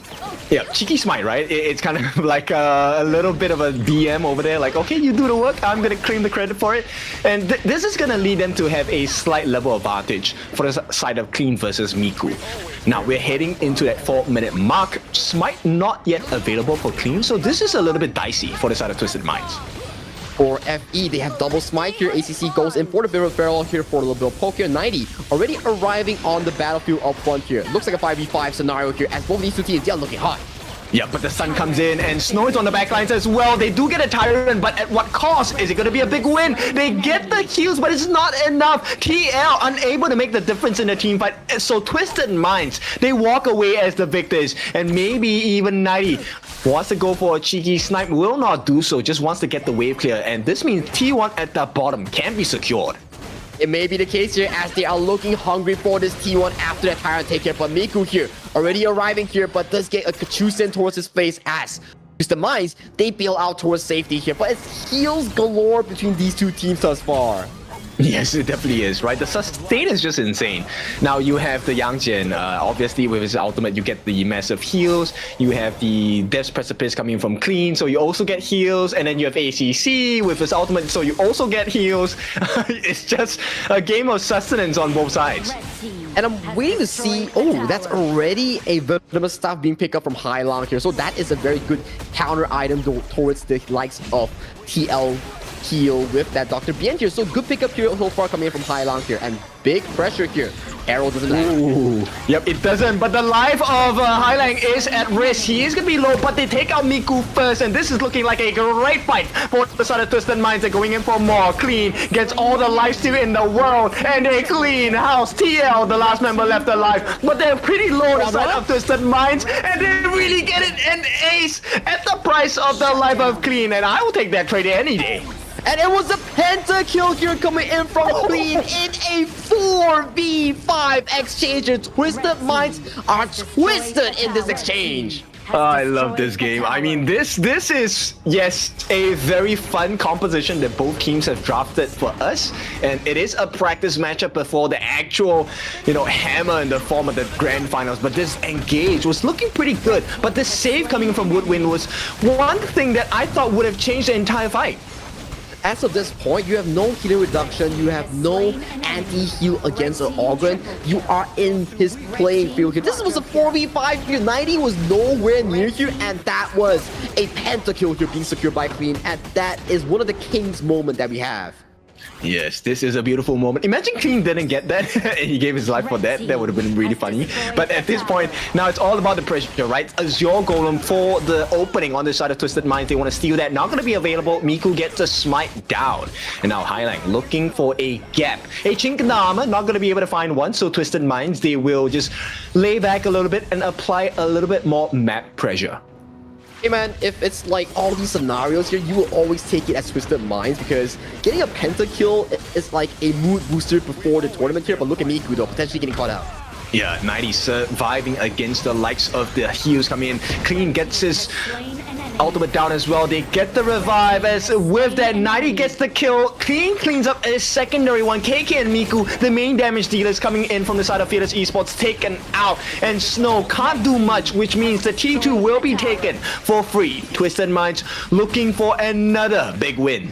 This is such a Twisted Minds thing to do. Remember that game 1 against Gen.G? It was 50-50, and game 2, with a pick of a finger, they immediately activate, and right now they're looking for even more kills under this tower. Yep, the heals. This Dr. Bien was supposed to work much better than this. They do get the return on the form of 90 as well, but nobody can handle Clean. Not even KK. He has not hit that power spike yet. He's 3 levels behind Clean. Wow, and 8 minutes with a 7,000 almost goal lead for Twisted Minds. They are in such dominant control in this game number 2. You can tell the game 1, game 2 difference is very big here, especially for that FE. They're like, okay, it's a practice match, we get it, but can you chill? Yeah, exactly. And it's close to a 2,000 goal lead going in the farm lane, right? Shanks is way ahead of the side of KK. So this one's a very difficult position to be in. Master Sword, you have the Eternity Blade. Shanks, that's what I'm talking about. At the same time, he is really close towards the Daybreaker. So Armor Pierce is on the menu in a very short amount of time. And if you look towards the FE team composition, they're once again getting jumped on by the side of Twisted Minds here. Twisted Minds are relentless in these exchanges. They're gonna be like, okay, you're out of your base. We're gonna be definitely jumping on you with every chance we can take. Yeah, this is where Hailang has so much value, right? The knockups are really just beautiful setups for the side of Twisted Minds. At the same time, the Chosen's hurt because this flurry of flaming punches is definitely whittling down the life bars on the side of Fearless Esports. And Fearless Esports, they're getting pressure super duper hard right now. Those flaming palms, like you mentioned, are hitting hard on towards even the members of FE Snow. But fortunately, it's still not 10 minutes yet. No Shadow Overlord, no Shadow Vanguard. That is still a good news coming in from FE. I mean, that's good news for, what, the next 30 seconds? We'll see if they can actually hold on, right? T3s, right now, the true targets on the side of Twisted Minds as they look to enter into this mid T3. A lot of free hits coming in from the side of Shanks as well. The Flaming Palms, this is where the difference maker will be, even with backdoor protection. Yeah, you can start to see Miku. He knows in the front end he can't really do much here, but I don't think he can recall in time here as Highline has already arrived.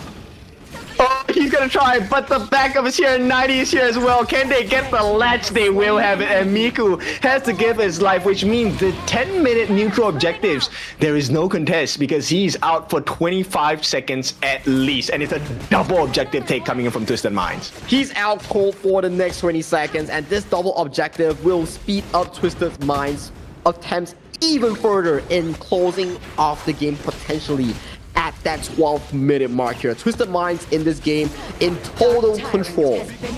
Yeah, and right now we're just counting numbers, right? 2, 4, 6, 8.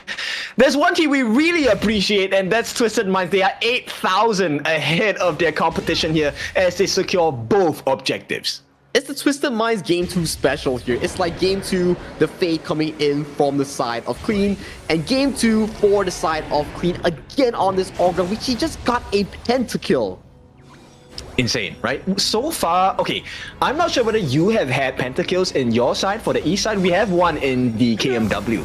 And for this KIC last call, this is a beautiful time to hit that marker for the pentakill. And looks like Twisted Minds, they will not be denied. The mid T3 going to be taken up. Snow in a very vulnerable spot. They go in for the knockup as well. But a nice stun coming in. The save not available. But the backup does come in. Woodwind gets a very nice unbridled outburst. But unfortunately for them, too little gold. 2 little items, 2 little damage, and the crystal completely exposed as Twisted Minds will tie this series up 1-1 as we head into the grand finals later on.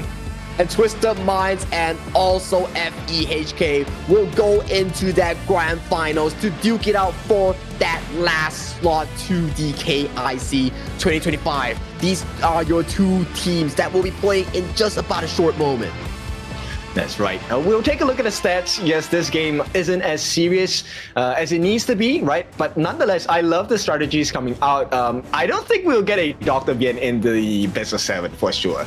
Hey, Dr. Bien has been playing towards the farm lane in the KPL region. In other regions, it has come into a play for all these long series here. Maybe it's a sign of a hint coming in for FEHK, showing some of their trump cards here. But nonetheless, it's a game whereby the seedings has already been decided here. So these two teams will be your grand finalists for their last spot. That's right. So let's quickly run through the stats itself. This one really was just the biggest difference in terms of gold accumulation. Only 3 deaths for the side of Twisted Minds, and it all came onto the members that needed to take the hits. So Clean falling twice, 90 falling once, but they were tanking it up. And Highland actually has a very good My Shiranui game whereby he didn't die a single time while being the front man in finding all those beautiful engages here. So very good game coming in from Highland and the rest of Twisted Mind members to really put a stop to this game before the 12-minute mark hit.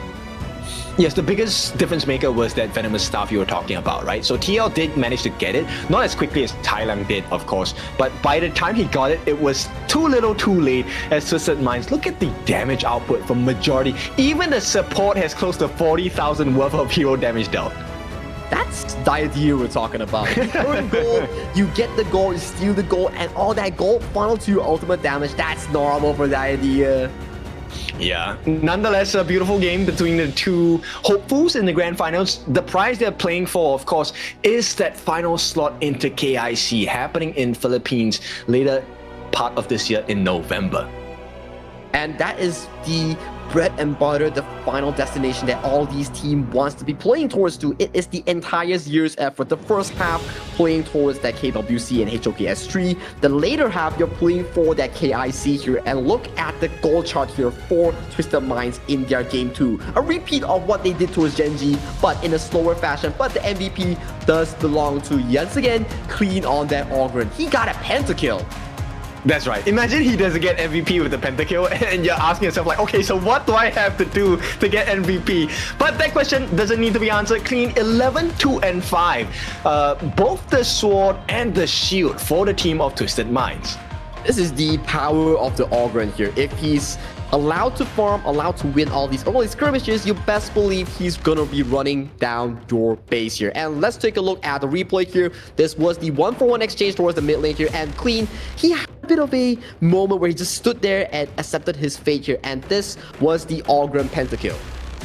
Exactly, very huge situation. He was in the middle, and you know, the Death's Precipice, as the more targets there are, the more healing factors you get. So TL was a complete non-factor in that particular situation itself. And Clean, the only reason why he took a fall was because he was the one handling the turret hits. And with that, they just marched on forward. There was really very little chance of a comeback from the side of Fearless Esports. It was too much of a goal lead being in the hands of Twisted Minds. As of this point, it was too darn difficult to take out Clean and 90. This double frontline setup coming in from Twisted Minds here. But this is the last call standings here. Unfortunately, we bid goodbye to Gen.G in the HOK Esports 2025 year. They made major improvements, making it to top 2, taking games away from the KME Spring Champions Noxian Red Force. This is where they bid goodbye. And for number 1 and number 2, these are your 2 finalists that will be playing out that best of 7 for that 1 slot to that KIC 2025.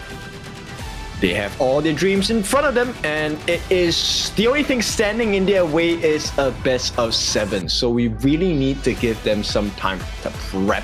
I'm really curious how these teams will play it, right? Do you really want to come in with guns blazing, take the series off game number 1, right off that momentum, hopefully get a 4-0?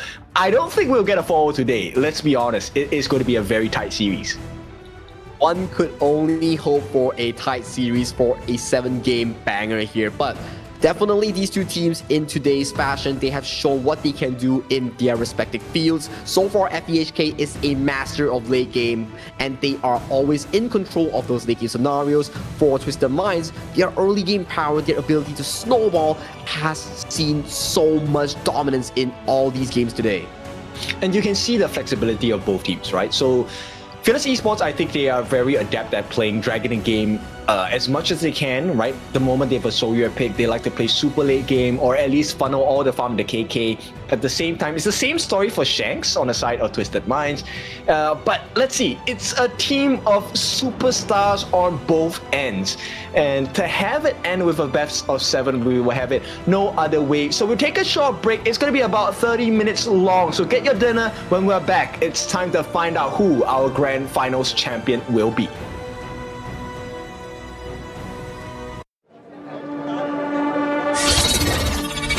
Wong, won't you come out to greet an old friend?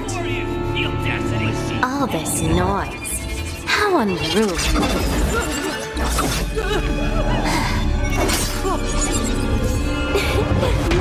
My, such a grand ceremony, and yet it's become such a mess. Let me help you tidy things up.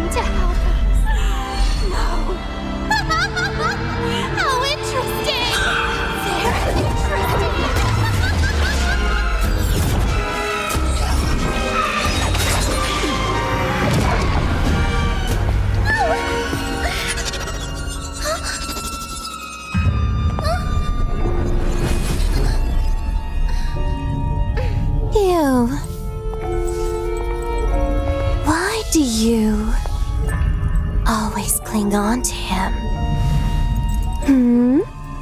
Austrian. It's been a long time.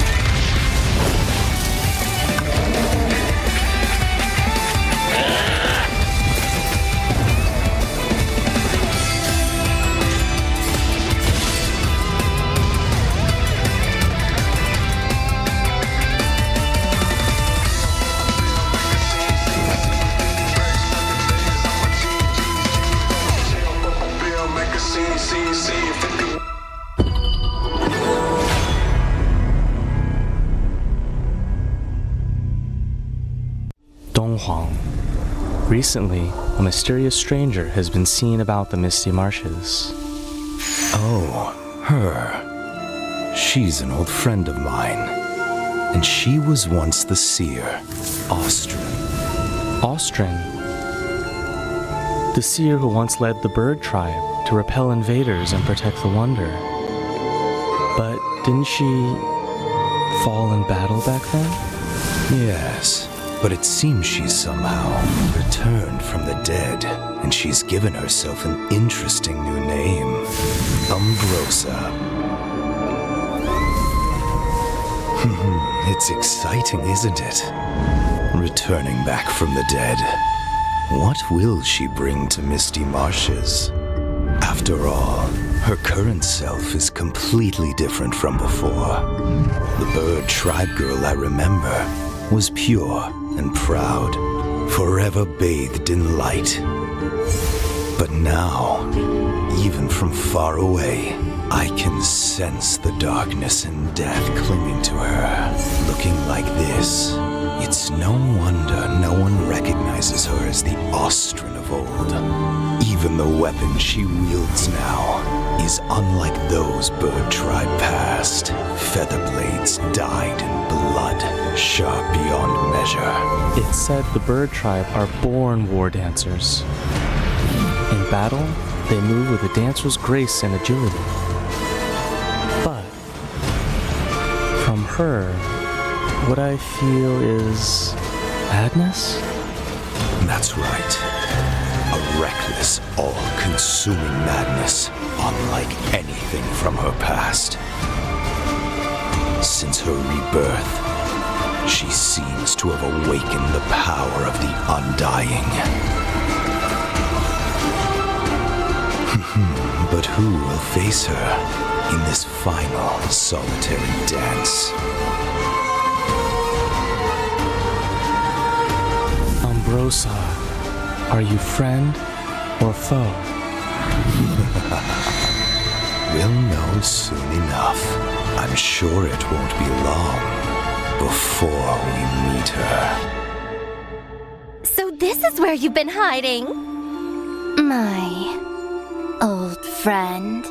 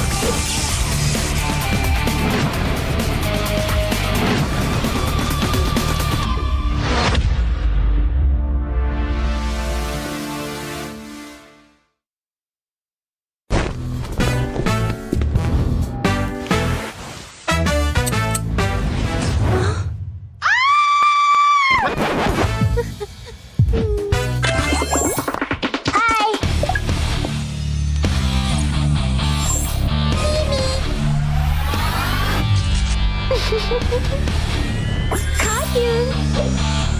Do not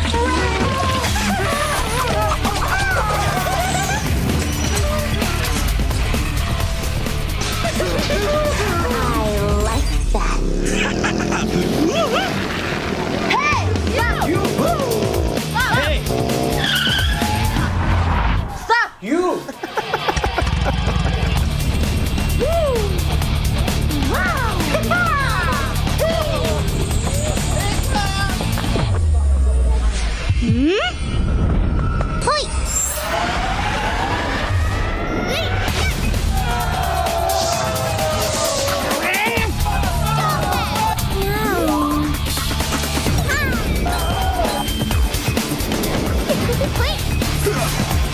Cheers! The cursed name, Kaiser.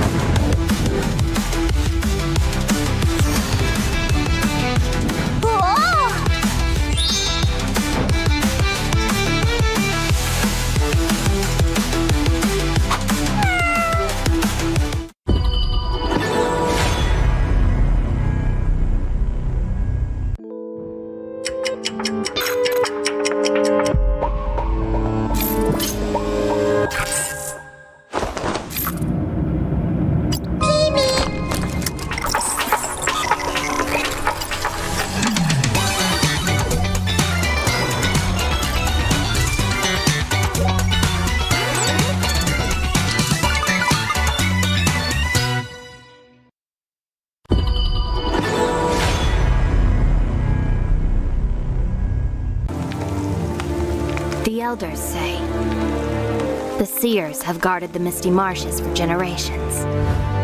We are the forest's future. For families to gather in joy. For dear friends to stay together. For the peace of the bird tribe and the forest. Even if my feathers burn away, I will never fear. Even if the sky falls and the earth shatters, as long as we stand together, as long as we endure, we will surely, losing everything. Just as I did. Sinking into darkness. My old self is already buried. How amusing. This eternal, blissful heaven. What a beautiful little bubble. I can't wait to pop it with my own hands.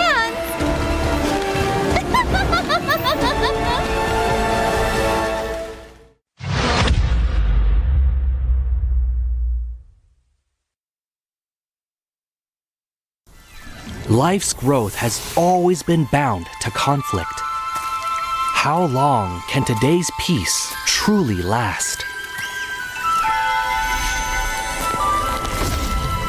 1,000 years ago, from a single seed sprouted the misty marshes' first wonder. Born of wood, growing into a forest, gathering countless living beings within. Growth, cycles, fates, weaving endlessly together. With the deities came the first enforcers, becoming the Misty Marsh's first protectors. They took form as the 9 seers, each with their role sheltering this hidden land. All things eventually come to an end, and a new beginning does not always follow the old path. Today's inheritors of the seer's legacy long for a different future. Their followers, too, drift further apart. The Order of the Seers and Omniscients are like 2 branches growing in opposite directions. The Misty Marshes watches quietly as it all unfolds. For from the moment that first seed sprouted, the deities already knew the life they nurtured would one day choose its own future.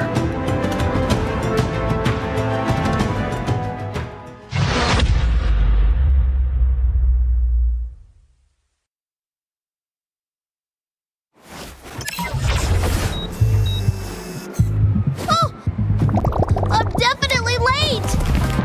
Woo!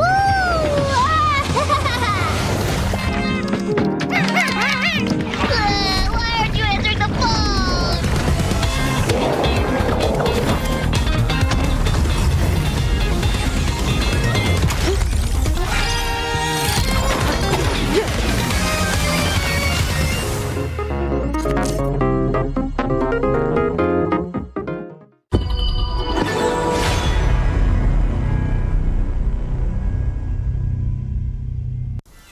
Life's growth has always been bound to conflict.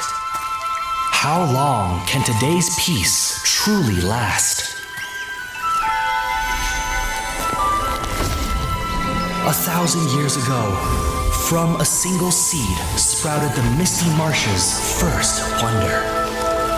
Born of wood, growing into a forest, gathering countless living beings within. Growth, cycles, fates, weaving endlessly together. With the deities came the first enforcers, becoming the Misty Marsh's first protectors. They took form as the 9 seers, each with their role sheltering this hidden land. All things eventually come to an end, and a new beginning does not always follow the old path. Today's inheritors of the seer's legacy long for a different future. Their followers, too, drift further apart. The Order of the Seers and Omniscients are like 2 branches growing in opposite directions. The Misty Marshes watches quietly as it all unfolds. For from the moment that first seed sprouted, the deities already knew the life they nurtured would one day choose its own future.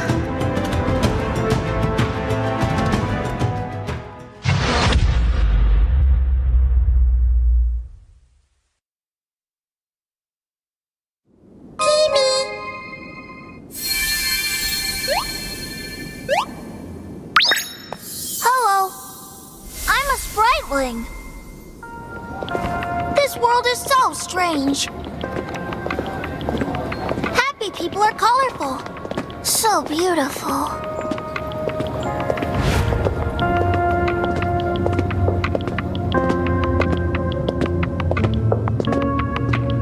Are those their negative emotions? Ah, so scary! Huh? Oh, let me chase away the unhappiness! Sprite-laying strike! Ha!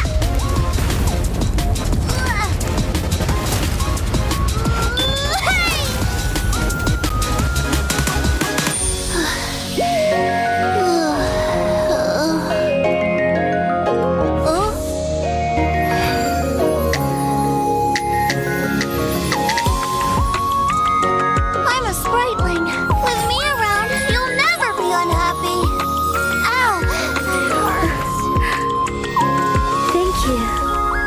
Let's be friends. Get him! Get him! Pitch blind, let's play another match! Charge! Welcome to the world of Spritelings! I'll take you to our annual Spriteling Festival! Enjoy HOK and release your unhappiness! The world can't be without Spritelings!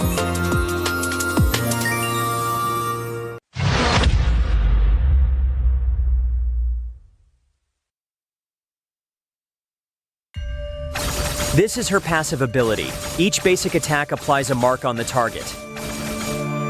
Ranged basic attack damage scales with attack speed, and repeated rebounds increase ranged basic attack damage. While in melee mode, basic attack deals multiple attacks rapidly. Skill 1 enhances Umbrosa. After use, it damages and slows enemies within range. Umbrosa then enters a fevered state briefly, gaining a large amount of movement speed and attack speed. Skill 2 is her only movement and recovery skill, enabling her to both dash ahead and knock back enemies. Missing an enemy reduces the skill's cooldown. Landing a hit on an enemy activates their Featherblade marks and transfers the mark to nearby enemies. This skill deals damage multiple times to enemies within range and recovers Umbrosa's health. Umbrosa's ultimate is her core enhancement skill. Actively using this skill boosts her movement speed and health temporarily and causes her to briefly enter the Indomitable state. If she dies while her ultimate is not on cooldown, she will slowly resurrect.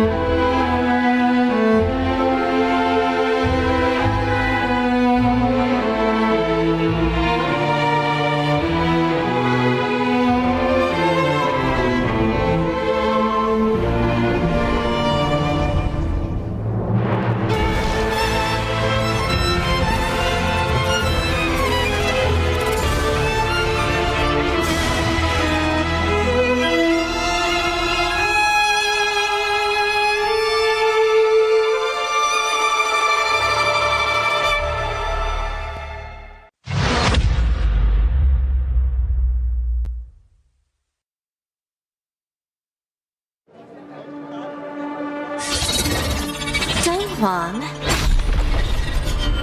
won't you come out to greet an old friend? All this noise, how unruly.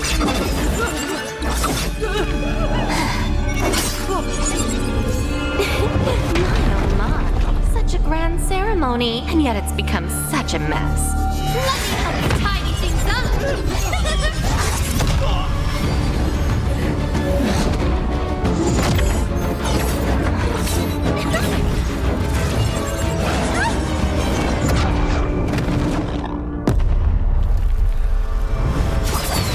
It's almost time!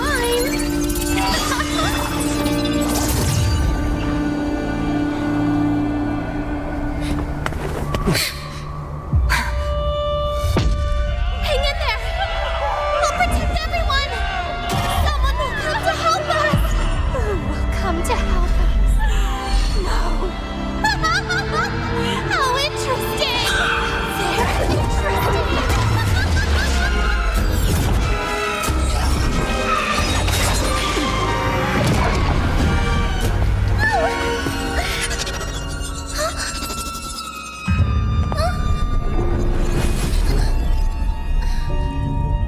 You.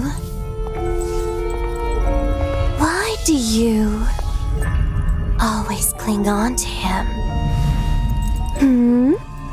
Austrian. It's been a long time.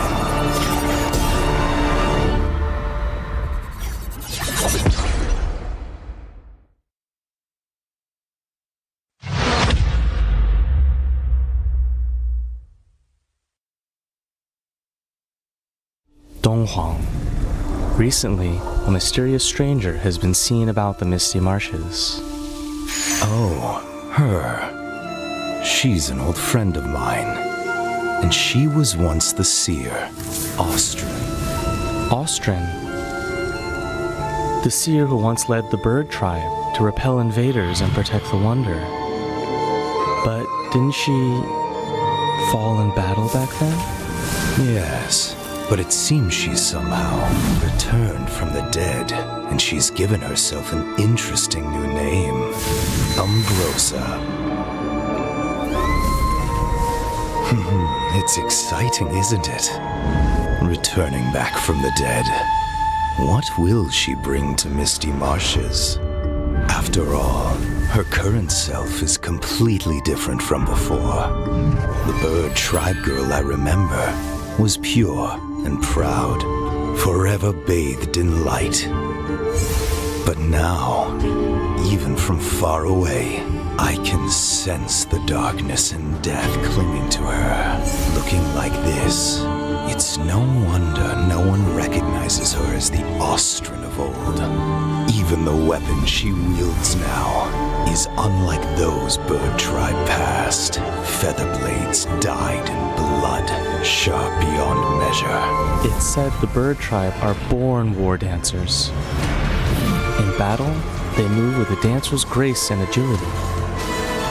But from her, what I feel is madness? That's right. A reckless, all-consuming madness, unlike anything from her past. Since her rebirth, she seems to have awakened the power of the Undying. But who will face her in this final solitary dance? Umbrosa, are you friend or foe? We'll know soon enough. I'm sure it won't be long before we meet her. So this is where you've been hiding? My old friend.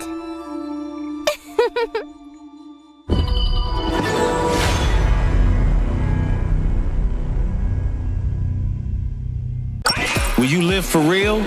Join the party.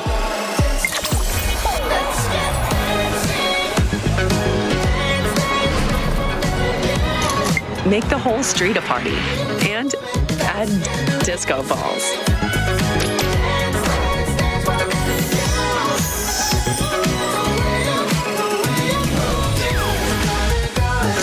Real Me 15 series. Live real in every shot.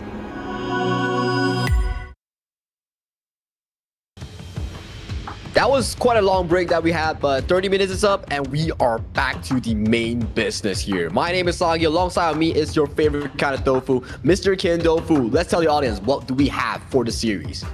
We are about to get down to business to defeat the... No, not defeat the Huns, but we're going to be looking at the grand finals here. Best of 7. Twisted Minds and Fearless Esports.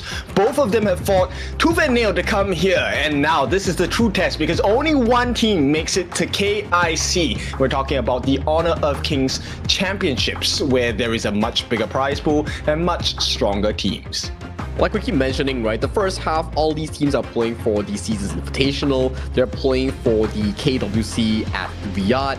And then the latest stages of the year, you're playing for the KIC, which is happening this year at Philippines. Last year, it was at Indonesia. This year, it's at Philippines. And if you top 3 that tournament, you get amazing prize pool. And then you qualify yourself to the year-end event Challengers Cup in China, where you face off KPL level teams, streamer teams, university teams. This is the roadmap that we have for Honor of Kings Esports.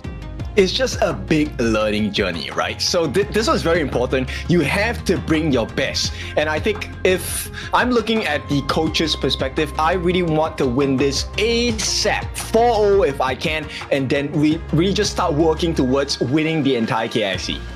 But nah, that's not what the viewer wants. Our viewers want an action-packed series between Twisted Minds and also FEHK. These two teams, they are your top-tier top dogs. FEHK, they are the champions of WKS. Clean record thus far, making it to the last call. For Twisted Minds, aside from dropping those two series against 9Z Global and also OG Esports, they make a very good recuperation. They got back 90, they got back clean into the jungle, and right now they are standing before you, that final ticket to the KIC 2025. And I truly believe that we will get what we want, right, on the audiences, and this is going to be a very tight series. And I think looking at the gameplay of Fearless Esports, there will come a time as the coach's role itself, you know when Fearless wants to pull out the Soyue, it's time to ban that guy out. I feel like this is a best of 7 series. The first 2 games, it will be extra interesting in terms of the priority, in terms of the top bans, top picks like the Yuhuan, like the Lone Arlie, Maishuni, or even Dharma. As you go into 3, 4, 5, 6 games, that's when the bans, the picks start to differ from your original picks.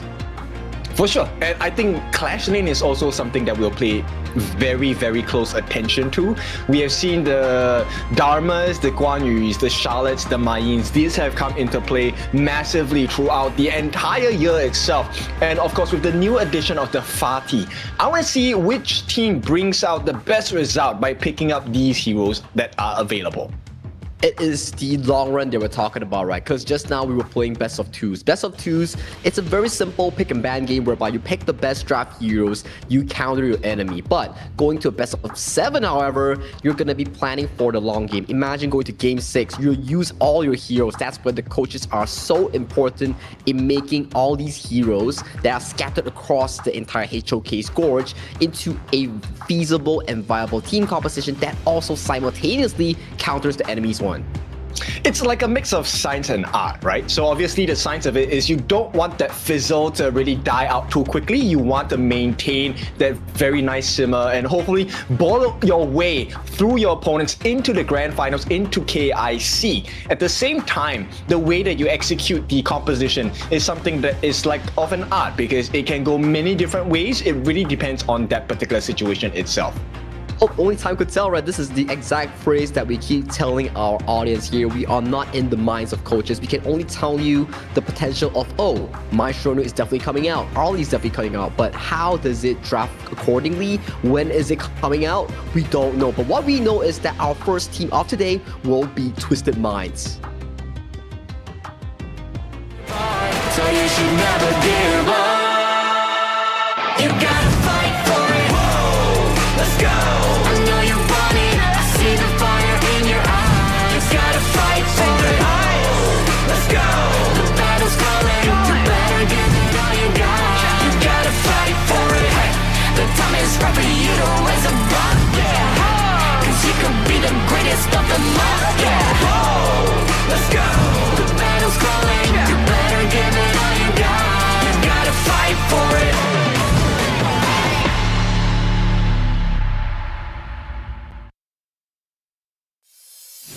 And for the final time today, the masterminds in the form of Twisted Mind will make their appearance. 90 in the Clash Lane, Clean in the jungle, Highline in the mid, Shanks in the farm, and ACC in the roam. Can they make the dream come true? With the return of 90 towards the Clash Lane, with the return of Clean towards the jungle as one of the best junglers they have in the global scene, that may be a storyline that they really want to happen because look at KMW Fall. They did not have a very good run outside of KWC run, but standing before them will be Fearless Esports, the fearless and peerless. In the Clash Lane, we have Snow, Miku, their jungle, TL, the mage mid, KK, their farm, and finally, the strong roamer, Woodwind. So this one is so interesting because I think like Snow is one of the rare few people that actually bring the game across to 90, and that's what's so exciting about this particular series, right? Because they're so close in terms of power levels. It really comes down to the most minute of differences, and I feel like that is going to be amplified today. And both of these two teams, they have very distinct play styles as well, right? On the side of Twisted Minds, you see aggression, mini team fights that brings them the lead, especially on towards clean and high length execution, whereby you see FE, they like to play the late game team fights. They like to give KK room to farm into that late game monster, and also key moments, flanks coming in from Snow that makes them such a strong contender coming in from the WKS region. Okay, no more opinions. It is all facts right now. And the fact of the matter is, Fearless take out the Mai first. No high length specialty. Arlie going to be taken out for the side of Twisted Minds as well. Do we get the Luna ban? Do we get the Pay ban? I feel so like coming into game one, exactly the case. Luna has been banned away here for Twisted Minds. You're trying to think like, okay, are we looking at the Pay here? Are we looking at the likes of a Dharma or potentially even the Long here? What is the setup here coming in from Twisted Minds' second ban? Yeah, and you know what? This might be opening up the Yuhuan pick as well. So no, they offer up the Tiger, and Fearless say, okay, we will snap him Tiger's first pick, the Byron. Does it make it true?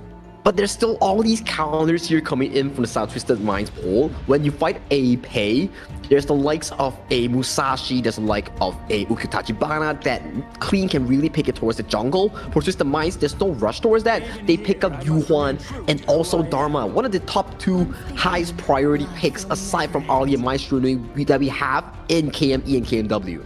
Yes, because they have initiation from range, right? That's the scariest thing. And this opens up the doors for Fearless Esports to be able to pick up the Byron. But at the same time, the TL specialty that is in the form of the Nua being teased, we might see, no, there's no way you pick an Allgren Clash. So we'll take a look at what Fearless is.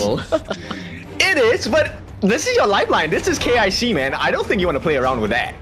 That's true, especially when you burn the Allgren. That is going to be a very big pick that's going to be removed from your pool in the coming drafts in a best of 7 settings here. So for Twisted Minds, this is not something that we've seen them pick in any of the BO2s. This is Yuhuan Dolia, one of the strongest setups in this patch currently, that's being extremely played to a high level, even by the MKL teams like BSE, like Nova Esports.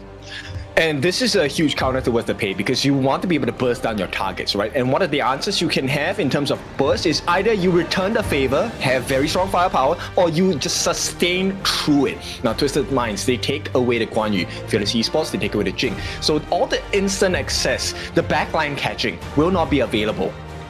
It is a good counter here coming in for Twisted Minds. They know their main win condition falls onto Highlang and also ACC's combination of the Yuhuan Dolia. So they remove picks that can really threaten this backline here. So Guan Yu, Fatih, they're known to really go towards that backline, look for those backline engages. So good removal from Twisted Minds. Yes, the Flash Ultimates and, you know, even this huge fade Hardened Jade Mark is going to be a big difference maker. Twisted Minds, they come in the form of the Flowborn Marksman. So they want to play from range and hopefully get the initiation before the actual fight starts. So burn them down with the Arrow Shower and hopefully you get the cleanup from the Dharma, which is going to be piloted by 90. And I love the Flowborn Marksman coming into this contention, right? Because in a form of your ultimate, you somewhat threaten the backline, especially on the Nua. So it could be interesting to see how they really play towards this pick here. But for the side FBHK, they are going in for that lane counters here in all 2 lanes. Lady Sun into Flowborn Marksman goes in favor of the Lady Sun on KK. Byron into Dharma, it goes in favor of the Byron here. But for Twisted Minds, that last pick is safe for the jungle here. It could be Musashi, it could be Ukudachibana being hovered by the side of Clean in that jungle. Would it be a mistake though to really just take the Musashi now? Isn't it a better save for the Allgren or even when there is a potential Arlie pick?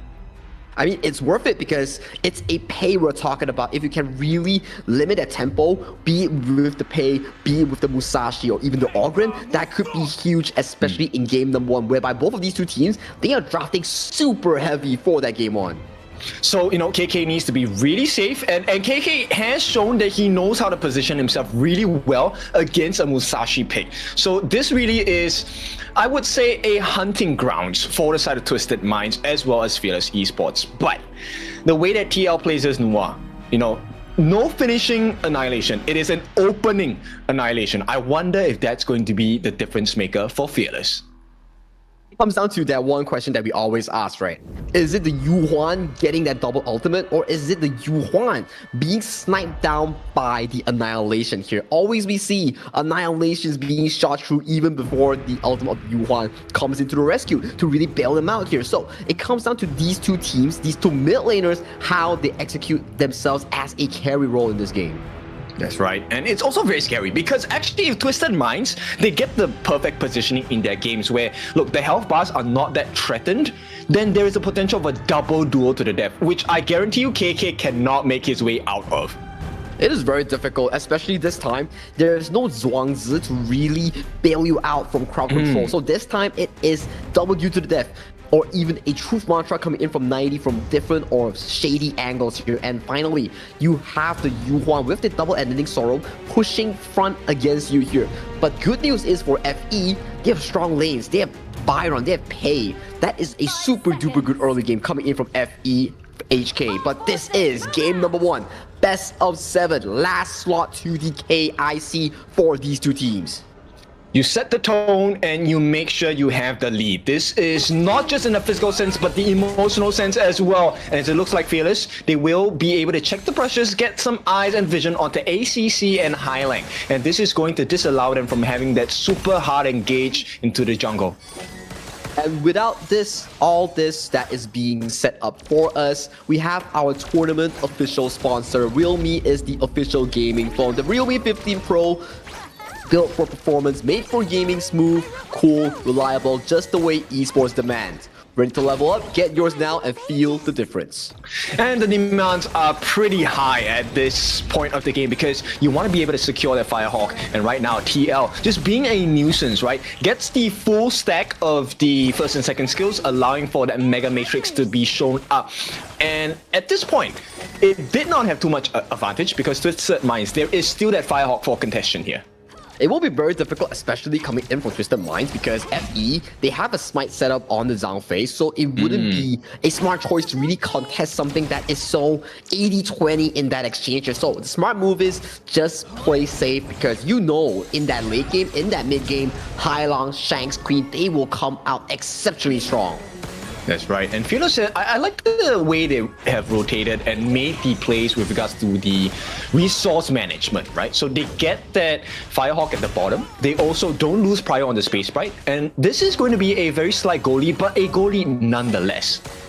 Goal lead is always favored in these attempts here, especially in towards the early game here. But this goes to show how strong FEHK has drafted for themselves in their early game, right? Because you have KK on the lane suit that does traditionally well against the Flowborn Marksman. You have Snow on the Dharma that also does really well against Dharma in the laning phase here. So their early to mid game tempo revolves around these two strong side lanes with the Pei to find these active map resources.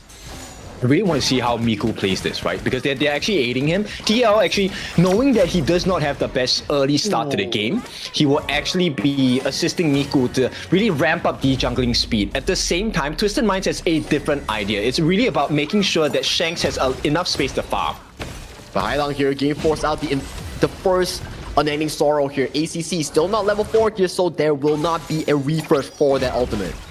Yeah, but Fearless Esports, they're winning the map, right? And they're winning quite hard as well. They've been taking so many camps away from the side of Twisted Minds. And because of that, look, it's close to 1,000 goal lead going in favor of Fearless. But this is normal, right? Because you have to look. It's strong lanings, thus far coming from FEHK. Their scaling is not to say worse than Twisted Minds, but once Twisted Mind goes for that 4 to 6 minute mark where the game is at an equal state within 1,000, that's where you see Twisted Minds start pushing forward with that double unending sorrow, double due to the death. That's where they excel in the game. But for now, early game, it's in the pockets of FEHK. Agree. I think, you know, Twisted Minds definitely can really squeeze out a lot of value from their composition itself. Like, having a potential of double anything is great. They force out the unending sorrow. This is not a nice position to be in. Flash. Miku very well could be first blood. TL gets it. And that's a huge burst. Now, TL, it may not be the prior target you want on the side of Fearless Esports, but that ramps up his damage potential. And those were beautiful creation blocks being placed by TL. He knows Highlang has no flash, and the unending sorrow does not allow you to cross walls here. That punishes Highlang in this early game exchange. But we see a teleport here coming in from 90 here. don't think they want to contest this buff at all, because this Tyrant seems to be in favor of FEHK in the early game. There's no way, right? You don't want to risk losing your Crimson buff as well, so they will leave it for naught. And now, Twisted Minds, they have to find a trade of some sort, because right now, Fearless Esports, this is a pretty strong vice grip over a 1,000 goal lead. It indeed is, and you can see that Clean is actually collecting a lot of resources here as a Bright almost goes to bot lane. Yeah, they are looking for the opening. It's really just to push them back. A lot of damage laid down. Annihilation as well. This is really showing you a preview of the damage that Fearless Esports can do. But here comes the turnaround with the duel to the death as well. Will not be able to find that finishing blow. But Twisted Minds just showing that there is some fight left in them in this early start of the game. But fortunate news, right? Even though your bot side is on fire, Clean managed to steal a buff under broad daylight under Miku here. So that's good news at the very least for Twisted Mind in those exchanges here. But a bit of a communication mishap between Twisted Minds. It seems like Hyla and Clean were on the same page, but 90 didn't follow up for that flash mantra here. So that's a bit of a miscommunication coming in from TM. Well, they definitely need to recover quick, right? Because they've just lost the T1 at the bottom. While they're able to tank, here comes the setup once again from Fearless Esports. The map, the space around the map is getting a little bit tight for the side of Twisted Minds. But the one person that can change this is already lurking. They're lurking as well. But it is Shanks. Oh no, he has been taken down, and Twisted Minds suffer another kill taken from them as Fearless Esports, they were rounded up 2-0 at this point. It's a big catch, especially onto a marksman here. That leaves the top side available for grabs coming in from FEHK here. They take the top turret for free. They take the kill on towards Shanks, and they are on the board with a 2,000 goal lead. Yep, so double everything, right? Double the turret takes, double the goal lead as well. They are now comfortably at 2,000 gold ahead for the side of Fearless Esports. 2,000 gold in an early game setting with the pay with the Lady Sun, and Lady Sun is one of the best late game marksmen to really handle squishy heroes here. So that ultimate goes through on towards the side of Snow here, but it's so tanky.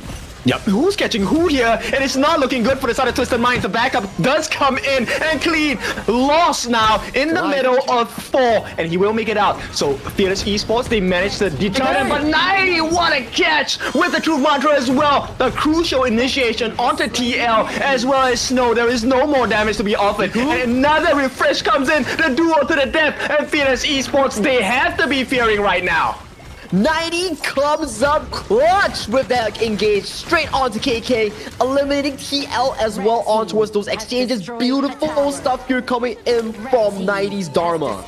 Yeah, and from a double, it is now double down. Twisted Minds, they have recovered. They've taken the T1 on the top, the mid, taken the T1 down at the bottom as well. So gold-wise, they are neck and neck. In fact, you would even say they're slightly ahead of Fearless.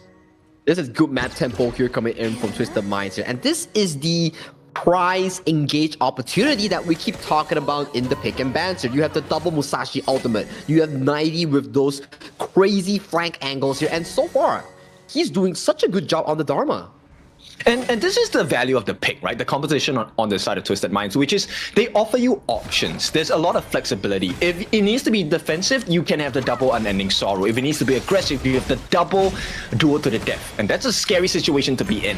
Right now, Highline is looking for the setup for the team. Unable to find something that they are looking for. 90 is going to be blocked off at the sidelines as well. In the meantime, this actually creates space for Shanks to get some free damage in the form of the arrow shower. At the same time, Clean, they're just pushing them around. They took that Azure Golem away.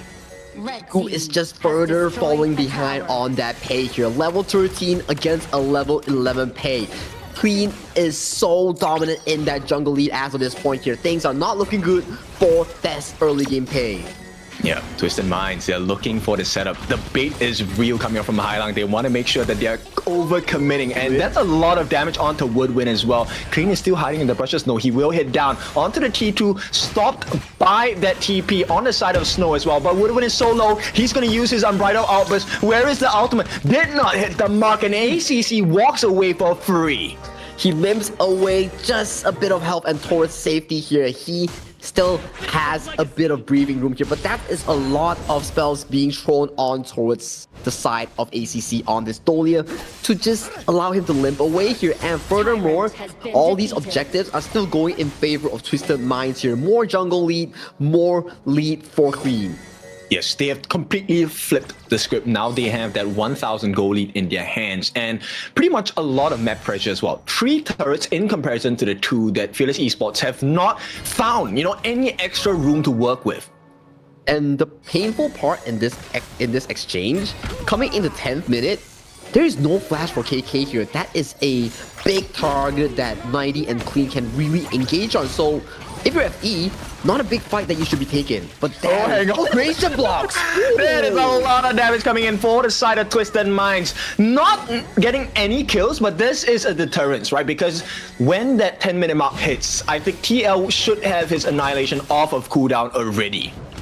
I gotta tell you, TL's Lua is so darn strong. He's been hitting all these creation blocks into the controls here. And look at Haiyang here, going so low, forced to use the Unending Sorrow.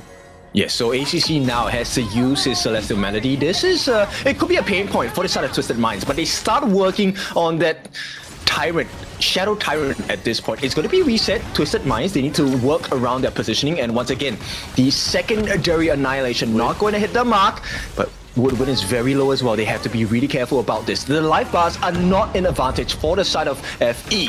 Woodwind will commit that Unbridled Outburst and the value has dropped very steeply. Actually, Miku, this could be very risky for him. He needs to be very careful here. FE has no more options. They have to back away from this Tyrant here. No Unbridled Outburst, no TL Ultimate here. They are giving away this for free as of this point here. Twisted Minds playing a beautiful poke and prod game, forcing the ultimate coming in and almost a steal, but Clean with a prime smite does secure it away. How do they do this? They always make it such a nail-biter, but Fearless Esports just unable to hit the mark, missed by a hair at that point. So Twisted Minds, they secure this Tyrant buff for the next 70 seconds. This means they have a little bit more map control if Fearless Esports make the wrong choice in a team fight. Snoke here getting forced away from the bush here. And I'm starting to think that, oh, this game is like probably like 10 versus 10 kills. But look at the kill score, it's 2 versus 2. But there's so much action happening across the gorge as of this point. But with Shadow Tyrant, it does give Twisted Mind more room to play in these team fights. More damage, more movement speed. It is go time for the boys in red. Yeah, Twisted Minds, I think really now it's about, can you force Fearless Esports to reposition into an ideal position for your team?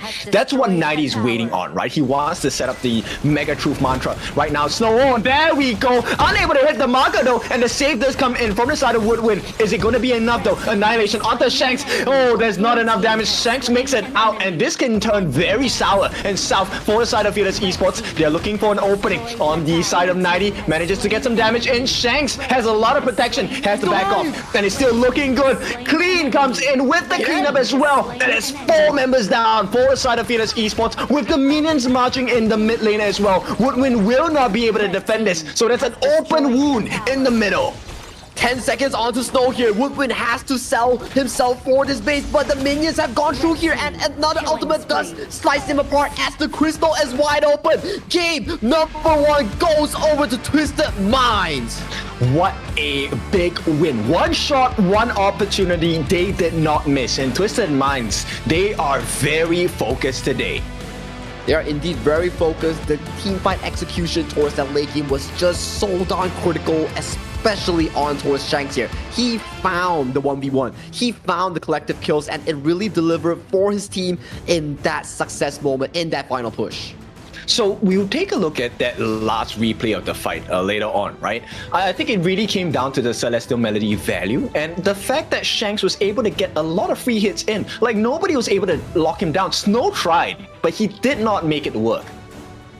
I mean, it was really decent, right? The defense was pretty decent, and especially when we talk about 90 finding those key moments, it was just a bit too short towards the wall. He actually found TL and KK, but the execution just slightly mishap coming in from this Clash laner here. But overall, the cleanup crew was there. It was in the form of Clean, it was in the form of Shanks, and they made it happen at the very last moment. Yes, I think the biggest pain point really came from Shanks, right? We're talking about their early game. Lady Sun, KK against Shanks. Like, KK definitely wins that laning stage because of the rolling raids and the frag grenades. But when you hit the level 4 onto Shanks, he has access into the arrow shower. That range is way ahead of the frag grenade as well as the rolling raid, right? Because then you're putting yourself in a very vulnerable position. And you have to think about another thing as well. There's so much threats that's being put up against the likes of KK in that farm lane. You have Clean and 90 constantly looking at this Lady Sun, whereby if he rolling raids up front, you best believe 90 is going to be coming in like, what's up? And he sends you towards the wall. Or Clean, there's like double Duel to the Death coming in with the Dolia refresh, just challenging this Lady Sun's positioning. So it's not an easy game coming in for both TL and also KK to survive. And one of the reasons why, you know, Shanks gets like over 100k worth of hero damage is the fact that he's also constantly poking at the tanks. The arrow shower would really put Woodwind in a awkward situation because that last fight prior to that, he was so low, he had to burn the Unbridled Outburst a little earlier than he would have liked, for sure. I think that's the tough part, right? This goes into drafting and team composition, whereby FE was so ahead in that early game up until like a 6 to 8 minute point where it just tumbled into Twisted Mind's favor due to the fact that in terms of team fighting, Twisted Mind's team composition just did so much better in all the departments. Yes, and you know, we would argue that, hey, Shanks pick, the Flowborn Marksman, is a very late game hero pick. But at the 12th minute mark, especially when you're free to farm mostly in the entire game, you hit that late game status pretty quickly. Exactly the case here, and our MVP of this game will be given over to Twisted Mind's Shanks on that Flowborn Marksman. 2-1-3 in terms of KDA, but 40% damage dealt on this Marksman hero. He was in it to win it. Yep, and okay, I need to say this. Doesn't he look kind of like the Flowborn Marksman? I noticed this since the first time he used Flowborn Marksman and got the MVP. But yeah, the embodiment of the Flowborn Marksman, that is Shanks. They take game number 1. This is a great start in the best of 7. It's a long road to go, but always is better if you get the first win. That is exactly the case here, but we do go into a replay where we see Shanks get caught out, but this is the play coming in from 90 here. Catching onto Snow, catching onto TL, getting those 2 kills in the pocket here, and this was also a setup from 90 here. Too bad it didn't get onto the wall, but as of this point, Twisted Minds were so dominant in this team fight, and this was the last few moments here. Look at Shanks' positioning. He was superior in these team fights, kiting away and flashing away from the rolling raid, allowing him to stay alive for this final push. And they really burned a lot of resources to try and catch Shanks, right? Which was one of the pain points for the side of Fearless Esports. So I would like to say this was a very good risk calculation coming in from the side of Twisted Minds. Now, this does not mean the end for Fearless at all. This is just a stumble on a long journey ahead. It's a best of 7. But for now, we will take a break. When we're back, game number 2. Do they come back on the side of Fearless?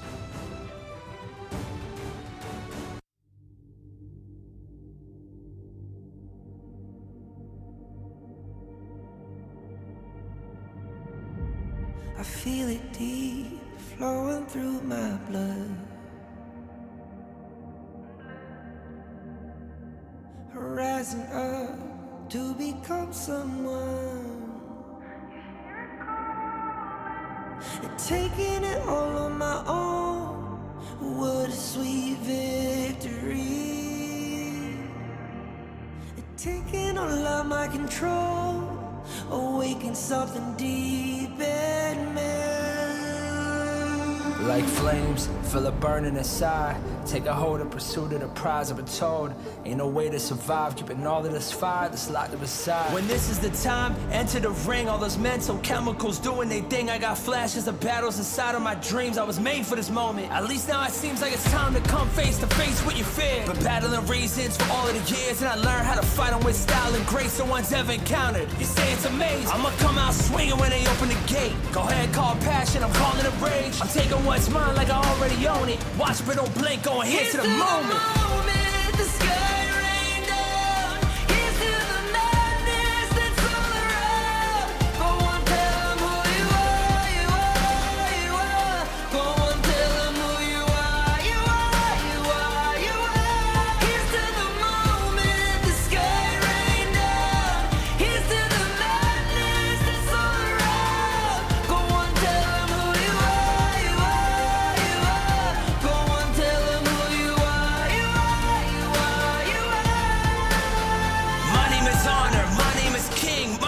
champion, my name is Strength. Tell them who you are. My name is Pentakill, you think it's strange? My name keep ringing inside of your brain. I hear it every line. Here's to the moment the sky rained down. Here's to the madness that's all around.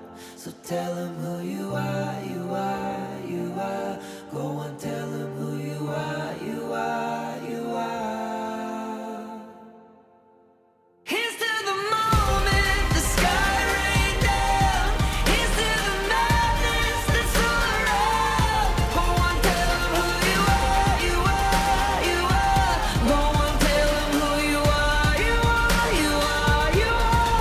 Here's to the moment the sky rained down. Here's to the madness that's all around. Go and tell them who you are, you are, you are. Go and tell them who you are, you are, you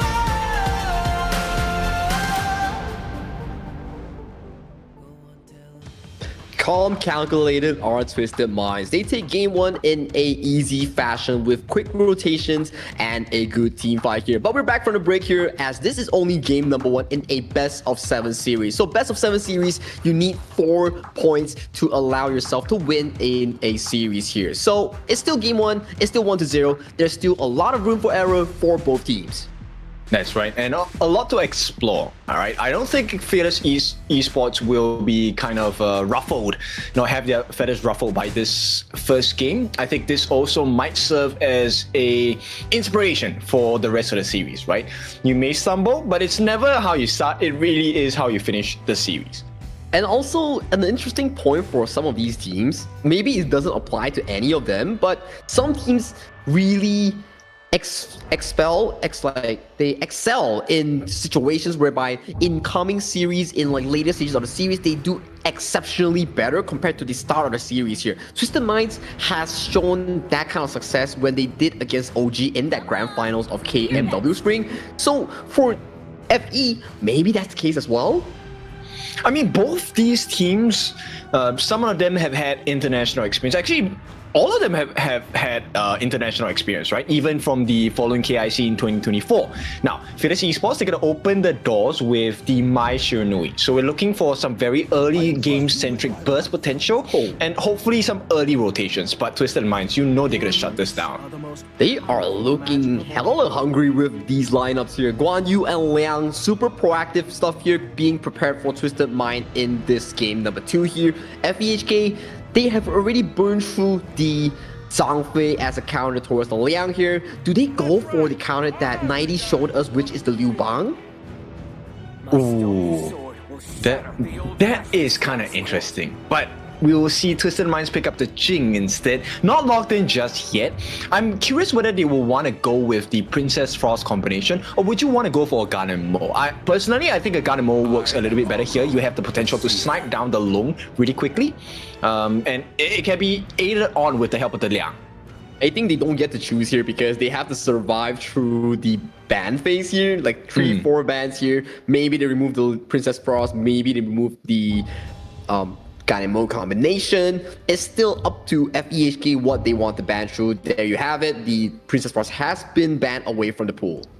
Yeah, but Ganemo works too. Like, they have to ban Ganemo, no? So Twisted Minds, we'll see what they have. Clash Laners is definitely... no, not Clash Laner. The farm laners where they will really want to put the focus here. Maybe potentially ban on the Gen.G or even the likes of a Consort U if they do deem that as a counter towards alone. Those are available options that we talk about against the likes of the Long towards the farm lane here, but it does provide it as a food towards TL on this Mai Shiranui to really get things going against an immobile marksman here. So for Twisted Minds, they have options for marksman. Maybe they will put their marksman towards the last pick instead. I think Gachana will be a beautiful pick at this point, right? And I also like the ban on the Mayin. We've seen how, the Guan Yu can kind of suffer against great Mayin plays. And it's really less of the players, just the kit in general. If the timing is right, it will be able to help you with it. But Twisted Minds, I like this. A very... What? Milady? This is good. Milady I like it. Milady counters Maestro Nui in two ways, whereby the robots can really... Yeah, you're stuck in lane. Robots are just ramming towards your turret. Your Kachusen cannot clear the robots as quick. And Kongming is also a decent kill matchup into Maestro Nui as well because of how much mobility he has. And then, if you look at Twisted Mind's team composition, yes, if you do drop a channel, great, you have leaking damage, but once the channel dies, what's next? So bringing another carry towards the mid lane makes a lot of sense for Twisted Minds. I like that train of thought. So right now, let's take a look at where Fearless Esports can really, build the strengths, right? How do we reinforce this lineup that number one has a lot of tank, number two that's very huge burst damage, right? So the Long and the Maestro Nui, I doubt they will pick the Guiguzi here. I like the pick, but it makes sense if they really want to lock it in. You have the lowering of the defenses as well. Now this is going to put a lot of pressure on Woodwind though. This is so much engage coming in from FE here. Twisted Minds will need to draft a very safe marksman that could react to what, 3 different types of engages plus a super beefy front line in terms of a Dun here. Potentially they may go for the likes of a Gen.G, perhaps to go for that style whereby you're a hybrid marksman with tank items, but it will be a difficult situation because there's Dharma, there's Guiguzi, there's Maestro Nui, but loving the Fang, your spell can dodge out flaming palms, can avoid ganks, so it's a very smart approach here coming in from Twisted Minds. I like it, but is it going to have enough tenacity against the lineup of Fearless? Because I play a good amount of Guiguzi games. It takes about 8 seconds for the cooldown on the Animist. That's your second skill, right? The one where he kind of captures everyone in a small circle.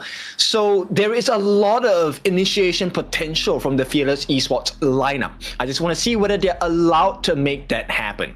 I mean, good news is, at the very least, Fang's passive is like a detection spell where it serves similar to Marco Polo's spell too. It shows you vision of who's nearby, so it gives you a bit of comfort for the Fang in dodging out some of these assassin camps or the Guiguzi ultimate jumps, right? So at the very least, you have the role, you have the passive, so it may make sense coming in for this Fang pick. I mean, only they're hiding in the brushes. And yes, Woodwind, I think, is going to be a huge marker of success because with his ultimate out of sight, you also get vision on the nearest hero to your lineup, or your Guiguzi in this case. So then they can really make plays off of that information. But hey, this is game number 2, whereby both drafts has been locked. FEHK drafting a hyper-aggressive try-engage team composition with Twisted Minds playing towards standards, double carry, but look at the mid lane. Oh, straight away, this could be first blood. They force out the flash from Woodwind. He's not going to take a fall from this, but that is, I mean, that has to be a TP back to home, no? TP back to home, but you see he's a roamer, he has the regeneration, he goes into a different approach, he helps his jungle speeding up that clear to really allow this dude to match the Ogren tempo that we need to see happen. Yes, and this is what you need to do as a Guan Yu, right? Especially if you know that you have a very strong mobility, you are actually able to help catch potential first blood, still make it in time for your lane, and then balance out that 1v1. And Guan Yu as well, he's not a very lane-centric kind of pick here. He can really aid the map with how fast he moves with the horse, with the bar. So 90, we can really expect him to be this nuisance towards the mid lane, whereby he keeps visiting TL, causing pressure onto him, so he doesn't roll around to gank Shanks or 90 in that side lane. And one benefit is, okay, Shanks, skill 1, target sided, it does offer AoE damage. So if they time it right, essentially you get the full stacks of his first skill onto multiple members on the side of Fearless. But only if 90 gets the catch.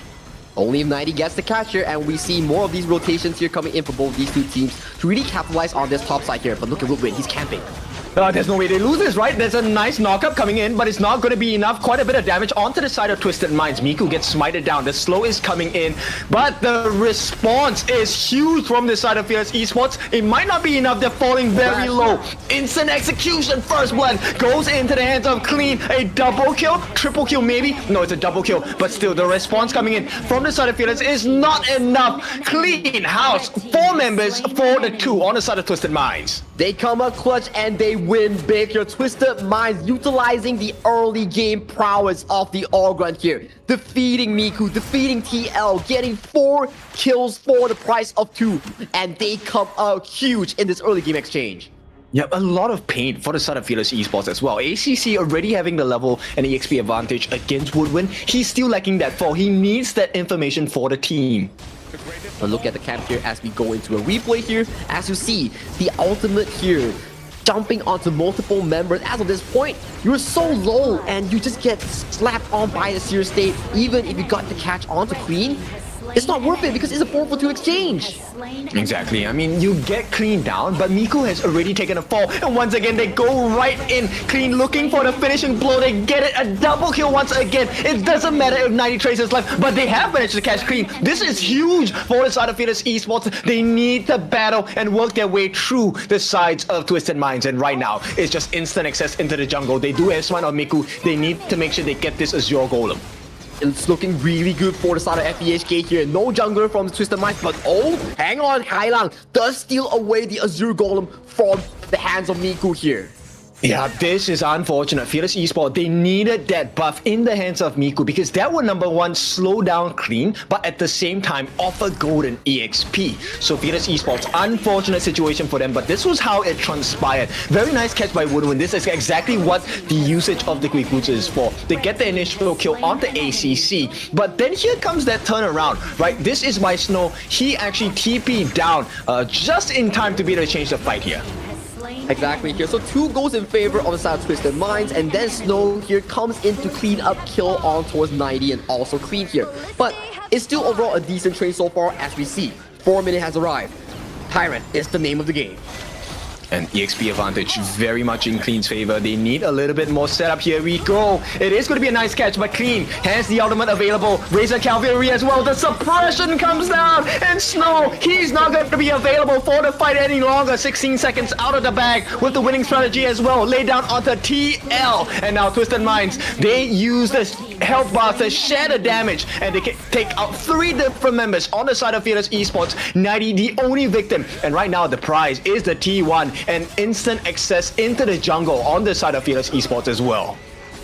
He is so clutch with it. Without that power control, things would look so bad coming in from Twisted Minds. The fact that he controlled that Dharma's entrance, that really changed the tempo of the team fight, and the rest was just Twisted Minds Hailang finding resets after resets on those winning strategies. And it's such a painful experience because Twisted Minds, with every fight that they win, Fearless Esports, they not just lose, gold and EXP, they also lose the jungle camps. And this really hurts Miku. He needs his Azure buff, he needs the mana regeneration, he needs the cooldown reduction as well.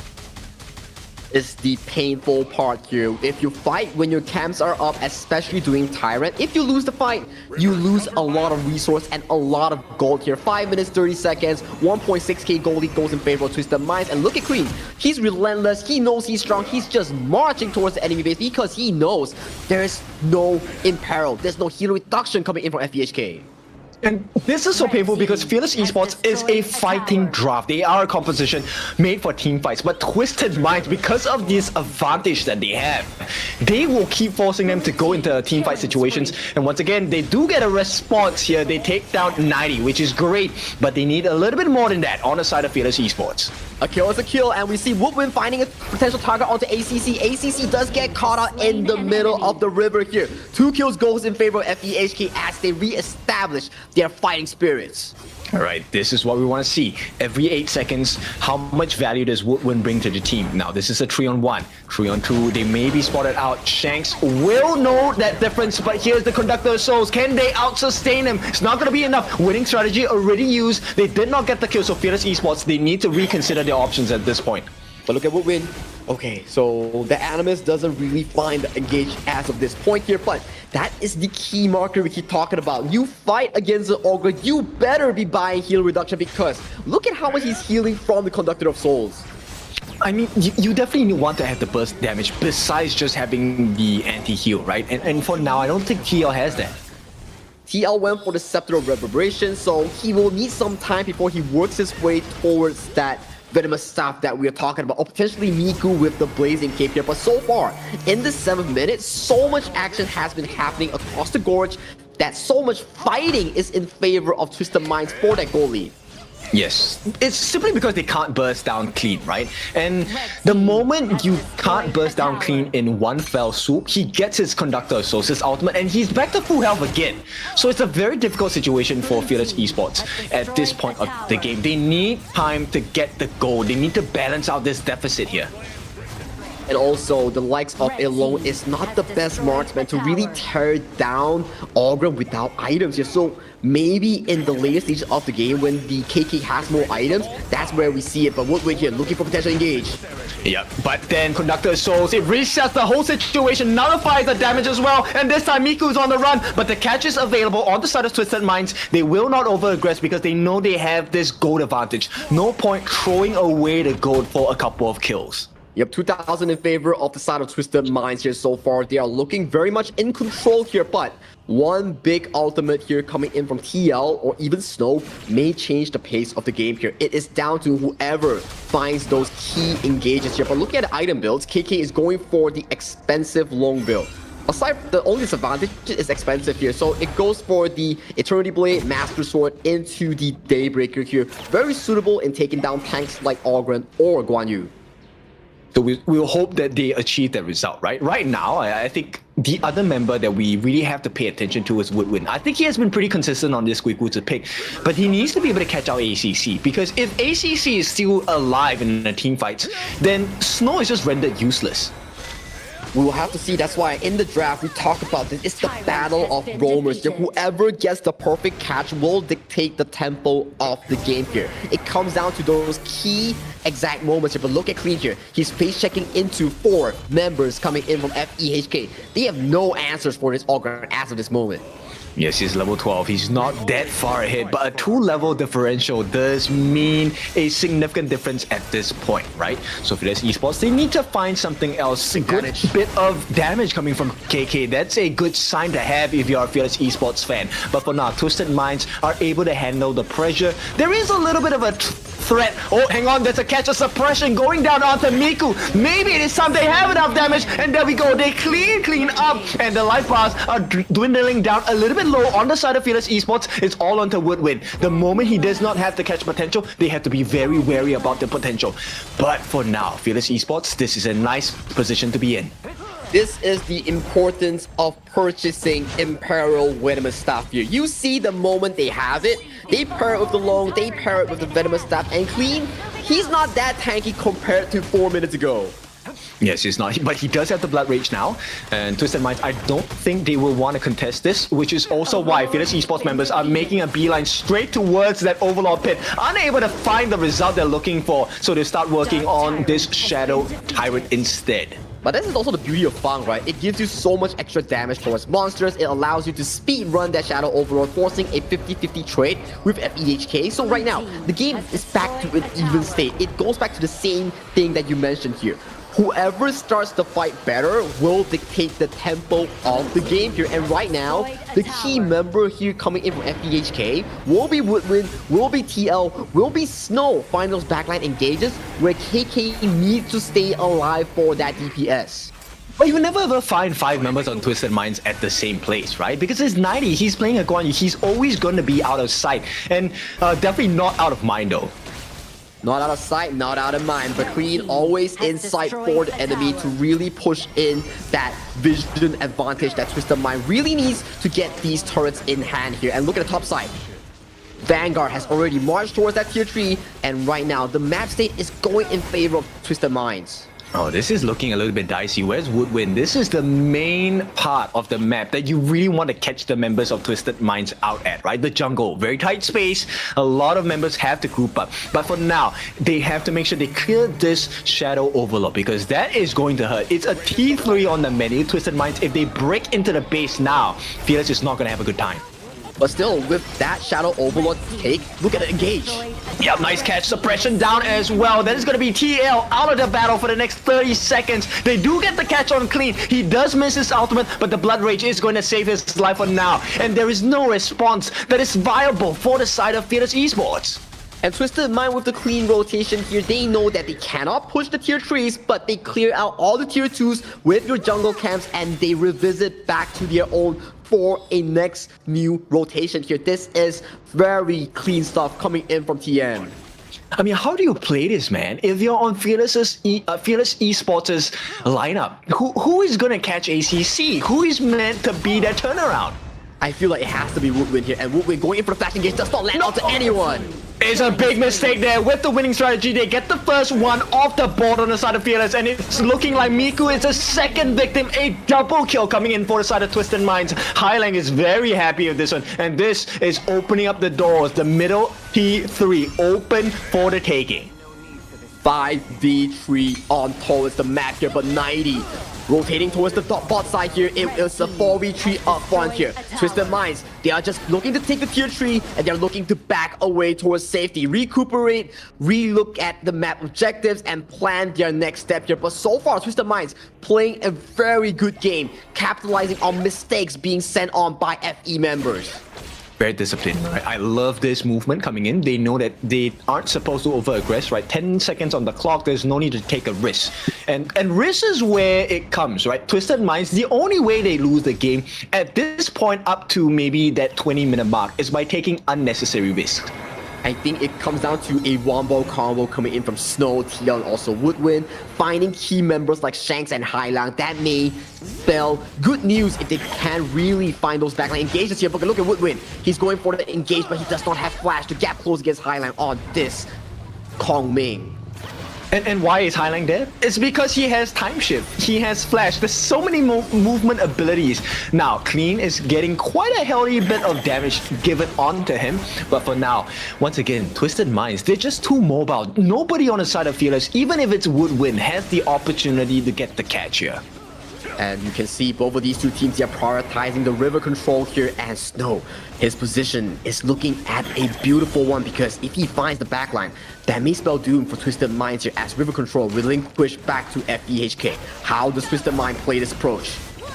Okay, ACC on the sidelines. Can they get the catch? The Razor Cavalry is on point, and it's a huge shutdown. 3 members for the price of nothing. TL and Snow, they have to make a beeline. They have to run for their lives. Now, Snow might not be as lucky, but TL will be able to make it back into the base. Unless, yep, that is going to be the case here. There are minions marching down, and Clean doesn't even have to get the kill. It's just about making sure that Snow does not TP back to base. Now, TL meets the majority to catch the suppression, and it's more than enough. A killing spree for 90 as Twisted Minds are looking for their clinical finishing blow. Game number 2 ends as quickly as it did in game number 1. What a big play coming in from Twisted Minds 90. This was why he was that MVP of the finals in KMW Spring.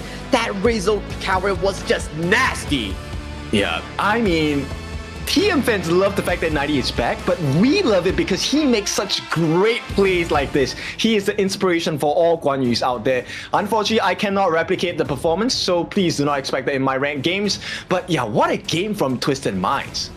What a game indeed. From a not so good early game into a fantastic trade-off in terms of kills. They were actively looking for kills on towards the map, 4-4-2 and that top lane, and then converting this lead into jungle invasions after jungle invasions, into late game scenarios where all of the members, especially ACC and 90, found big plays to really allow TM to close this game off in a very easy fashion.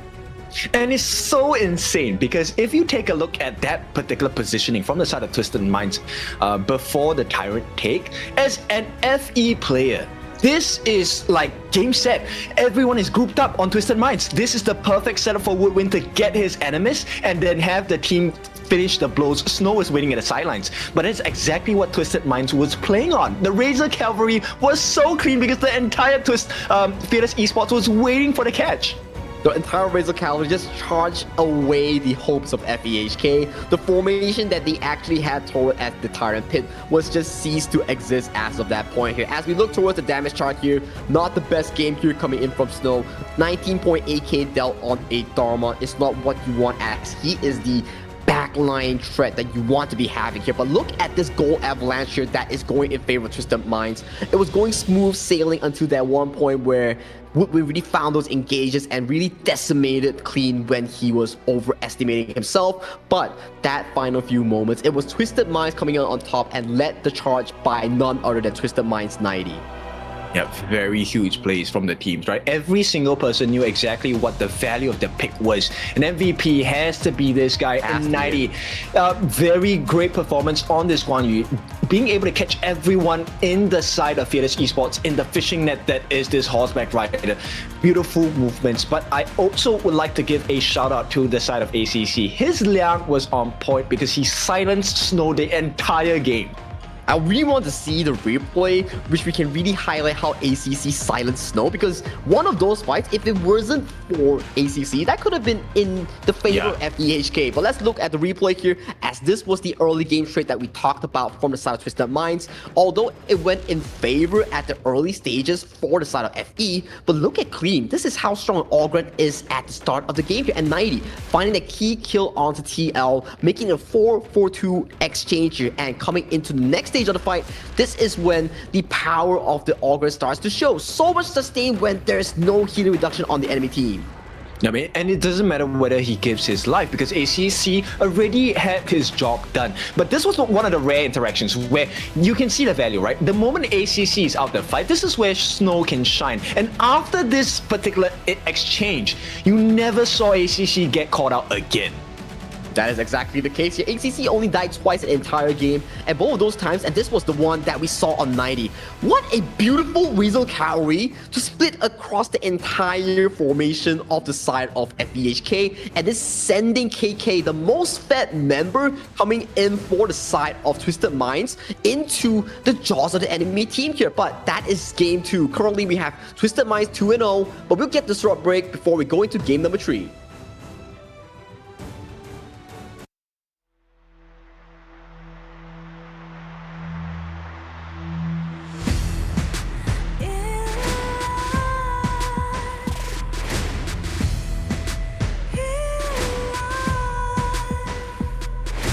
What's a life without its worth? Compromising with what hurts inside. When you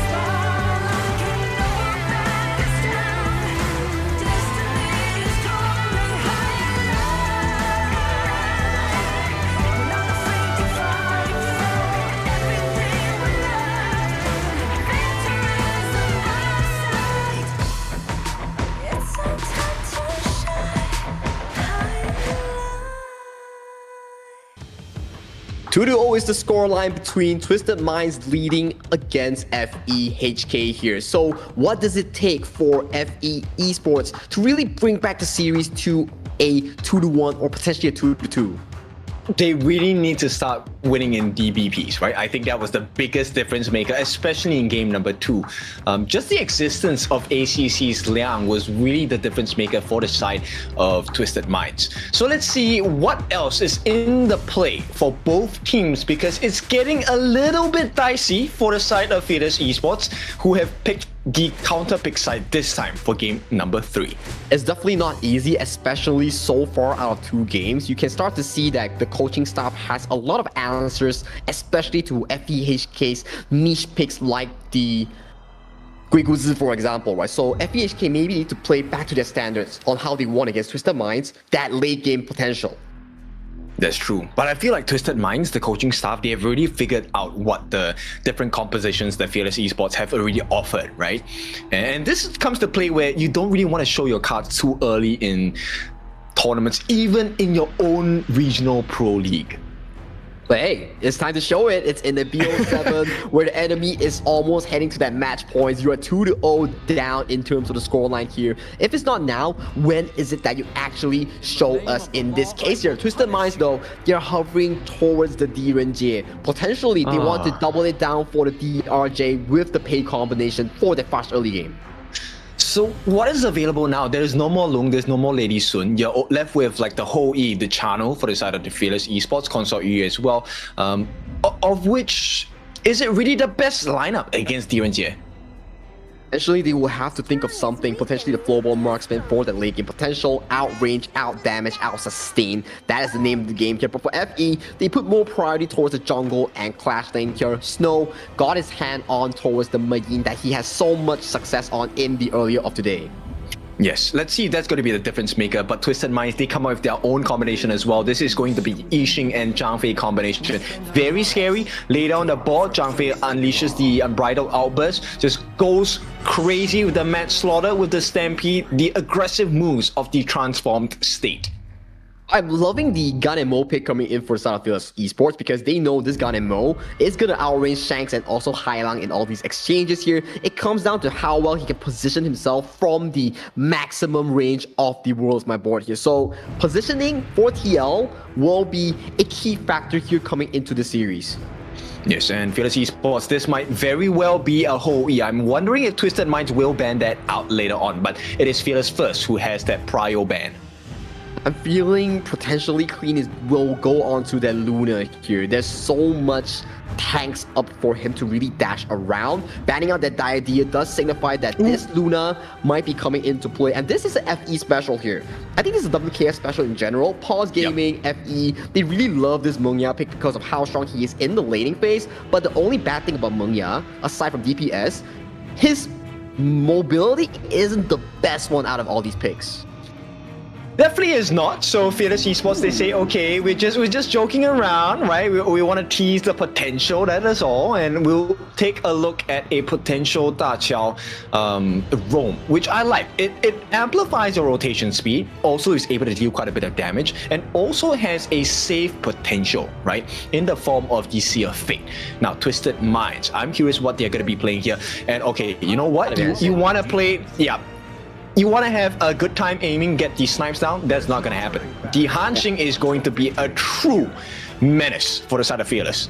And this is the composition that we've seen Twisted Minds bring out before in one of the tournaments whereby, okay, who's just going to lock you in, and then Yixing's going to just cage everyone inside. So it's like a brawling zone that everybody fights each other in that one circle here. So for Twisted Minds, this is a very strong brawl combination here. But I'm loving this final pick Consort U that could really counter the Hansen and Gen.G combination in that 2v2 matchup.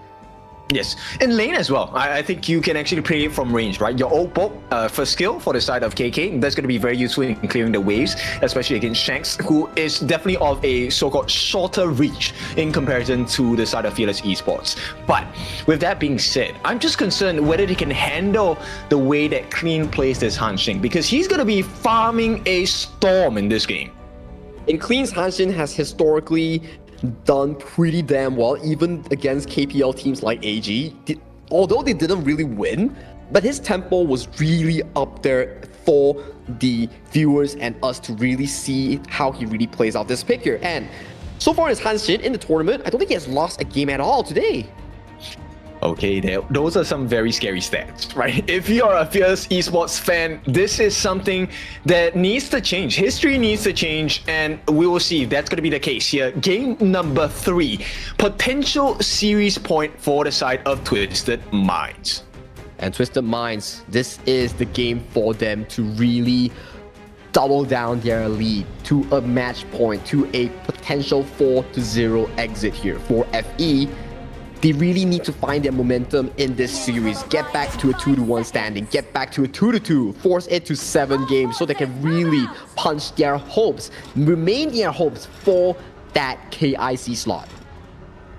It must be done, and it must be done in this game, because this is a very strong draft. If they can crush this draft from the side of Twisted Minds, Fearless Esports may be able to turn the momentum over to their side, but this requires them to have ultimate defense against the invasive tendencies of a clean Hanshin. Well, for the good part is Woodwind does spot out the potential invade here coming in from Clean here. That forces him away and default towards the blue side start here coming in from Twisted Minds jungle. So at the very least, FE's Miku, he's gonna be having a better clear time. Okay, for every buff that they steal on the side of Fearless Esports against Twisted Minds, that's going to aid their jungler, right? Miku needs all the help he can get, and right away, they're already making those initial movements into the touch boards. That's great, and the save is possible. I think Woodwind does have his second ability, but here comes the Rampage! Oh, that is Twisted Minds. The save comes through with the Leaping Koi Tide, and for now, Twisted Minds will be thwarted. But on the top side, Snow, once again, just unable to find something against 90. 90 is just so darn strong in these mobile matchups, finding so much trading power onto a Snow, allowing this Fuzi that's known to be weak in the early game to have control of this River Sprite here, and he gets that into his pockets here, but he does get chunked out insanely low towards the top side. Oh, first blood, there we go. You can win that potential start of the match, but we will take that kill away from you. Snow gets the initial first blood, gets level 4, opens up the teleportation portal, and this is going to aid Miku like crazy in his rotation, meaning he can keep pace with Clean. Keeping pace with Clean is the name of the game here, especially you are such a strong hero in the early game here, but look at the engage here coming in from Hylang here. Goes for the Flash Liberty, but doesn't land onto anybody as KK flashes away towards safety. So that's Flash for Flash as we have the replay towards the top side. Intuition is down. Snow goes in for the 1-2 combo, gets the full combo on towards 90. He did have to expand the flash, which I think isn't the biggest difference maker for now because he did it pre-2 minutes, which means it will be in time for that first Tyrant take. Now, Fearless Esports, they have to see a fate to work around with as well, which means they can be 5-man strong really quickly. 5-man strong. That does really counter towards the Fuzi as well. If you really land towards that Sage Mine onto someone, and Movement is like, okay, I'll put a portal onto him, and then I'll spawn the entire team on top of you. So potentially that may be a counteractive way that they can play these team fights coming in from FE. Yeah, and here we go. You know what, 90? Unfazed by the initial first blood, putting pressure against Snow at this point, and we're reaching, well, 60 seconds away from that difference maker. That is the 4-minute mark, the Tyrant, and See a Fate placed down on the floor will not have any engages, but that initial rotation, Miku now may be looking for an opening. Miku is towards the top side here, but we can see the playstyle coming in from Hylang. He's giving all the resource towards the pockets of Clean to really allow Clean to be that late game assassin that can really put threat against TL and also KK here. So this Hanshin might find the Ganemo towards the mid lane. Yeah, this movement by Clean, this was a bit scary for TL. TL did have to burn his flash, which means this 4-minute Tyrant take, he needs to be in a very safe position. Safe position, and if he does get engaged on, he has to be very careful at all times because Clean, you know he's not going for a Tyrant, he's going for kills to maximize his own savings. Yes, I'm also curious about the itemization on Shanks, right? Has he gotten that Doomsday already? Because if he has, then he's going to be able to do quite a bit of work onto Miku in the team fights as long as he's safe. I think he went for the Sparkforce Dagger as to really put on that magical damage onto KK and also deal like hybrid damage here. But Hylang here going for the Flash Engage. And there we go, the setup. ACC pushes them back as well. Border be laid down. They're locking them all away. And that means they get the Tyrant for free at the cost of nothing. Only at the cost of Highlang's passive and also Flasher. That was so huge coming in from Twisted Minds here, but pressure on towards Shanks towards the bottom lane here as all these spears are hitting so hard. Yeah, maybe this is a big moment. Shanks gets taken out. The nice physical immunity, protecting wins, used cleanly by the side of KK. This is a nice response towards losing that Tyrant. Overconfidence here coming in from Shanks to really brute force that defense here. Right now, he's losing out farm, he's losing out the potential turret towards the bottom side here. The fate is the same if he were to give away the turret, aside from dropping that kill. That's true. And you know what? Fearless Esports, I think they actually have the advantage here. So they have the goal lead, that's one. Even though they lost the Tyrant, they have pride over this T1. I think this T1 is guaranteed. This T1 is indeed guaranteed, and it is in favor of Fearless Esports, and they are in the lead like you mentioned here, so that gives a lot of room for KK to scale on this console unit that will do super well in the late game, especially against the likes of Shanks and also Clean on these double physical threats. True, but I feel like, you know, there is a nasty surprise that's waiting for them because Clean is level 10. He's 3 levels ahead of TL, now 2, and that's going to be a huge one, and now there is no escape. And with that, Twisted Minds, they recover 1 kill on their end, they're looking for more. Now, Fearless Esports are going to be hiding, looking for the Dream Roam setup, not going to be available, but they do secure their own camps. And right here, Clean, he wants to go for a TL instead. There's no way he's going for Miku. He's coming in. Where is the damage? There we go. A lot of people say, hey, Garden Mode is very risky when you go close. No, it is not. TL shows you that close enough, there is still damage coming from Garden Mode. Freshly forced straight up on towards the face of Clean, eliminating him from the existence of the Gorge here. That is a bit of an overextension here coming in from Twisted Minds jungle here. So that is good punishment thus far from TL. And the response is clean, right? Fearless Esports, they respond immediately with the Overlord take. And Highlang, he does have his passive, I believe, did not have to burn that out. So maintaining initiatives is still available for the side of Twisted Minds. Highlang can play a little bit risky still. This Ganemo is starting to hit like a truck. He has a scepter right now. He's working potentially towards a Tome of Wisdom or even the cap. So you gotta be wondering, what's gonna be stopping this Ganemo if Clean is unable to find these assassinations?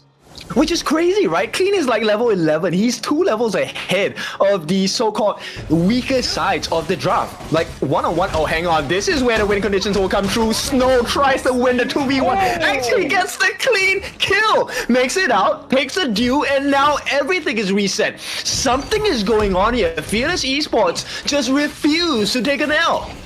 That was Snow's time to shine here. 1v2 against 90 and Clean, burning 90 splash, killing Clean in that process here. That is so much added value here coming in from FEHK's rotation here. Super good stuff.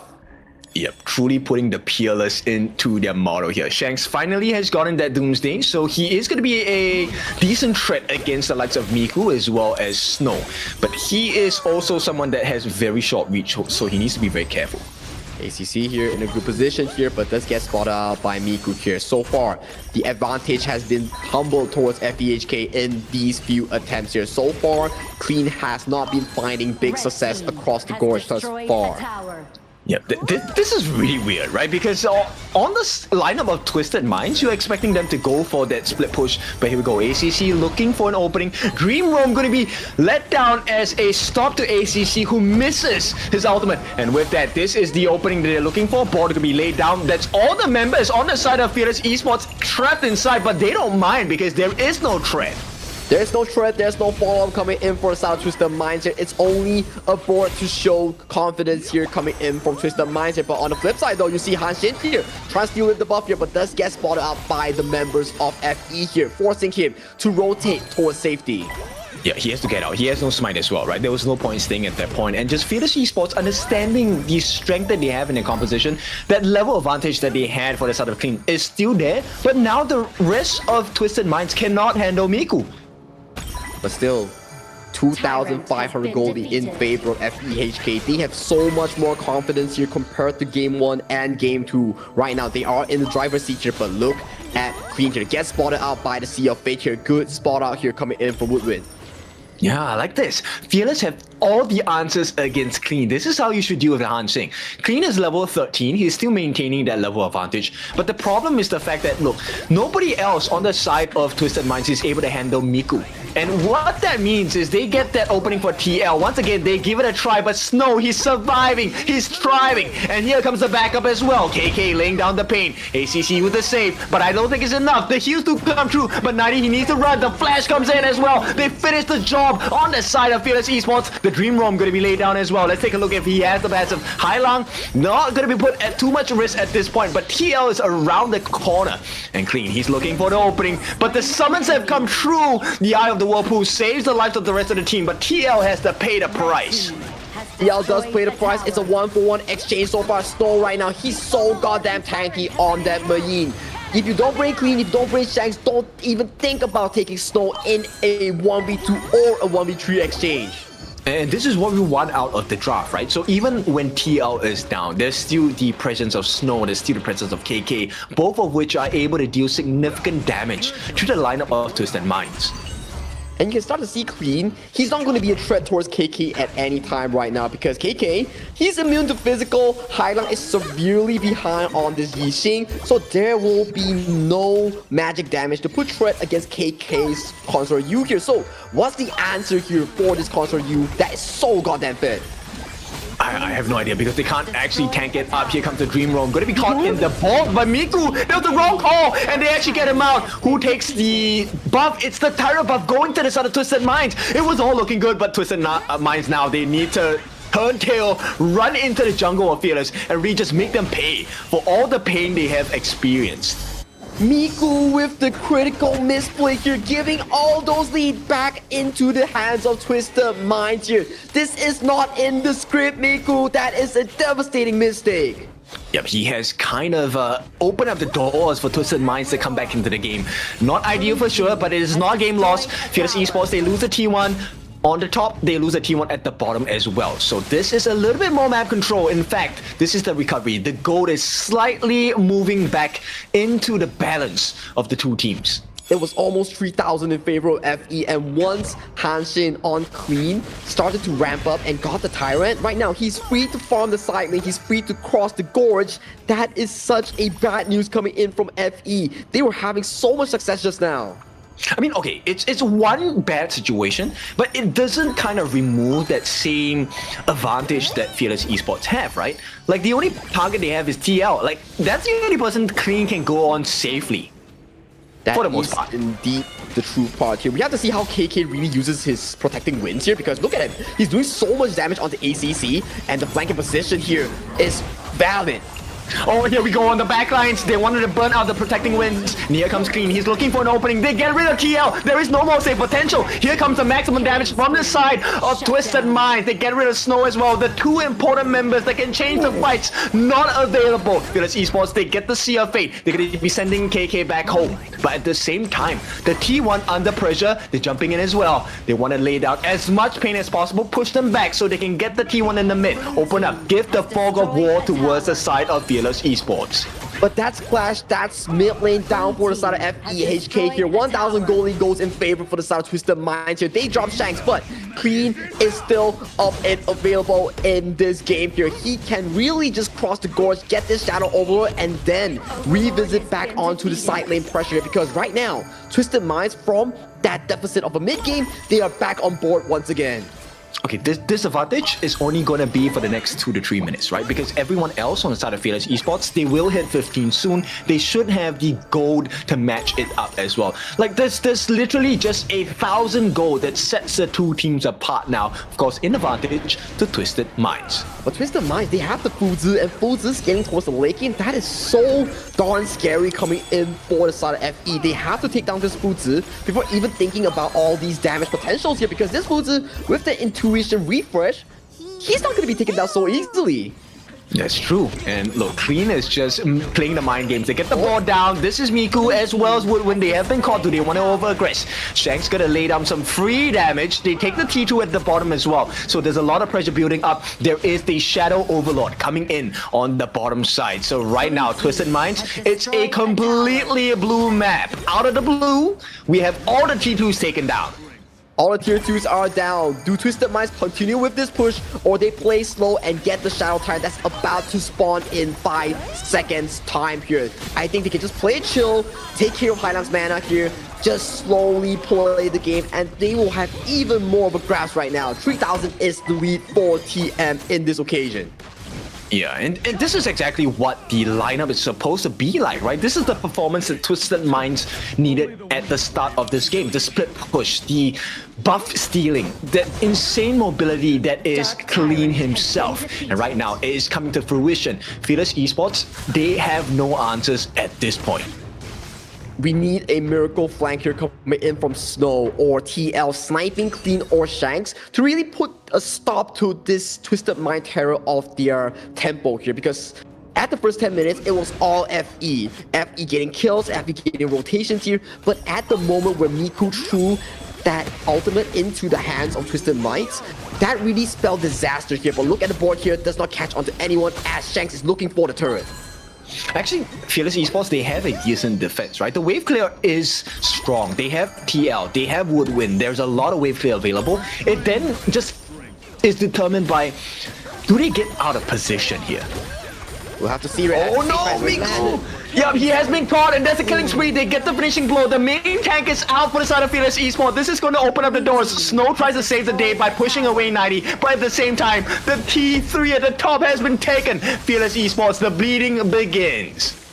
The bleeding begins, and it is not going to be stopped from the side of Twisted Minds here. They saw the angle, they engaged onto Miku, and right now they are not stopping without even more tier 3s. They won the series point. The flash comes in as well. Ball laid down. Woodwind is caught on the back lines. Here comes the first life of Clean. Traded out. What more can they get? Destiny gonna be used as well. They finally get rid of Clean, but the base is exposed. The crystal is open for the taking. All they have to do is to start working on it. But Woodwind manages to buy some time. They have cleared up the minions. One more wave on the bottom side. Shanks is still healthy. He's still alive. Here comes that legal immunity. But up against the physical immunity, is it going to be enough? It's a double kill. And with that, they're left with 3 members. But the big strong ones are here. Snow, Miku, and TL. They can definitely get the wave clear done. They can definitely get the kills as well. And for now, Fearless Esports, they buy a lifeline, but this is a lifeline that is really thin.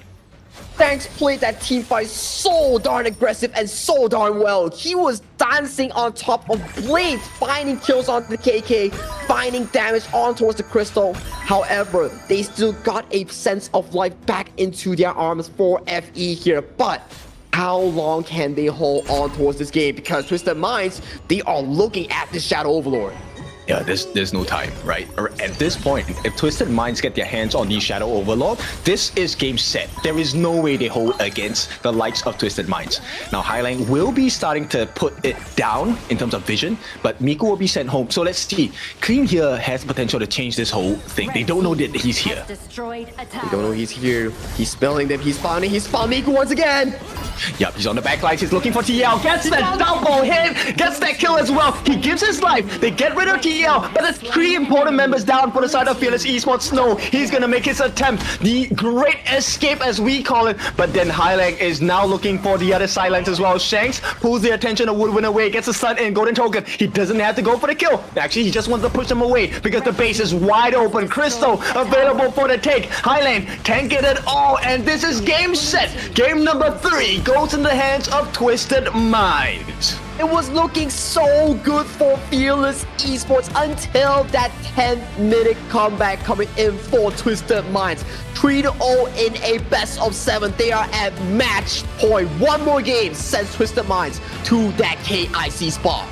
Yeah, there was a glimmer of hope, let's be honest, right? That was kind of scary for the side of Twisted Minds for a moment, but then Clean just made sure that there was no option to explore. Getting rid of TL, that was a big marker of success. And Snow, he had some very great performances at the start and the mid of the game.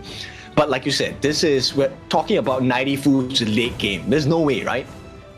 There's no way, and 90 found multiple engages on towards Miku, and Miku was left to dry. The 10th minute troll or misplay coming in from FE's jungler was just too darn expensive here. And really, FE paid the price, and they paid it with another loss.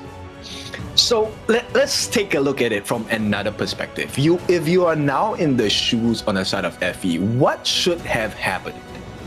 What should have happened? Potentially just allow yourself to secure the Shadow Tyrant, only you go for a much better team fight, because we can check back to the replay later. 0-3-2 on towards Miku here. Definitely not the best game he had on this monkey here. But so far, if we were to prize someone, I gotta give props towards Shanks and also Highlang. They had amazing game in setting up the success story for Twisted Minds. They actually put a lot of thoughts into the heads of Fearless Esports, because on the side of Fearless Esports, there's a lot of skills that require aiming, right? TL needs to land those daggers or those blades. KK needs to land those shots as well as the oak bolts. And while you're planning those moves, Clean is on the back lines looking at you. And 2 hits is enough to clear the lives of TL as well as KK if they do not have their skills available. So this is so hard for Fearless Esports to play. That moment whereby you force a protective win and then you're so low you cannot really fight, but this is the goal we're talking about. At that 10th minute, it was all smooth sailing for FE until the unfortunate events happened on towards the monkey, and then it just stumbled back towards Twisted Minds tempo to a game-winning push here. We can really break down and dissect what really happened later on in the replays. Yeah, the dream roam that really proved to be people building castles in the sky. Now, this is series point, like you said, and for that, we have to take a look at the MVP. 4-4-1 may not be the cleanest KDA, but this was one of the cleanest performances by Clean in the later parts of the game. He was not doing that well early starts. It was true, and there was a lot of moments whereby Clean was just harassing the backline, zoning them away. I think it's a collaborative effort coming in from Twisted Minds to really find that comeback win in this series here. But this is a replay coming in for that first blood on Snow against 90 here. It was really the Snow show in that early game, and this was the over-aggression coming in from Shanks on defending the wave, and he does die towards all these damages. And Snow, this was so well played. Yeah, this one I think definitely was a disappointment for Snow, because he had a great game. He was pulling out all the stops, right? And unfortunately, it just came down to having the better rotations coming in from the side of Twisted Minds. Clean really made life so difficult. And 90, with the lockdown onto Miku here, when there's no more tanks, how do you play this game? And this was the play that I really want to prize Shanks about. Look at this. He's just kiting against 4 people, assassinating KK, forcing TL to go away. And this is the MVP play you talk about, right? Assassinating TL, even removing his flash from the equation, and then just sealing the deal for Twisted Minds in game number 3, despite being in such a disadvantageous spot. Exactly. I think Shanks is also someone you need to pay attention to. Yes, we celebrate the MVPs, but this is a team game and every little action matters. So for now, the most important action is to take a breather. We'll take a break. When we're back, this is potential series point for Twisted Minds.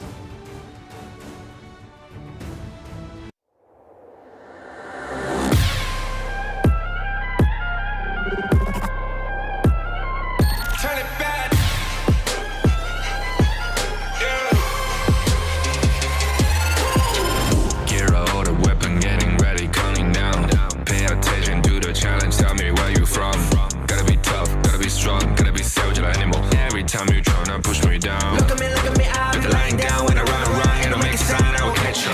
Watch out, it's better feel, kind of mercy. Look at me, I'll be rising. Carry the season, you got a down, gonna weapon. You never hesitate for another moment, but my bone is golden. I'm invincible, just let him know. I can show you all the glory I own. To the drunk, go find a way to the pad. It's time we go. Live from rock and we go.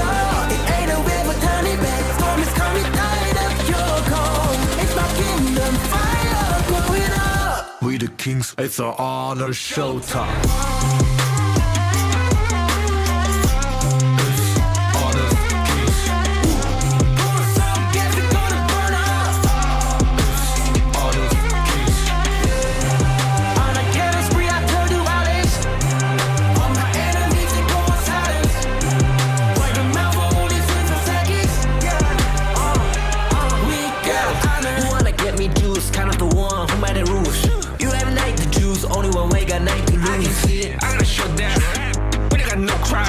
We bout if I guess one question pieces you can G. First blood, double trouble, then I take a pen, I kill. All you do is sweat and look at me still victory. Say. I've triggered my soul down. For my pace. We the champions screaming, I'm invincible. Just let them know.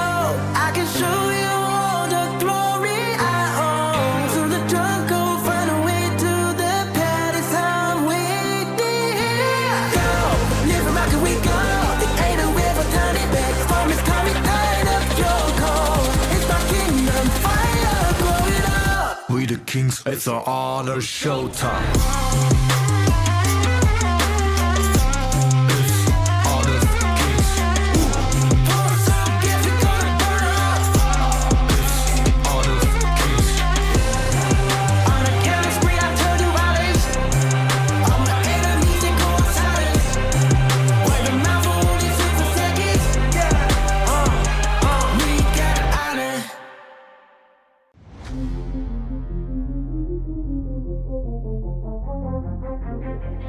I said I'm born of this, I'm born this way, ayy. This is my chest and my bonus play. Can't be late, won't hesitate. What do you say? Race to find my face, scars to find my skin.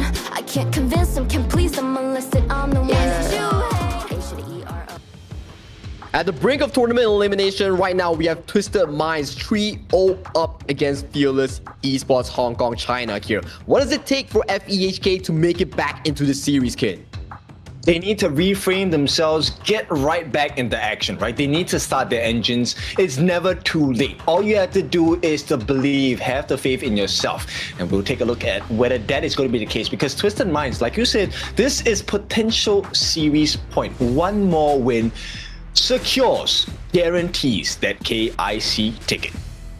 It is at death's door for FE as of this point here. They will really need to pull out whatever strats that they have in store to really change up the tempo of the series, because 3-0 is not a good score to be in, because every game that you play from here on out, you might cause yourself to be exiting the chances of KIC 2025.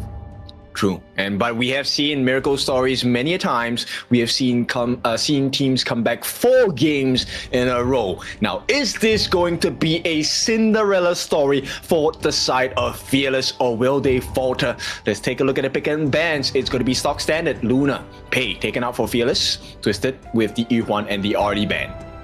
I'm thinking here, what can Fearless Esports really draft to really outshine Twisted Minds in these attempts here? Because Snow, he's been finding so many of these early game picks here, so many of these early game plays to really put FE on top of the early game charts here. So what does it take for him to change up the entire game tempo? Liu Bang has been locked. Okay, this could very well be the Liu Bang and Lianpo combination. There's a lot of openings. There is also the potential Hansing pick coming out from FE themselves. We'll see. Twisted Minds, they go with the stock standard. Long and Diadea. Good burst, good heals. Wow, them getting low at this stage 3-0 is one of the very good setups here that you can probably ask for. Long is one of those strong picks that you want to be utilizing in a series, especially in a game 4 where you are match points against your opponent. That's true. Now, Fearless Esports, they will be the next one in play here. Who are the 2 picks? Do they go for the Lianpo, or do they want to go for something even more greedy like the Jing? But for now, Fearless Esports, they start with the channel first. A classic, nice matchup against the Lung in the laning phase. It's a very good pickup here, especially you should pick the channel here, considering that if you don't, it's probably going to be banned out at the 3rd and 4th ban here coming from Twisted Minds. Jing is being hovered and potentially locked for Clean in that jungle here. Clean, so far in this series, he's been having a phenomenal record. Exactly, and I mean, is this not the end here? This is a clean Jing. We have seen this guy's Jing so many times. So many times. He's so good at all these jungle assassins here, and so far he's probably one of the best jungle assassin users in this entire tournament thus far. We have to be keeping our eyes on this player here, because if he's not locked down, he may be a big of a threat, especially against that channel in that farm lane. I think Fearless Esports, they might want to double down on that, very aggressive take in terms of turret pressure, right? This is one of the reasons why Twisted Minds ban out the Agudo. And obviously you take out a Musashi because you don't want to be put in a position where you get bursted down really quickly. Late game Musashi, pretty hard to take down. I have to agree, your late game Musashi is super duper hard to take down, whereby all these assassin picks, the Musashi can also block the Lung's flaming palms with the illuminating slash. He can also bring in the Liu Bang combination towards the backline here, but it seems like the Liu Bang here is more of a deny against the likes of the Jing and Liu Bang combination here, because this Liu Bang is potentially going to the Roma role. But Twisted Minds, they've got the Charlotte. This is something that's very scary. This is one of 90's specialties. And now Twisted Minds, they're locking in. But Fearless Esports, I like the draft because this double burst composition, number one in the form of the Fatih and number two in the form of the Liu Bang. This could very well be the entry into the momentum shift here. Oh, Angela being hovered from the side of FE here. Very interesting pickup here. Nutsa as well being hovered here. So we're looking at a Nutsa jungle, Fatih clash lane, Liu Bang roam here. So you can see Nutsa Liu Bang combination to really lock down that lone in all these team fights here. A potential pickup here that may serve purpose, that may serve a win for FE. And you cannot, ignore the Nurture Skyfall, right? The moment that Skyfall is locked down, you have to be really careful about what's happening. And I love this shield pickup. This is going to be a huge thorn in the side on the side of the Jing for Clean, right? Because once you're getting pulled out of your mirror domain, it's instantly cancelled. So that is probably one of the win conditions that Fearless are hoping to achieve in this game number 4. It's a very good counter towards Nutsa or even the frontline like Fatih as well, because you can really remove their defensive stats and push more damage on towards their head here. So potential Ziya may be locked in here. It very well could be. And level 25 Loom, I think that's going to be a huge problem. Level 25 Long or level 25 Jing on towards Clean here, or even Charlotte here. Whoever does well will get the passive coming in by this Ziya on towards Hailang here. There's so many choices here coming in for Twisted Minds. Okay, we'll see. This is the final countdown for the side of Fearless Esports. No more lessons. Get that exam over with, and we'll see. This Twisted Minds make it past and win this entire series with a clean record 4-0. This will be very interesting here. It is tournament's end for FEHK 3-0. This is their time to really bring it back, or potentially allow Twisted Minds to end it for 4-0 in terms of the scoreline here. It is down to this deciding moment. Okay, so I think one of the primary movements that we need to explore on the side of Fearless Esports is that clash lane, right? You need the Fatih to be successful. He is the only person that's going to be responsible to put pressure on this Lung and make mistakes happen on the side of Twisted Minds.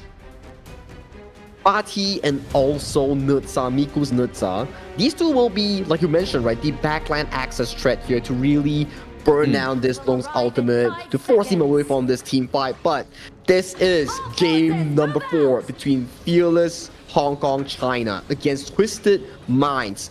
The last two teams from the KME, KMW, and WKS, they will duke it out for that final slot in the KIC. But the poke potential coming out from Twisted Minds is so scary, right? You have the Cannon Blast, you have the Divine Punishment as well. There's a lot of wave here available, but here we go. Nice start. Woodwind actually gets quite a bit of damage onto the side of Hailang. Hailang does go dangerously low here. They do get that mid lane priority here. ACC getting hit by that Silk Imprint from the hands of TL here. And towards the bottom side, we see KK making light work of this favorable laning phase. Yes, he needs to, right? Imagine if KK does not have a favorable lane, then it's going to be a nightmare situation for the side of Fearless Esports. Now, Twisted Minds, they are doing well to be able to provide space for Shanks to get this Spiketail Beast for himself. At the same time, Clean has not been disturbed in the jungle, which is a cause of concern. Fearless Esports needs to put pressure here. It will be difficult, right? Because Nutsa is not the type like Pei, or not the type like... Wait, hold on a moment, it's 90. Looking at the Woodwind, the Woodwind does get forced away towards safety here. But back to the question here. Nutsa is not the likes of a Pei or Organ that can put that early game pressure here. He's more of a jungle that scales even better towards the mid to late game stages here. He is a scaling jungle rather than an invasive jungle. Well, let's see how they achieve this win condition, because he's going to be quite hard to deal with, right? He's super tanky as well, given the right resources. And at the stage of the game as well, we'll see Clean. This initial first blood, if you're looking on both ends, right? I think for Twisted Minds, the best first blood candidate, I would actually put it on Snow. I would want to shut Snow's game down. either Snow or KK, one of these side laners that are prone to the ganks of Clean, right? Because Clean on this Jing, once he breaks the level 4 mark, he has so much damage in that Mirror Domain kit that can really pump up the sufficient burst to burst down these side laners. Yes, so this also means Clean needs to be shut down. If I'm on Fearless Esports, I will make every resource available to be able to shut down Clean's jungling and have that level advantage for Miku, because right now, Clean is doing a much better job in terms of EXP farming. He has been given a lot of space to roam the map as well. So Twisted Minds, this is a decent start, but the gold is actually kept pretty even between the two teams.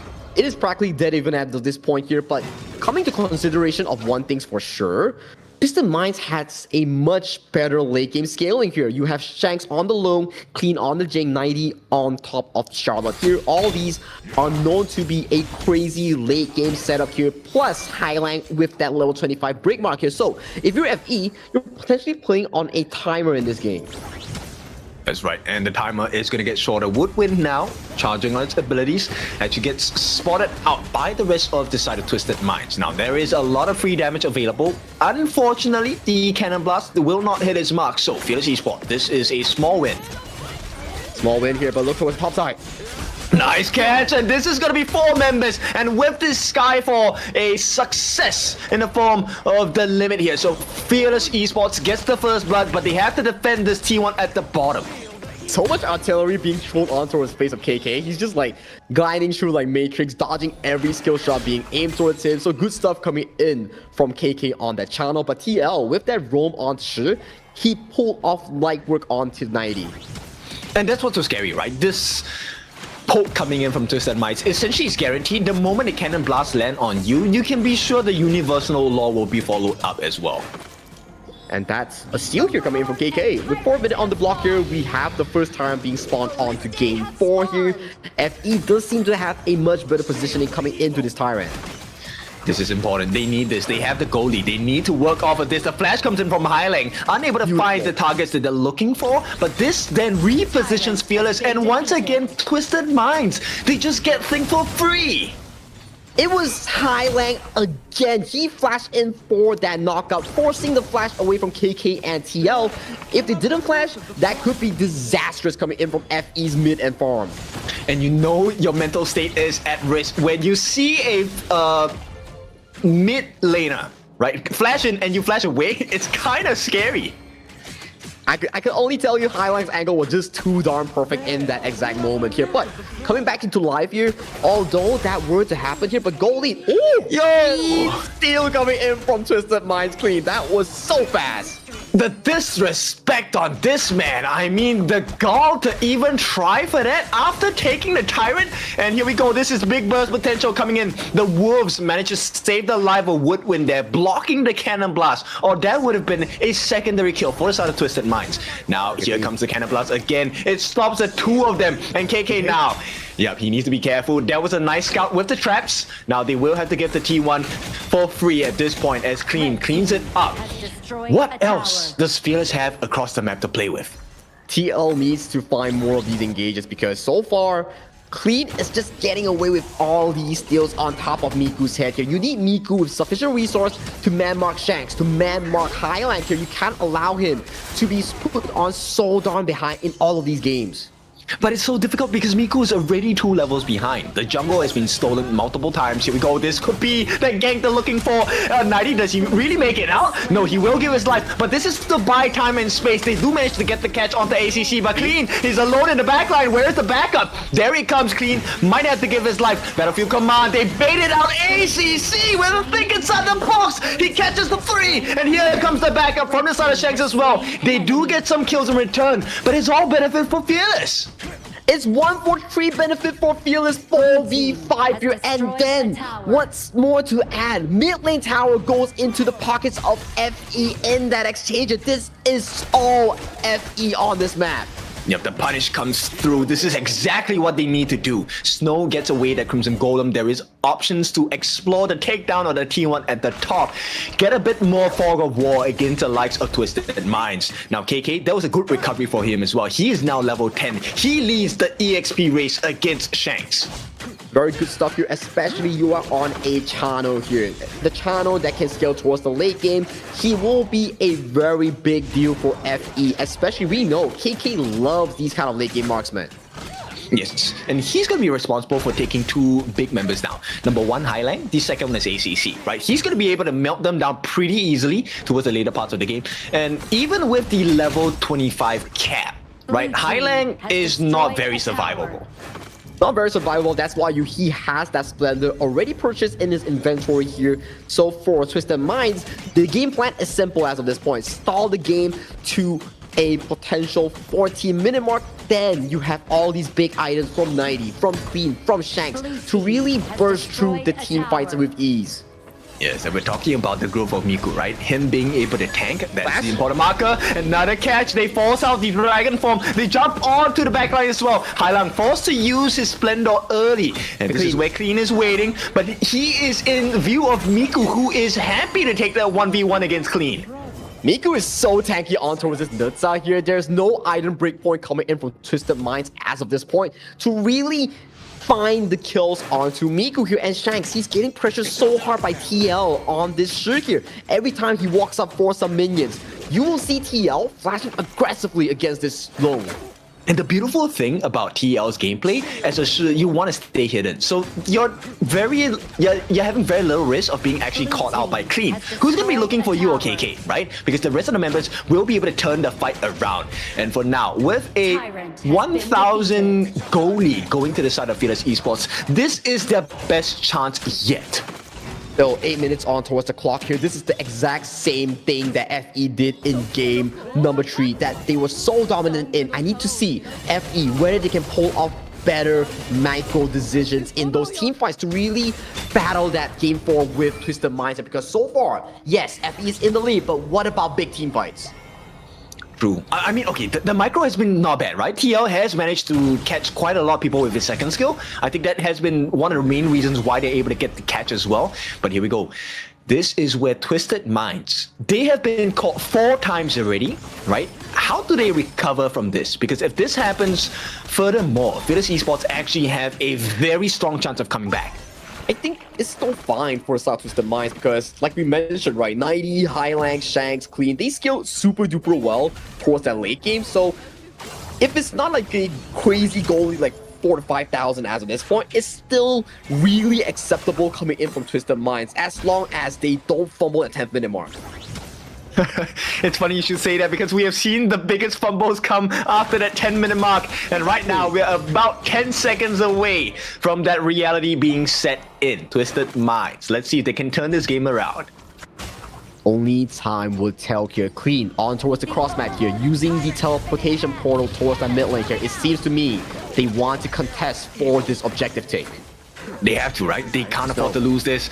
Yep, there is Snow giving information for the team. Right now, here comes the Skyfall. They want to burst out the skills, and with that inflight pass is going to be used. Think inside the box. ACC does not get the catch. It's not enough. Snow uses his lifeline there with the Blood Rage, and that is going to be 3 different members going down for the side of Twisted Minds. And Fearless Esports, we talk about that comeback. 10 minutes, here it is. TL once again landing a crucial soak imprint on towards Shanks. They're pulling him towards the arms of FE. This man on this shit is unstoppable. Yes, and the rewards are great for this one. All the T2s have been taken out, and just in time as well. So right now, Twisted Minds, they are living in darkness. Fearless Esports, this opens up the doors forwards towards that Shadow Tyrant. 7-2 with a 4,000 goalie. Beautiful stuff here coming in from Fearless Esports here. They are in the driver's seat. 4,000 goalie, Shadow Tyrant available. They have all it takes to really bring this game to a game number 5. Yep, just play patient, right? Don't mess up. Like, just play the winning formula, get the catches from TL, make sure you pressure the backlines with Miku, just create chaos, allow Snow to go in. He has the flash now, there is a lot of flag potential as well. Fearless Esports can definitely dismantle this Twisted Minds lineup. We need to see the upcoming execution here coming from Fearless Esports. They need to find perfect team fights like what they did just now. Very good initiation coming in from Miku, that ultimate on the Nitsa, to really force Shanks out of his infinite vastness here. And TL, one or two more of these Silk Imprints will really bring the game victory towards his hands once again. And he completely flips that switch, right? Because instead of aggression, like looking for KK, it is now, okay, I need to protect myself, and everyone forgets about KK. It's just free damage. It's just free damage. Very well said here. And look at Queen here. He's looking for potential backline access here, but it is so done perfectly well from the side of FE, where they just give so much space for KK to play these fights with no worry.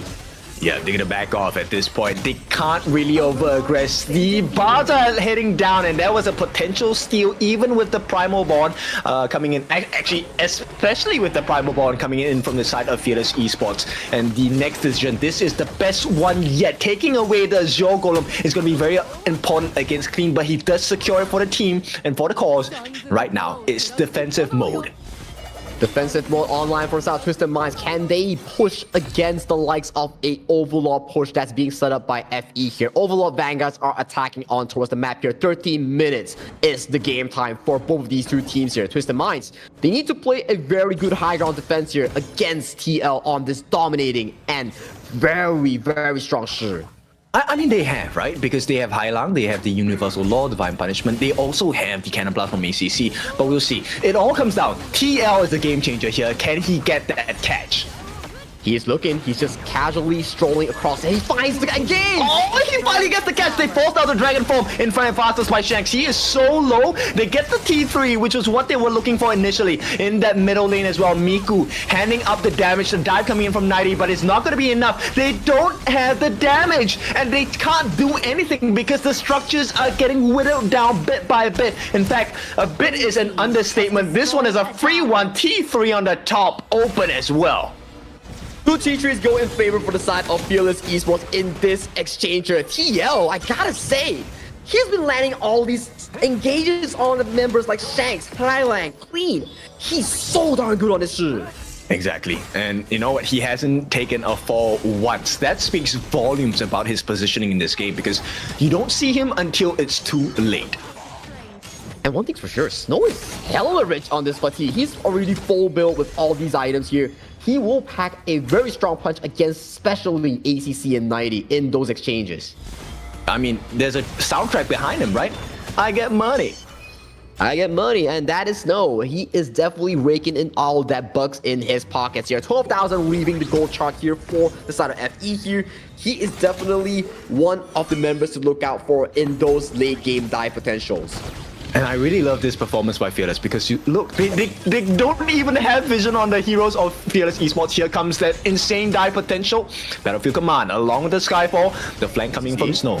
They need to put in a little bit more damage, but it's just to push them away, right? Because the true target here is that Shadow Tyrant. It's about 15 minutes into the game. They have a 5,000 goal lead, so itemization, levels, everything is coming to the benefit of Fearless Esports. Twisted Minds have no answer for this Nidza Liu Bang combination here. Every time Twisted Minds wants to go for a vision check, you best believe Miku and Woodwind will ride that ultimate combination into a backline squishy. Highland forced to flash away. Shanks forced to use the infinite vastness here. Look at the amount of pressure being built in by the jungle and roam duo. TL looking for the catch as well. Once again, the TP comes in. TL manages to get a catch. They take that final T3. And this is going to be a very empty base for the side of Twisted Minds. The challenge is on. Fearless, how long before they finish this game? It will not be for long here as we see Shadow Overlord spawning in just 5 seconds before the inevitable really happens across the gorge here. As we see Twisted Minds pathing very aggressively towards the jungle here. They want more. Oh, they have taken down 90. That's a 4v5. This is a great initiation coming in. Shanks did not have to expend its ultimate, but Clean comes in, gets deleted by KK. And this is a nice setup. Think inside the box. Going to be able to catch on too. But here comes the damage. Shanks, does he have an extra life? He does not. Takes the fall for the team. And it's an ace. And Fearless, we wanted to come back. And here it is. They find the game-winning push. They find a tournament lifeline. They bring the series back to a 1 entry. The crystal has been exposed. No members coming in from Twisted Minds are alive to defend this. Game 4 goes over to the side of Fearless Esports.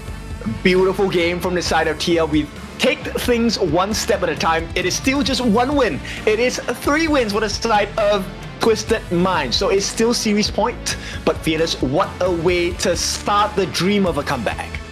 This is the bricks that they have to slowly put on for their track towards their comeback. When we were talking like, what does it take for Fearless Esports to bring a game on towards the table? Maybe this is what it takes to bring it to an ultimate battle, 3-3, and that resets the entire pick and ban situation for these two teams here. But good news for FE fans, they are currently back on track and potentially will force out a Game 6 or Game 7 in the later stages of today's series. That's right. We all know who the MVP of this game is going to be. It's definitely going to be TL, right? This guy was just insane. You could never see him, and the moment you did, it's the end of your life. Exactly. He was finding all these poles, especially on towards 90, Hai Lang, and also Shanks. You can even see at the last few fights where Clean went in for the execution, he got Silken Print and he was just left to dry immediately here. So this pressure coming in from TL is just immaculate. Yeah, I really love this game, right? And this is one of the performances that we wanted out of Miku, right? All of those tanky hero picks that he picked before, this was supposed to be the result where Twisted Minds have no answer. They could not get rid of this Nerja. It couldn't, and every time you see a Nerja with a Liu Bang flying towards you, either you burn the Flash, you burn the Splendor, or the Infinite Vastness here, you have no answers for this combination here. But fortunately for the side of Twisted Minds, it is global ban pick here. You will not be seeing this combination for Game 5 or Game 6. Okay, so let's take a look at these stats here. 51,500 damage dealt by TL. Now, is that a lot? I think it's okay. It's not bad, but this is one of the rare games that Fearless managed to hold on to the gold lead that they have. And this was a performance that really was uplifting for them because they could never find that and maintain that gold advantage throughout the entire game. I feel like this would have been the script for game number 3 if they really held on towards that lead, but of course, TL on that Shi deserves this MVP performance. Without this Shi, there will not be a lead to begin with. 109 KDA, 23% damage down, only 8% damage taken. He was the star of the show in this game number 4. Insane performance. I would really like to once again request we need to take a look at the time control. This is a new stat that we need to see. This guy, I'm pretty sure he bought them over a minute of like CC. He was just pulling everybody into arm's reach here. He set up this early game first blood on towards 90 in that clash lane, and all these exchange in these fights, you can see pulling ACC, limiting all these team fight approaches coming in from Clean, making sure that there was no follow-up here for the jungler on this Clean Jing. And the craziest part was like things like this happen. ACC, his ultimate, the thing inside the box, there were actually a couple of times where he got very nice setups, but there was no one to follow up on the damage. Look at this, he was just pulling a Jing under very high APM, finding the perfect engagement, and as of this point, even if Shanks were to find the backline, it was too darn late, especially against a late game channel, leading to the demise of Game 4 Twisted Minds here. But that's the story coming in for FEHK. They bring the series back to a 1-3, and do you think that they can bring it to an ultimate battle? I'm not sure, but we will go to a short break before we find out what will happen in game number 5.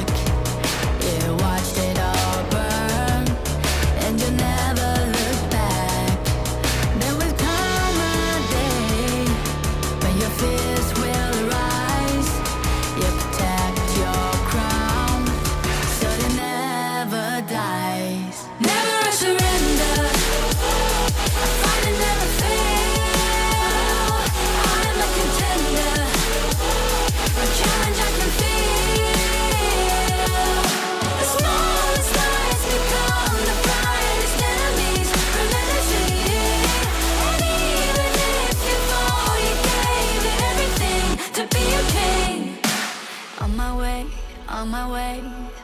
Find my way, find my way. On my way, on my way. Dream my way, dream my way. Never a surrender. I find it never fail. I'm a contender. And change I can feel. The smallest lies become the brightest enemies. Grenadity. And even if you fall, you gave it everything to be a king.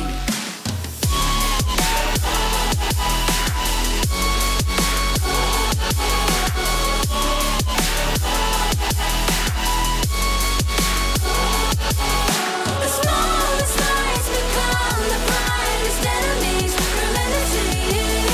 And even if you fall, you gave it everything to be a king.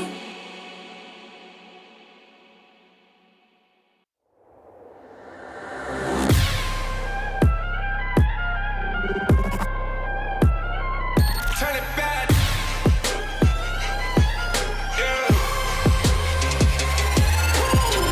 Gear up, hold a weapon, getting ready, counting down. Pay attention to the challenge, tell me where you from. Gotta be tough, gotta be strong, gotta be savage animal. Every time you tryna push me down. Look at me, I'll be lying down when I run, and I'll make a sign, I will catch you. Watch out, it's better feel, got no mercy. Look at me, I'll be rising. Carry the season, you got a damn, got a weapon. You never hesitate for another moment, but my bone is golden. I'm invincible, just let him know. I can show you all the glory I own. To the drunk, go find a way to the palace. I'm waiting. Go, different market we go. It ain't a river, turning back. Storm is coming, light up your cold. It's my kingdom, fire going up. We the kings, it's an honor showtime.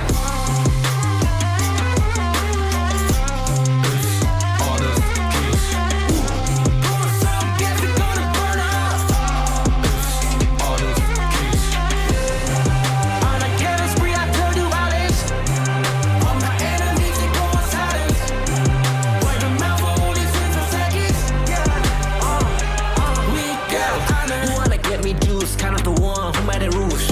You have night to choose, only one way, got night to lose. I can see it, I gotta shut down. But you got no cry. We barely five as one, crash in pieces, you can cheat. First blood, double trouble, then I take a pen, I kill. All you do is sweat and look at me still victory. Say. I've triggered my soul down. For my pace. We the champions screaming, I'm invincible. Just let him know. I can show you all the glory I own. To the drunk, go find a way to the palace. I'm waiting. Go, different market we go. It ain't a river, turning back. Storm is coming, tired of your cold. It's my kingdom, fire growing up. We the kings, it's an honor showtime.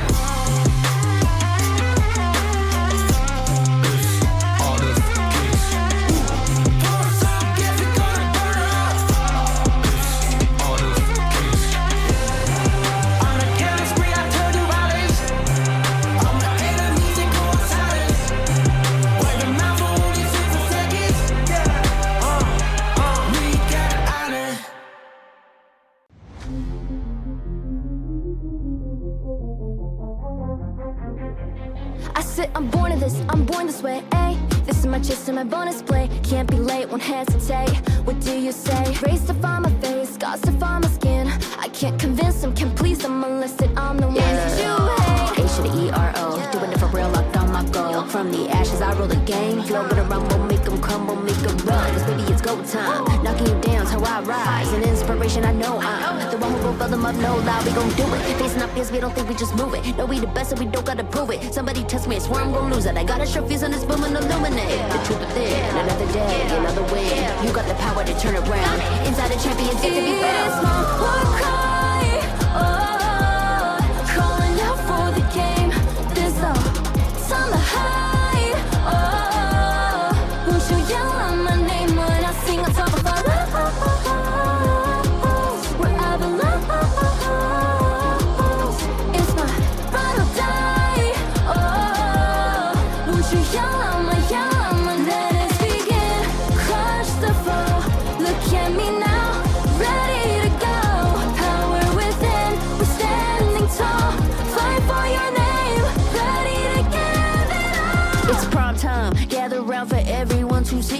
on my grind. In disguise, we bring you to your knees. We kick it, smashing down the walls of enemies. Hit it with the boom, then we get him with the beat. Punch it with the power, then we serve him with defeat.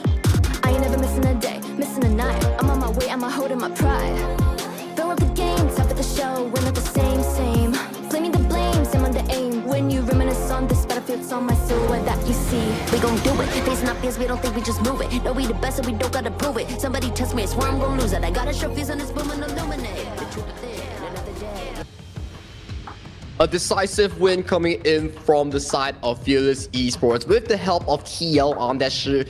They put a win on towards the series. 1-3 is the scoreline right now with TM leading the charge in this series with one game separating their slot in the KIC here. Ken, do you think Fearless Esports have what it takes to bring the series to an ultimate battle? I like that you asked me that because we normally say third time is the charm, right? So they have to do this 3 times in a row to make it 3-3, bring us to the ultimate battle. And all the while, it's a nagging thought behind your head that, hey, 1 game loss means we lose the invitation into KIC. So I think it's possible, but it's going to be a very tough journey here. It's a risk and reward, right? If you don't risk it now, your reward will never come. That is why HOK Esports, with the addition of the global ban pick, is so cool to these players here. Yes, they found success with the Shi, with the Neza Liu Bang, but they can't pick that again in game number 5 here. So moving on to game number 5, you have 20 default bans for both of these two teams here. Every role, there's 4 bans already. So now that the Liu Bang has been expanded by the side of Fearless Esports, does TM then get a hint of inspiration and try to put that in their draft? I think that's a very scary notion to kind of consider. That is maybe a potential pickup that they can really consider because Neza has really showcased a lot of potential in this upcoming season as a counter towards the likes of a Lung or also a mage sword in the mid lane that really provides this indestructible frontline for that brief moment here. So even Hailang, he picked Ziya, he reduced the stats of the Neza. You can see, he's not that easy to be taken down. That's true. And I think actually on the side of Fearless, they do have quite a bit of open Meta Zero picks, right? Because they did use heroes like the Gui Guzi earlier on. They did use like the softer heroes with regards to meta picks. Yes, and definitely coming into this game number 5 here. This is game number 5's pick and bans with Twisted Minds on towards the blue side as the first pick and FE on towards the red side as the counteract part. Okay, already definitely not going to be available. Now, there is still the Lady Sun combination available for the side of Twisted Minds. This has been already expanded by the side of Fearless Esports. So we see what kind of setup they want to have on the side of FE because Hoi is open, but they don't have the gun and more to pair it with. Going in for the Diadea here, potentially setting up for a Luna pickup here for that later stages of the draft here. FE hovering towards that Gen.G and Ogren combination for a strong early game setup here. Gen.G, one of the stronger marksmen in that early to mid game, and Ogren very strong in that early and mid game as well. It's a double combination here. True, Twisted Minds, they go straight up for the potential counter in the form of the Lady Chen. And this time, they want to play the numbers advantage as well. The Souls of the Wolves will be available for the side of Twisted Minds. They lock it in. The channel is locked. Channel is locked, and that is a very strong late game carry being picked up for the hands of Sheer. They lock in the Hano for look, TL one of your strengths is tower taking. Don't worry, we have the tower reparation and restoration in the form of the Hano as well. Does well the Scepters of Fates. So Fearless Esports, I like this. They ban out the Luna as well. It is one of the counter picks here coming in against the Ogren because of how fluid her movement is, so much mobility in and out of these team fights, but very smart ban here to really lock away this pick here. Liu Bang, of course, they found success on the side of Twisted Minds just now with that pick, so being banned away and removed from the pool is a smart choice coming in from FEHK. Okay, but there is a Fatih pick available for the side of Twisted Minds, right? That's something you definitely need to consider as well if you're on the side of Fearless Esports. So we'll take a look at how this is going to be, because Hano can play both in the mid and in the clash. Clash Halo hasn't been much of a meta recently, but it is a flex to be considered as well. So for FE, that is still available on towards the table if Snow really wants to put it in that position. But this is them picking on 4th pick here. They still lack a roam, they still lack a potential Zolia here. So it's either you go for a double ultimate on the Ogryn or potentially double ultimate on the Hano here. So pushing stress here comes in the form of the tower regeneration from the ultimate of Hano. Actually, that's a very scary combination because the Celestial Melody along with the Fate Rewind, when timed together, it locks everyone within range. And then you get the reset as well. So that's a scary notion, but Twisted Minds, they're considering the execution style play where the Fate is going to try and turn everyone into a Jade.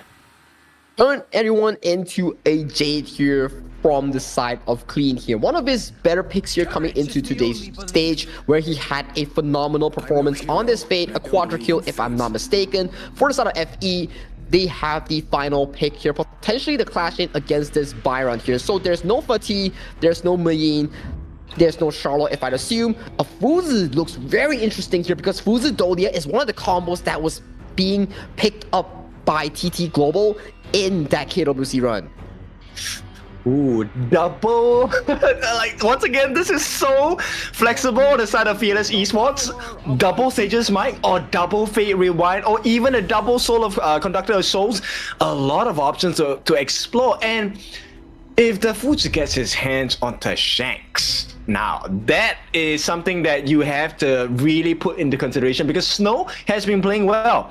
Is it really a challenge for him to get his hands onto Shanks? I don't think so. If you think about the late game damage output, right? I don't think for the side of Twisted Minds, they have sufficient damage output to really limit this Fuzi if he goes for that late game approach here. So it's a ticking time bomb here coming in from the side of FEHK that Twisted Minds needs to be solving with this matchup here because once wrong move, you will have a Fuzi double locking you for a fight of your lifetime.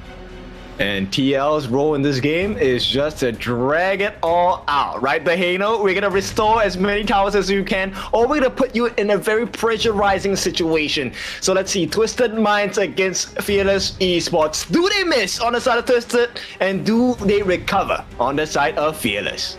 Only time could tell here. It boils down to execution. It boils down to team fights. It boils down to the mentality of these two teams here. 3-1 in terms of scoreline. Twisted Minds leading the charge in this game, whereby one more game will lead them to KIC, where FE needs to bring in the win to remain in this tournament.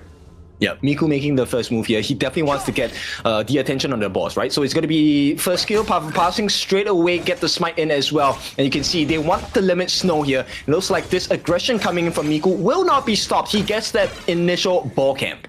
He gets the initial board camp, but on the side of the top side, ACC and 90 does look for these aggressive trades to really try to equalize these camp that they lost towards the bottom side here. Do they get it?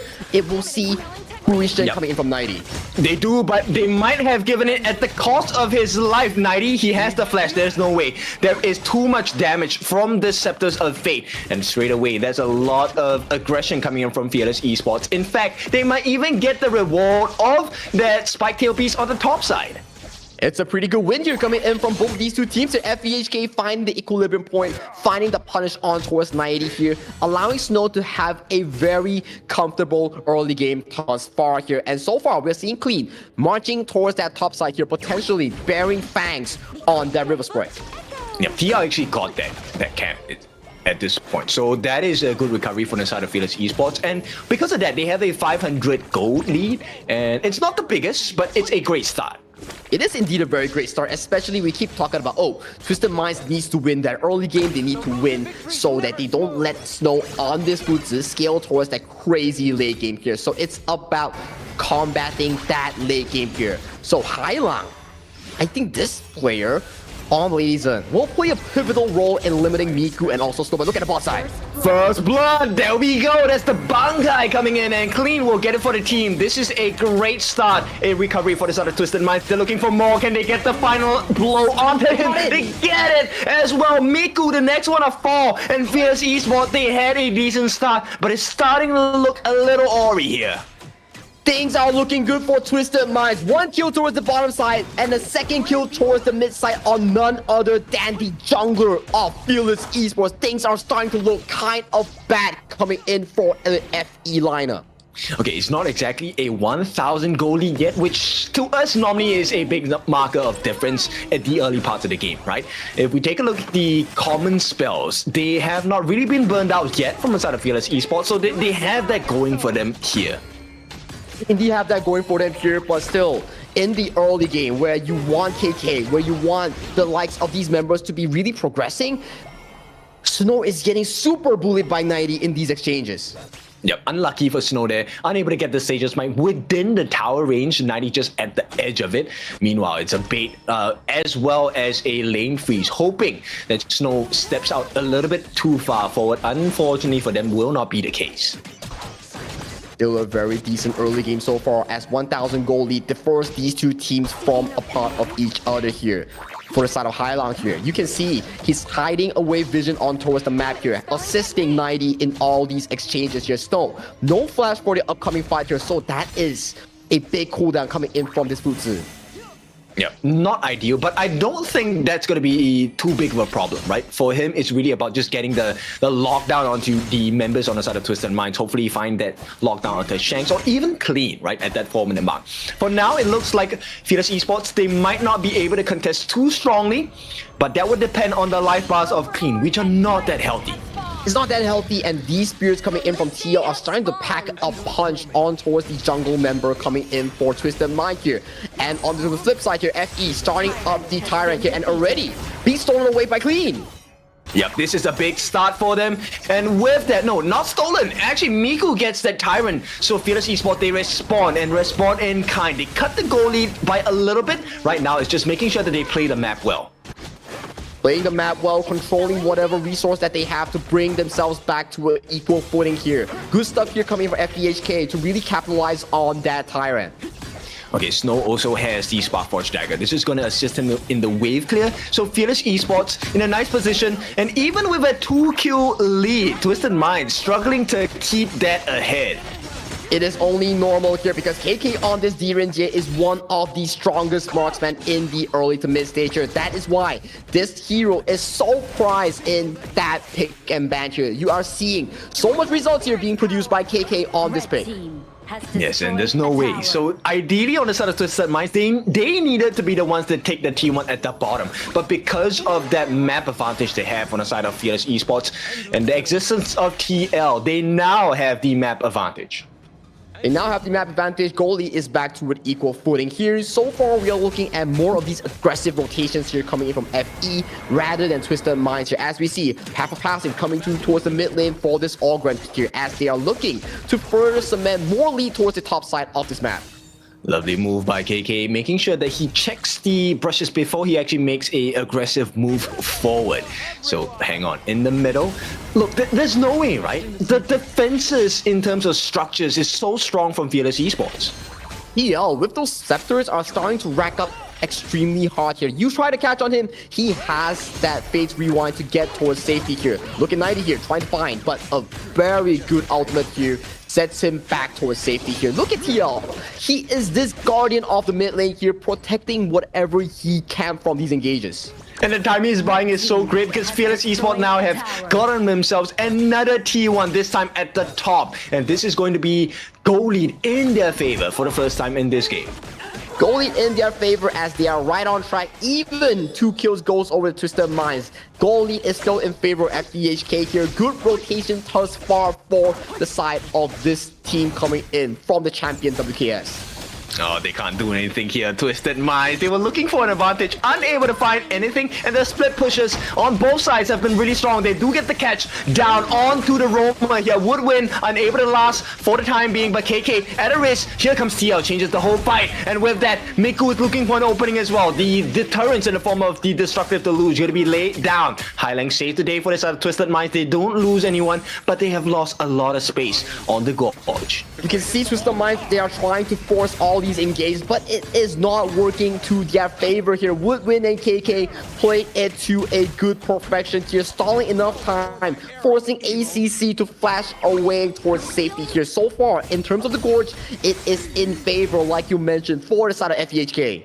Yeah, they take everything. Like, you expect the objectives to be definitely in favor on the side of Twisted Minds because they have the fade. Here they go in as well. Harden J Mark, that is going to be the first kill. They got it onto Miku. That is great. But the real target here needs to be TL because he's the one responsible for restoring the towers. And all of these efforts might be gone here. He still has that phase rewind if he wants to do so in this exchange here, but he does save it for the next push here. But getting that kill on towards Miku here does allow Twisted Minds to really push these side towers to elevate that lead that they want to be looking for in this mid-game push here. So far, it is looking very decent for both of these two teams as they are playing towards their scaling. Yep. So Twisted Minds, they wrestle back that gold advantage, right? It's going to be about 1,000 gold ahead for the side of Twisted Minds.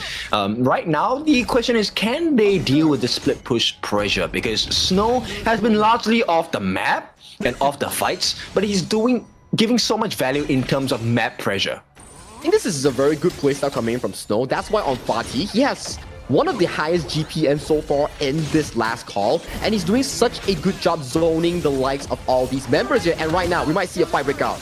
Yep, they have to try and force out the ultimates here. Sages might gonna be landed down. Here comes a turnaround though on the backlines. Absolutely everything going haywire for the side of Fearless Esports. They get their first kill in the form of Woodwind, but it was traded for clean. So this is where Fearless Esports can really turn things around. In fact, they can go for more. One more hit and Highlang is dead. He does not hit the mark, but TL, it does not matter because they just want the Tyrant as well as the map advantage. Look at the amount of damage here that's being delivered on this Hano here. He's doing so much work in chunking down the members of Twisted Minds. Clean. He was going down in these occasions here, trading his life for Woodwind here, but that's not the member you want to be trading for in these occasions. And this is the hard thing playing against a Hano, right? If you can't get rid of him in a flash, then he's going to turn the whole fight around because the longer the fight goes, the fight gets even harder for you. That is the case. You stack those scepters, you make sure the damage ramps up against all these front lines, especially 90, especially Highlang and ACC, and you start combating them with all these stacks here. It provides so much DPS source from the side of Twisted Minds on their bodies. This has to be the slowest burn ever, but Fearless Esports, they are the one burning the lifelines on the side of Twisted Minds. This T1 in the mid still stands at the moment, but it's not standing as strong as they would like it. And right now, right at the 10-minute mark, they know Fearless Esports, there is no contest. This is a free Shadow Tyrant. Shadow Tyrant for Shadow Overlord. This is a 50-50 exchange for both of these two teams here as we see more of these rotations here coming in from Twisted Minds towards the top side of the map here. So this is still an equal footing for both of these two teams.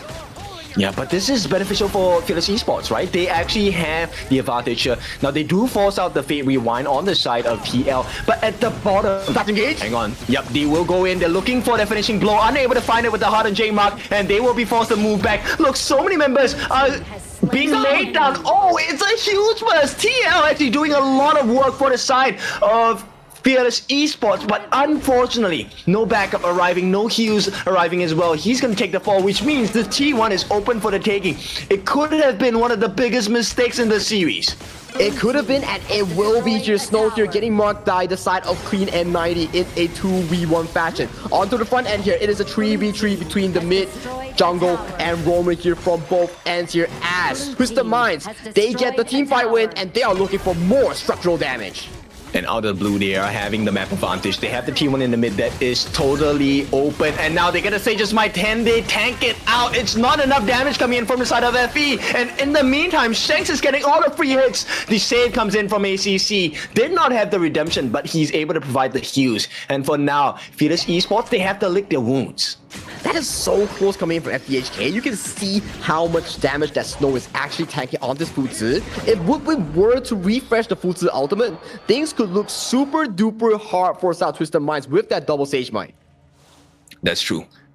It is so uncomfortable to be in a side of either team right now because they are both dancing on knife's edge. One mistake changes the whole fight. Here we go, Sage's Mike down onto 90. They need to get rid of him. The Destined Encounter, the heals coming in, debuffs. But where is the rest of the team on the side of Twisted Minds? They're trying to make a play for a macro control. Not going to work out. This means T1 in the mid may be up for contention, but the wave clear is there. The wave clear is there and it saves the tier 1 like you mentioned here, but 90 getting caught in the river with no assistance from his team here. 2,000 gold lead goes in favor of Twisted Minds, but how long can that remain here? Because we know towards the late game, it might favor FE even more here, but Shanks is one of the marks that we want to be seeing for the side of Twisted Minds to stay alive in these late game approaches. That's right. I mean, Fearless Esports doing very well to make sure that their buffs are safe, right? They're still looking for an opening on the side of Twisted Minds. Clean, he needs to set up from the team, and until that comes, it's not going to be there. Here's another potential lockdown. Who is the one catching who right now with the 100J mark? It's not enough damage, and coming in Fearless Esports about to change the entire script once again. ACC taken down, but that's a roam, that's fine. Shanks is the one that is in real threat here. But still, you are starting to see how much FE is ramping up in that damage and teamfight department here. Snow, he walks out with the intuition, he walks out with the pure sky. No one on the side of Twisted Mind can really deal with this Fuzi's threat here. You can start to see Twisted Minds, they're scratching their heads. Who is gonna deal with that ultimate here coming in from this Clash Name Pick? Exactly, the late game potential that they were waiting for on the side of Fearless Esports is being fulfilled. And it's never gonna get easier attempting to take out this Hano pick. It will be a very difficult picture that they need to do, and they need to be doing CC chains galore on this Snow, on this TL, for them to actually drop in these team fights here. As we see, 5v5 on this Tyrant Pit. Both of these two teams, they are ready. Yep, they need to make this count. And right now, they're dragging the fight. Destined Encounter onto the Organ here. Miku is very low. This could be a mistake on the side of Fearless Esports. The flash comes through on the side of ACC as well. The reset is happening. But at this point, the Scepters of Fate will not be enough damage. The heals come through, and the situation has been reset. Tyrant not reset though, so this is looking good for the side of Fearless Esports. So much damage coming in from TL's Halo here. All those Scepters are hitting like a goddamn truck here. Shanks got hit by 3, and immediately he was left with what, 1% HP, and he had to back away towards safety here.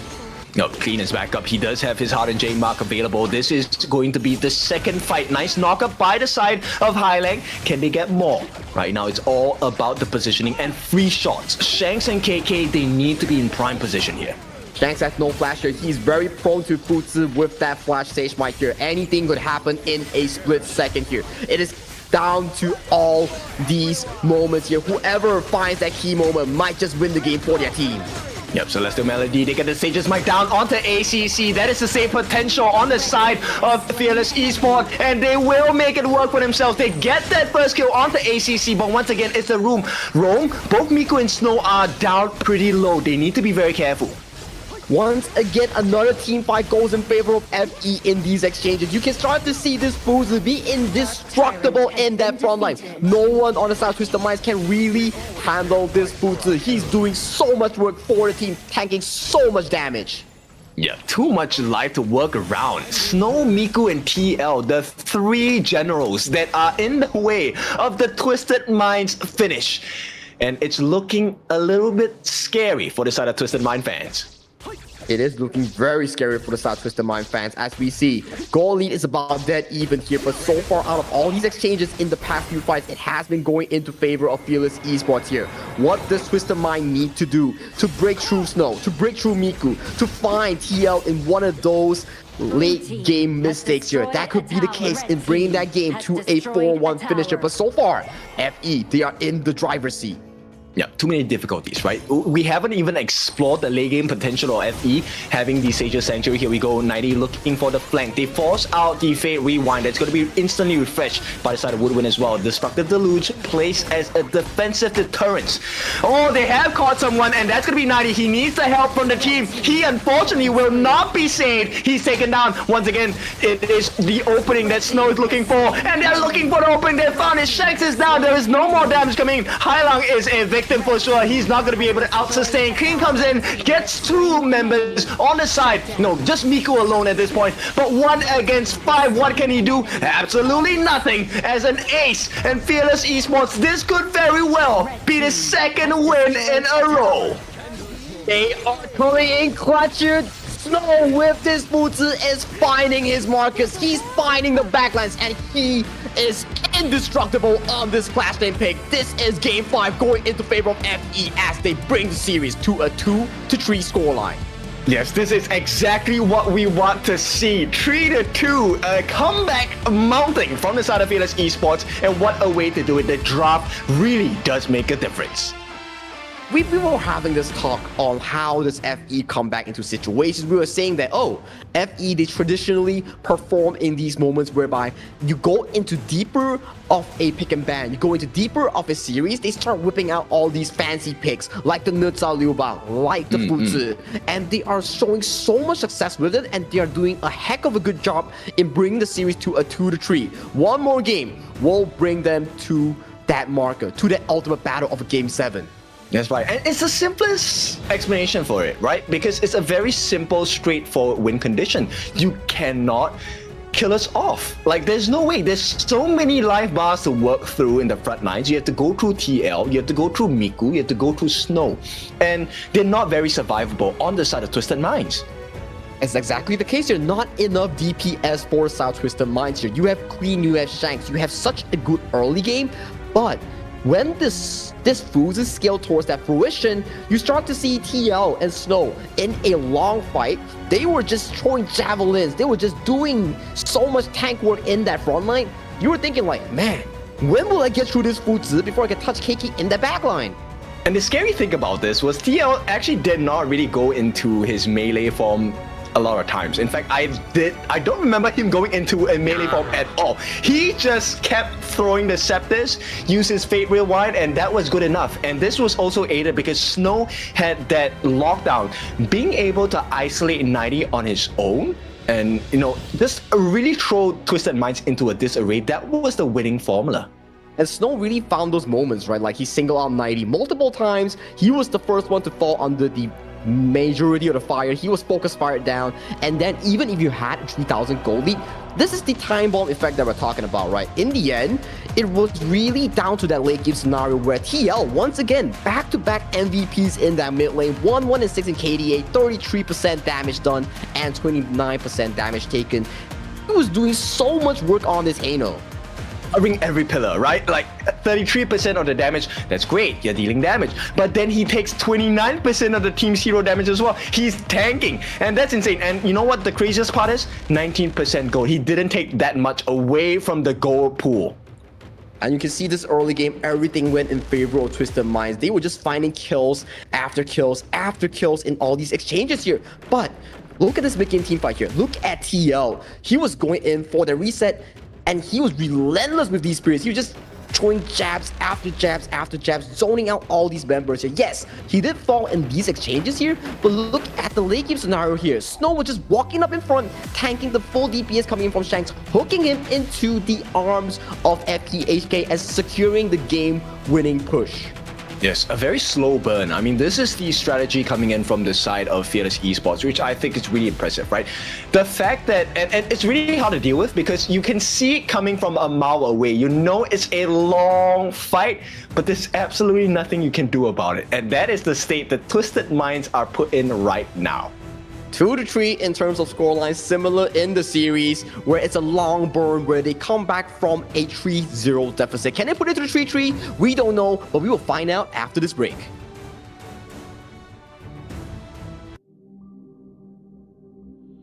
All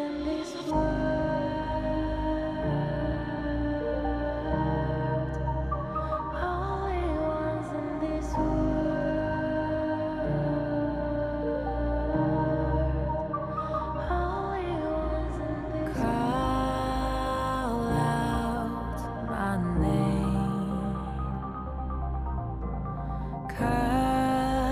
the sound of the rain. No matter how I feed the flame, you know I feel the darkness and the pain. All of the ways we tried to break free from the night, you know we made it out, we found the light. I fly so high, light up the skyline. Let's do it this time, like it's a whole new vibrant world.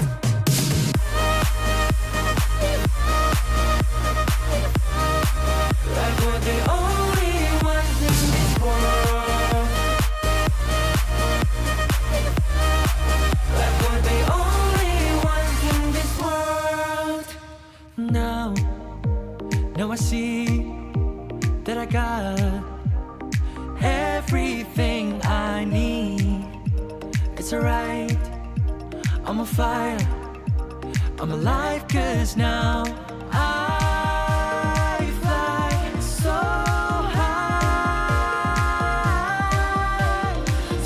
high, light up the skyline. Let's do it this time, like it's a whole new colorful world.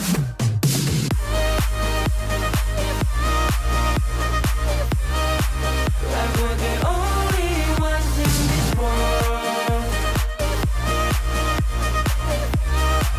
Like we're the only ones in this world. Never thought we'd get this far, burning like the stars. How we get this far, like we're the only ones in this world.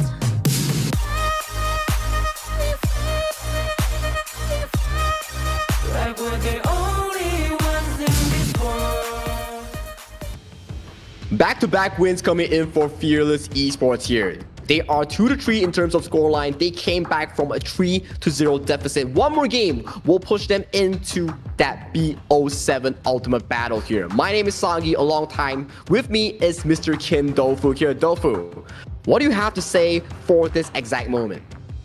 Fatigue. Not us, but the players, right? Because going into a best of 7, now this is where fatigue really starts to set in. And you can definitely tell that a couple of the heroes in terms of proficiency have been exhausted, right? This is where you have to dig deep in your hero pool. How many other compositions can you come up with that is viable against your opponents?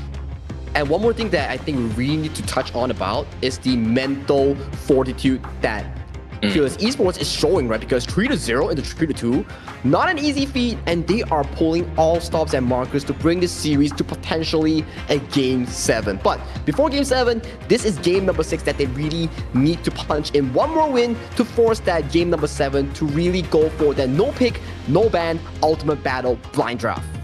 True, but it's also kind of like throwing your burden now onto the shoulders of Twisted Minds, right? Because to them, they have done really well, and it feels like Twisted Minds, this is getting to them. It is getting to them because imagine you're a 3-0 lead, and then your opponent comes in with a back-to-back convincing victory, and you're in a position where like, oh no, I'm a bit stressed out now because I'm not sure whether I can close this game number 6. If I don't, that momentum goes into FE, where they just win 3 games straight and going into an ultimate battle here. But going into this game, the 6th game of this best of 7 series, you see on your left and right of the screen, there are 25 heroes automatically banned for these players. Yes, a huge group of heroes already taken out, right? Yes, we have a variety of heroes for you to use on the side of the Gorge as well. Let's see what kind of combinations both teams can cook up at this point. So Twisted Minds, they take away the Guan Yu, they take away the Charlottes. Another group of meta 0 picks coming in from the side of Fearless Esports. And so far, this entire series, there's no Arlie being brought to the daylight here. Potentially, we might see this if there is a Game 7. But so far, it is such a strong pick that you do not want to be seeing here. And for Twisted Minds, they cannot go for the Luna first pick here because there's still the Liang for FE to really pick it out. Smart, right? And this is where you get to see like the benefits. Oh, really? They want to take it a try? Is this desperation kicking in? I don't think it's desperation here. This is a confident pick here coming in from Clean here. They just need to draft accordingly. Maybe put ACC on a front line to soak up the engage coming in from the Liang ultimate. Then potentially, we might see more value coming in from this Luna pick here because for FE, they have no rush on the Liang pick because for ACC, he's already used it in this previous series. Okay, we'll see how this is going to play out. Now, this is the specialty we've been waiting for. The Ukyo Tachibana as well as the Soyue. Now, two of these signature heroes coming in from the side of Fearless. They lock it in. Is this the turnaround we are looking for? And Hailan got his hands on the Maestro Nui as well. This is the effect of the global ban pick here. You only have 2 bans each on each side on that first rotation here. You're opening up so much potential pickups here for all these members here. And looking at Twisted Minds, they are guns blazing strong in this Game 6. Yeah, definitely guns blazing. Now, Fearless Esports, this is what they were missing, right? The heals composition, they need the sustain coming in. The Destined Encounter definitely going to be very useful in making sure that even if they take those risks, they will not be punished as much. And you were talking about it, this Liang pick is definitely going to be very vital against the lineup of the Luna. But you have to deal with the Lianpo somehow though. That's the thing I'm really worried about here because FE, they have a lot of things to be dealing with, right? You have a Lian Po in the front line, you have Maestro Nui on the active engager, so you can't be putting all your focus on towards Shanks on this Luna. Clean on this Luna. So if you're thinking in this situation, what is the best course of action here for the side of FE here? Where does this ultimate is used on this Liang? I mean, I would have said the Princess Frost. That would have been a great start for them. But of course, Twisted Minds, they know what's going on. They will take out the Princess Frost. Now, Fearless Esports does not have access to the Gun Mo anymore. Do not have access to the Nuwa anymore. So they have to try a different composition here. Options are still available here. FE, 25 heroes plus 4, 29 heroes automatically banned here for the side of both of these two teams here. Angela, Princess Force banned away from FE's lineup here. Yeah, that would have been a viable pick, right? Get the tank threat. But Fearless Esports, ooh, I like this. Okay, the Mulan pick going to the hands of Snow. He has done really well on this hero.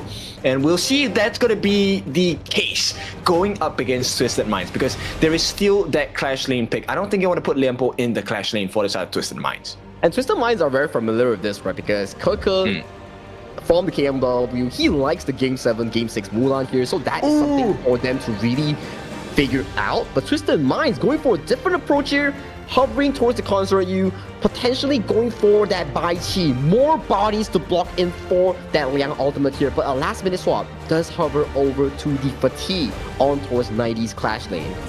Yeah, okay. I would have loved the Bai Chi pick, but I understand why it's not as viable here because there is actually quite a lot of control available. It could be used as a pseudo sponge, right, to really soak up the Liang ultimate, but I think at this point it's great to save it for another game if it is required.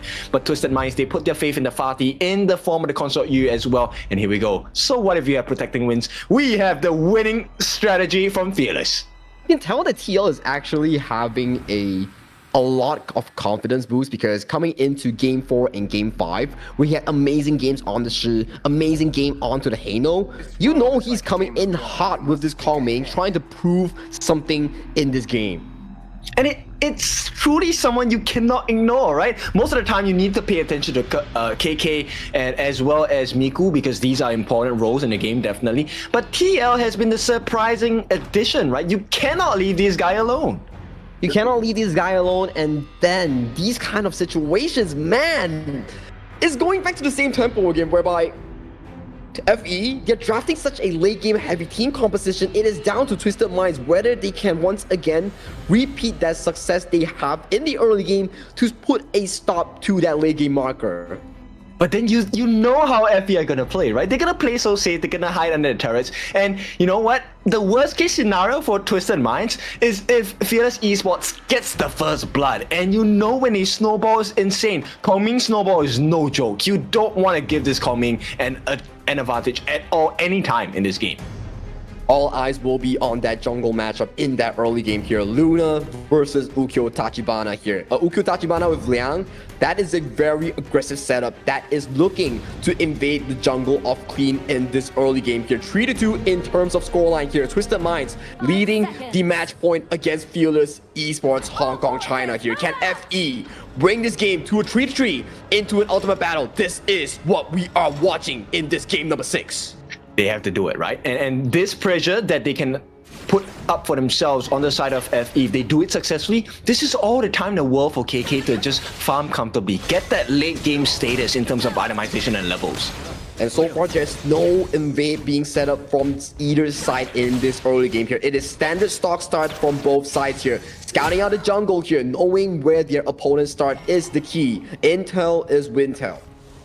That's right, information. And you can see, right, TL already moving on to make sure that there is no trade in terms of the neutral camps here and secure themselves the fire beak at the top side. And bottom side here, we see a 2v2, both of these two teams contesting for that fire beak here. It does fall in favor towards Shanks thanks to that Oak Bolt here onto the top side. Good news coming in from Twisted Minds so far in this early game. They secured both of these neutral objectives at the start of the game. Yep, so Firehawk plus Space Bite, they also get the opportunity to get the earlier rotation coming down, right? For now, I think it's a definitely matchup in favor on the side of Twisted Minds in the farm lane at least, because they have the Oak Bolt. You can really get those snipes from afar. You can see Oak Bolt's forward side of Wild Round here, charging into the face of KK here. It's a contest between who can land more of these shots in towards the farm lane here. Good news for Zhao Shanks though, he does have the protecting wins, so he does have more of a leeway to dodge against all these snipes coming in from KK.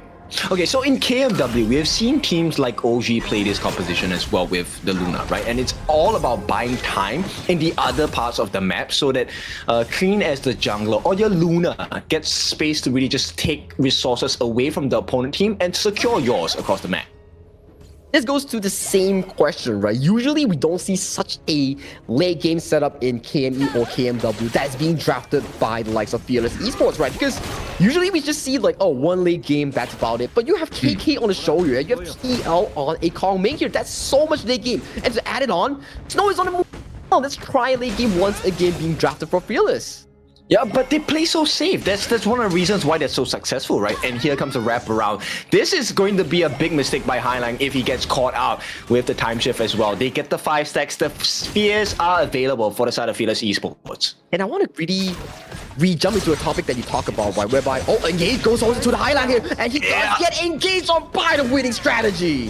That is the first blood, and of all the people, he goes into TL. Hey, the late game status, not as late as we are thinking on the side of Fearless Esports. Woodwind and Miku finding the success factor here for the side of the bottom lane here. Shanks going in for that 1v1 here, but that only gets those HP bars here, does not convert it to a kill at all. And you know what's the scariest part? Woodwind did not even have to expend his flash for that. So now there is a threat once again. Now here we go. This is the same combination. Clean. Can he get the clean up against the likes of Snow? They will get it, but does not get the kill to Clean. It will go into the hands of 90. Still good for a 1v1 trade coming in for the side of Clean here. They do get a return kill. That does put this Fatih on towards the board here. We remember what 90 could do on this Fatih during KWC, during all these professional games, but not engage. That's for the ACC. Easy kills and easy pickings for the side of Fearless Esports, and this means they start the fight 4v5 if they want to get that initial Tyrant catch here. But for now, Clean is just trying to put them in a little bit of pressure because they have to burn down the lifelines.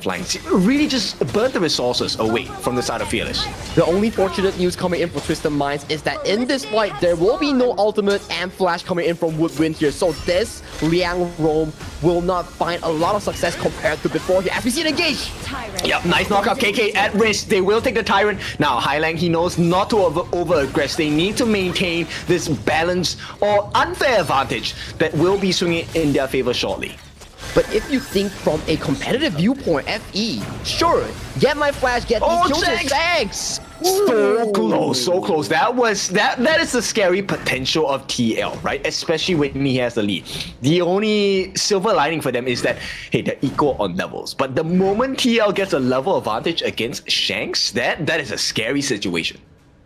This goes to the same topic we keep talking about, right? Twisted Minds, sure, you need to play towards tempo, you need that early game advantage towards the mid game. For FE, sure, we can always afford a 2,000 to 3,000 deficit as long as we scale comfortably towards that late game here. We have Kong Ming, we have all these good picks here. That's why we can afford all these late game insurances. Yes, and look, the damage offered by Miku here on the Ukyo Tajimana. Is it a greedy pick in terms of the jungle? It is, because you're looking for maximum damage, right? But when you have the potential to burst down people like Hailang, who is meant to be the one catching you out, then it changes the face of the fight, because Hailang is trailing by 2 levels here.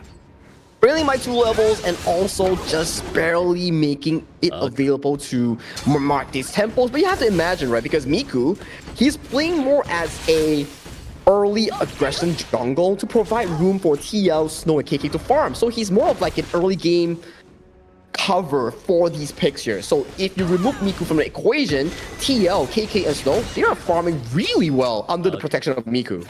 Yes, really quickly as well, right? And this is very important because late game is where Fearless Esports will really hit the power spike. For now, it's about how long can you keep clean at bay before that situation happens. Keeping clean at bay here, that will be Woodwind and Snow's job here. We talk about Woodwind's ultimate in being able to lock down these carries, but Snow, if you give him the heavy sword form, that spell to push back, it can lock up targets like Hailang, Clean, or even Shanks as well in these exchanges. I think more importantly, to lock up Shanks, right? And maybe if you can, get the catch on 90. But for now, this is the potential catch coming in from the side of Twisted Minds. But it is Twisted Minds who might be the ones getting caught. The nice knockup by Hailang to change that fight. They get the shutdown onto Miku, and the block comes in. Save the lights of Clean at the exchange of Hailang. That's fine. A good price to pay for the side of Twisted Minds. And once again, oh no, they're shut down. TL and Twisted Minds, they are on a roll this time. A small lead, and the T1 available for the taking. Fearless Esports, they need to move back. Good fight coming in from Twisted Minds. They disengage the Liang ultimate to a perfection here, saving Clean, allowing Clean to show off that mid-game prowess on this Luna here. Props to Hailang as well, sacrificing his body to allow Clean to escape towards safety here, and a good shot comes in towards KK. Shanks has to back off. Okay, ACC using the Radiance to make sure that he slows them down. They will not be able to get the kill onto ACC, so not right now it's a reset for the side of Twisted Minds, right? The scary thing here for the side of Fearless Esports is the fact that there is quite a lot of turret pressure around from Twisted Minds. T1, bot, and mid very low. Goes back to the same thing that we discussed about Kin. Late game, it falls in favor of FE here in these occasions because you look at the draft. Mulan, Kong Ming, Shou Yue. Sure, we're losing about 1,000 goals FE. But if you think about the late game scenario here, you're in a situation in this mid game almost tied with a much more aggressive enemy team comp. True, but end of the day, this is not a Hano lineup, right? This is a huge risk that FE have taken because they are at risk of getting bursted down, and for now, they are opening their eyes up, vision onto the Crimson buff, stolen away by Clean. This means Fearless Esports, there is room to play around the other portions of the map. Other portions of the map, 1.2k goalie in the hands of Twisted Minds here as they look to cement themselves with even more lead in this mid-game here as they are looking for this Overlord take just before that shadow objective starts to spawn in that 10-minute mark. Yep, Hailang doing well, very good recovery as well. He's at level 10 now. 1 level behind Miku. Now, the big thing is Clean is level 13, so he is the win condition for the side of Twisted Minds now. If he makes a mistake, gets shut down. That is what Fearless Esports are looking for. One ultimate from Yang will probably seal the deal in that case here. Clean looking for aggressive pokes here on towards Miku here, but does not find the target here. TL, face checking that bush. Okay, a little bit scary, but Fearless Esports, TL, he needs to get a little bit more value, get the spheres down as well. Hailang does not hit his Kachosins. Right now, the map is definitely in favor of Twisted Minds, right? The Vanguards naturally win in lane against the minions. Those calming orbs are starting to hit like a truck, especially on Shanks and Hailang here. You can see they were screaming in all there, trying to escape towards that choke point. And Miku here, face chicken towards Kailan here, forcing him away from that push here. 30 seconds until the Shadow Tyrant, where the first major fight may happen between these two teams. The restraint is crazy here from both teams, right? They don't want to expend their common spells because they know it. Every small advantage here is going to make the world's difference in the team fights. And right here, they put pressure onto this Crimson buff, which means now there is no smite. Twisted Minds have essentially given up the Shadow Tyrant. But still, look at the position coming in from Clean though. He immediately using that teleportation portal to get a better positioning towards that bottom side here. No room of error here. Both of these two teams, they are looking for a 50-50 trade thus far, as none of them want a 5v5. So smart, but here we go. This is too quick. This is why Fearless Esports is also very scary in terms of their draft. They have a lot of burst damage potential, right? So really quick take on that Shadow Overlord. They're going to balance out the fighting prowess that is of Twisted Minds. Very patient game so far from both of these two teams. Clean on this Luna, maybe in a threat of being outscaled in that later part of the game here. Right now, 10 minutes, 35 seconds here. We're starting to see more of these defensive items being built by Miku, being built by Snow, the Succubus Cloak in their pockets already. Yes, you know what? Everything falls on the Woodwind in this game. If they manage to get the Howling Wind set up into a very nice catch, hopefully onto 90 or Clean, this will be a big win condition. Here we go. Radiant's gonna be laid down. They get the Tremor Smash. Unable to find anyone, but they do get the burst down onto Miku. And this is where they have to turn tails and run. Fearless Esports, they might not have the tank ability. Snow is their one turnaround condition unless someone on the side of Twisted Minds makes a mistake. Good catcher is so far coming in from Twisted Minds, but look at the wave state. They have to attend to these Vanguards. They are pummeling on the side lanes of their base here. So, still a dry kill that doesn't convert to any structural or objective on towards the map. Yep, they're using ACC to bait it out here. They want to know the positions of this side of Fearless Esports. They're not going to be allowed to give and obtain information at all, so they have to traverse it the traditional way. TL catches eyes onto 2. TL is at level 14 soon on this Kong main here. He is one of the prime carries to be looking out for in all these team fights here. A laking Kong main, one reset is all it takes to really traverse these team fights here. As we look towards the map here, more of this control is being relinquished towards the side of Twisted Minds. They need this control. They need to control more buffs, force more team fights under the presence of Woodwind. Yep. It's all for Woodwind at this point. If I'm on Fearless, we have to depend on this Liang Pig to get us the win. But it's also important to catch the appropriate targets, which is why the two biggest game changers, 90 as well as Clean, they're never in the front of the battle. Exactly the case. They have to find that backline target, being KK or also TL. That is their job in this game here. And ACC and Woodwind, these are the two players that we have to look out for those big engages that we might see that may impact the game in the forefront here. ACC, if you can find a beautiful Tremor Smash, that may seal the deal. Same goes for Woodwind. Beautiful power control on towards Shanks or even Clean. That will really lock them the game. Yeah, both teams are going to play super passive right now, right? It's really about who makes the mistake of showing. And here we go. This is going to be Snow getting caught out. He's tanky enough. He's level 15. He doesn't have to be too worried about it. Now, TL is the main issue here. If he gets caught out here, this is going to be disaster. ACC manages to stake up that barrier for now, but they have gotten a little bit of damage onto Miku. But that's no flash coming in from TL. TL's flash will be not available coming into this 30 seconds objective take here. But snipes coming in from KK. You can see this Shoryue. His damage is starting to ramp up. He is hitting so hard on these auto attacks. Okay. Now, it might not seem the case, but this is really neck and neck, even though Twisted Minds have close to a 4,000 goal lead against the likes of Fearless Esports. And this is just because they have taken an extra tower and a couple of camps away from Fearless Esports. But that goes to the question. Fearless Esports, they have a much better draft in terms of that late game here. But look at Hailang here. 90, Hailang, looking for that backline access here as they look to march towards this Shadow Tyrant, as they have so much more ribbon control compared to FEHK here. FEHK, what is the decision here? How do they move towards this Tyrant as they look to back off towards safety? Wait, they got the steal, and that is what we're looking for. KK, what a turn to hit that slide, the wow win. Really gone like the win, and Fearless Esports, they benefit. They got the Tyrant without expending any possible members, and if you're FE, you have a direct beeline for this objective here if you're looking to fight it.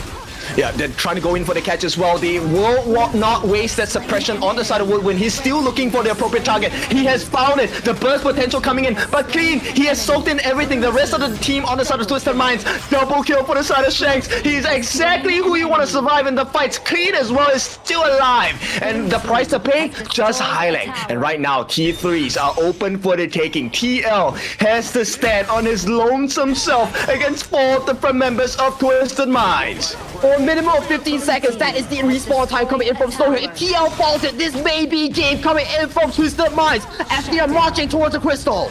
They get the shutdown, but it does not matter. There is not enough time. One mistake from the side of Fearless Esports, and Twisted Minds have turned this entire thing around. They secure the win, 4-2. Welcome into championships. The most important team fight, and that was ACC finding towards the backline, finding the key decisive win, and that is Twisted Minds with a 4-2 victory. Kid, they are right going into KIC 2025 as the last qualifier coming in from KME, KMW, and WKS in this last chance qualifiers. Yes, that was a valiant effort coming in from the side of Fearless Esports. You could tell, right, the stress that they were facing, like the support Woodwind. He was looking for the appropriate target, did catch the correct target that is Clean. You want to shut him down. But the problem with that engagement was the fact that nobody was able to cover Miku in that problem state there. And once he was down, there was no comeback factor at all. And the ACC engage really punched through the entire formation coming in for the side of FEHK. Everyone was scattered and KK was not in a position to do consistent DPS. Even if Woodwind got the ultimate on towards the Luna, there was just not enough damage to follow up on towards the kill here. That is all ACC and Highlang, spreading the members of FEHK splattered across the map. Yep, the calm before the storm, right? They were looking for it. The moment KK was caught out as well, like, Miku has the stun. He's able to buy a little bit of time. But when KK gets caught as a Soviet, there's no escape. You have your flash, you have the getaway, but you're dealing against the members who have huge chase down. Like you mentioned before, ACC had the Radiance, had the flash, had the Tremor Smash. 3 options to explore to just lock down the members on the side of Fearless Esports. But we'll take a look at the items. Yeah. It was just such a clutch team fight coming in from the side of Twisted Minds. At that point, when we saw the Shadow Tyrant being sniped away from KK, we were thinking like, oh damn, were we going to a Tempest Dragon? But ACC was like, nah, we are not going to Tempest Dragon. We're not dealing with this again. We are just ending the game straight at that point here. He did a fantastic engage here, and this is our last call champions. Qualified for KIC is Twisted Minds, the second place of the King Major West Fall 2025. What did I say? Holler, you're watching the stream. The west side is the best side. Like, it's been the case since spring. And of course, in the fall season, we have our winners here. Represented by 90 in the Clash lane, Clean in the jungle, Highlang in the mid, and Shanks in the farm lane. But ACC has to be the MVP of the day because he saved the game for the side of Twisted Minds. There was just so many moments here coming from this entire series. I think starting from all these games, we had pentakills, we have all these moments here. ACC was definitely one of the best players so far in that final few moments. But once again, guys, my name is Sagi, along with my co-caster here is your favorite kind of Dofu, Kin Dofu. This will be the end of KME and KMW. We will be seeing you shortly in another stream in the future, and we bid goodbye. Goodbye and good night.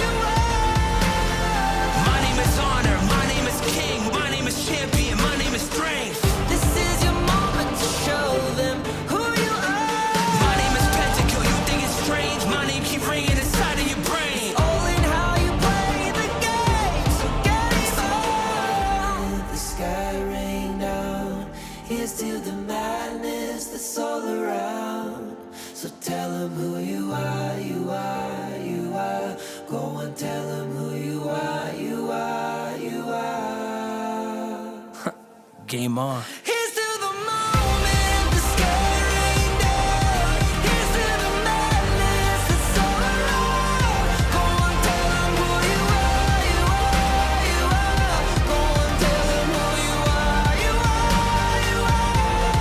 Here's to the moment the sky rained down. Here's to the madness that's all around. Go on, tell them who you are, you are, you are. Go on, tell them who you are, you are, you are. Like flames, feel it burning inside. Take a hold and pursuit of the prize. I've been told ain't no way to survive, keeping all of this fire that's locked to the side. When this is the time, enter the ring. All those mental chemicals doing their thing. I got flashes of battles inside of my dreams. I was made for this moment. At least now it seems like it's time to come face to face with your fear. Been battling demons for all of the years, and I learned how to fight them with style and grace no one's ever encountered. You say it's amazing, I'ma come out swinging when they open the cage. Go ahead, call passion, I'm calling it rage. I'm taking what's mine like I already own it. Watch but don't blink, going here's to the moment. The sky rained down. Here's to the madness that's all around. Go on, tell them who you are, you are, you are. Go on, tell them who you are, you are, you are, you are. Here's to the moment the sky rained down. Here's to the madness that's all around. Go on, tell them who you are, you are, you are. Go on, tell them who you are, you are, you are, you are.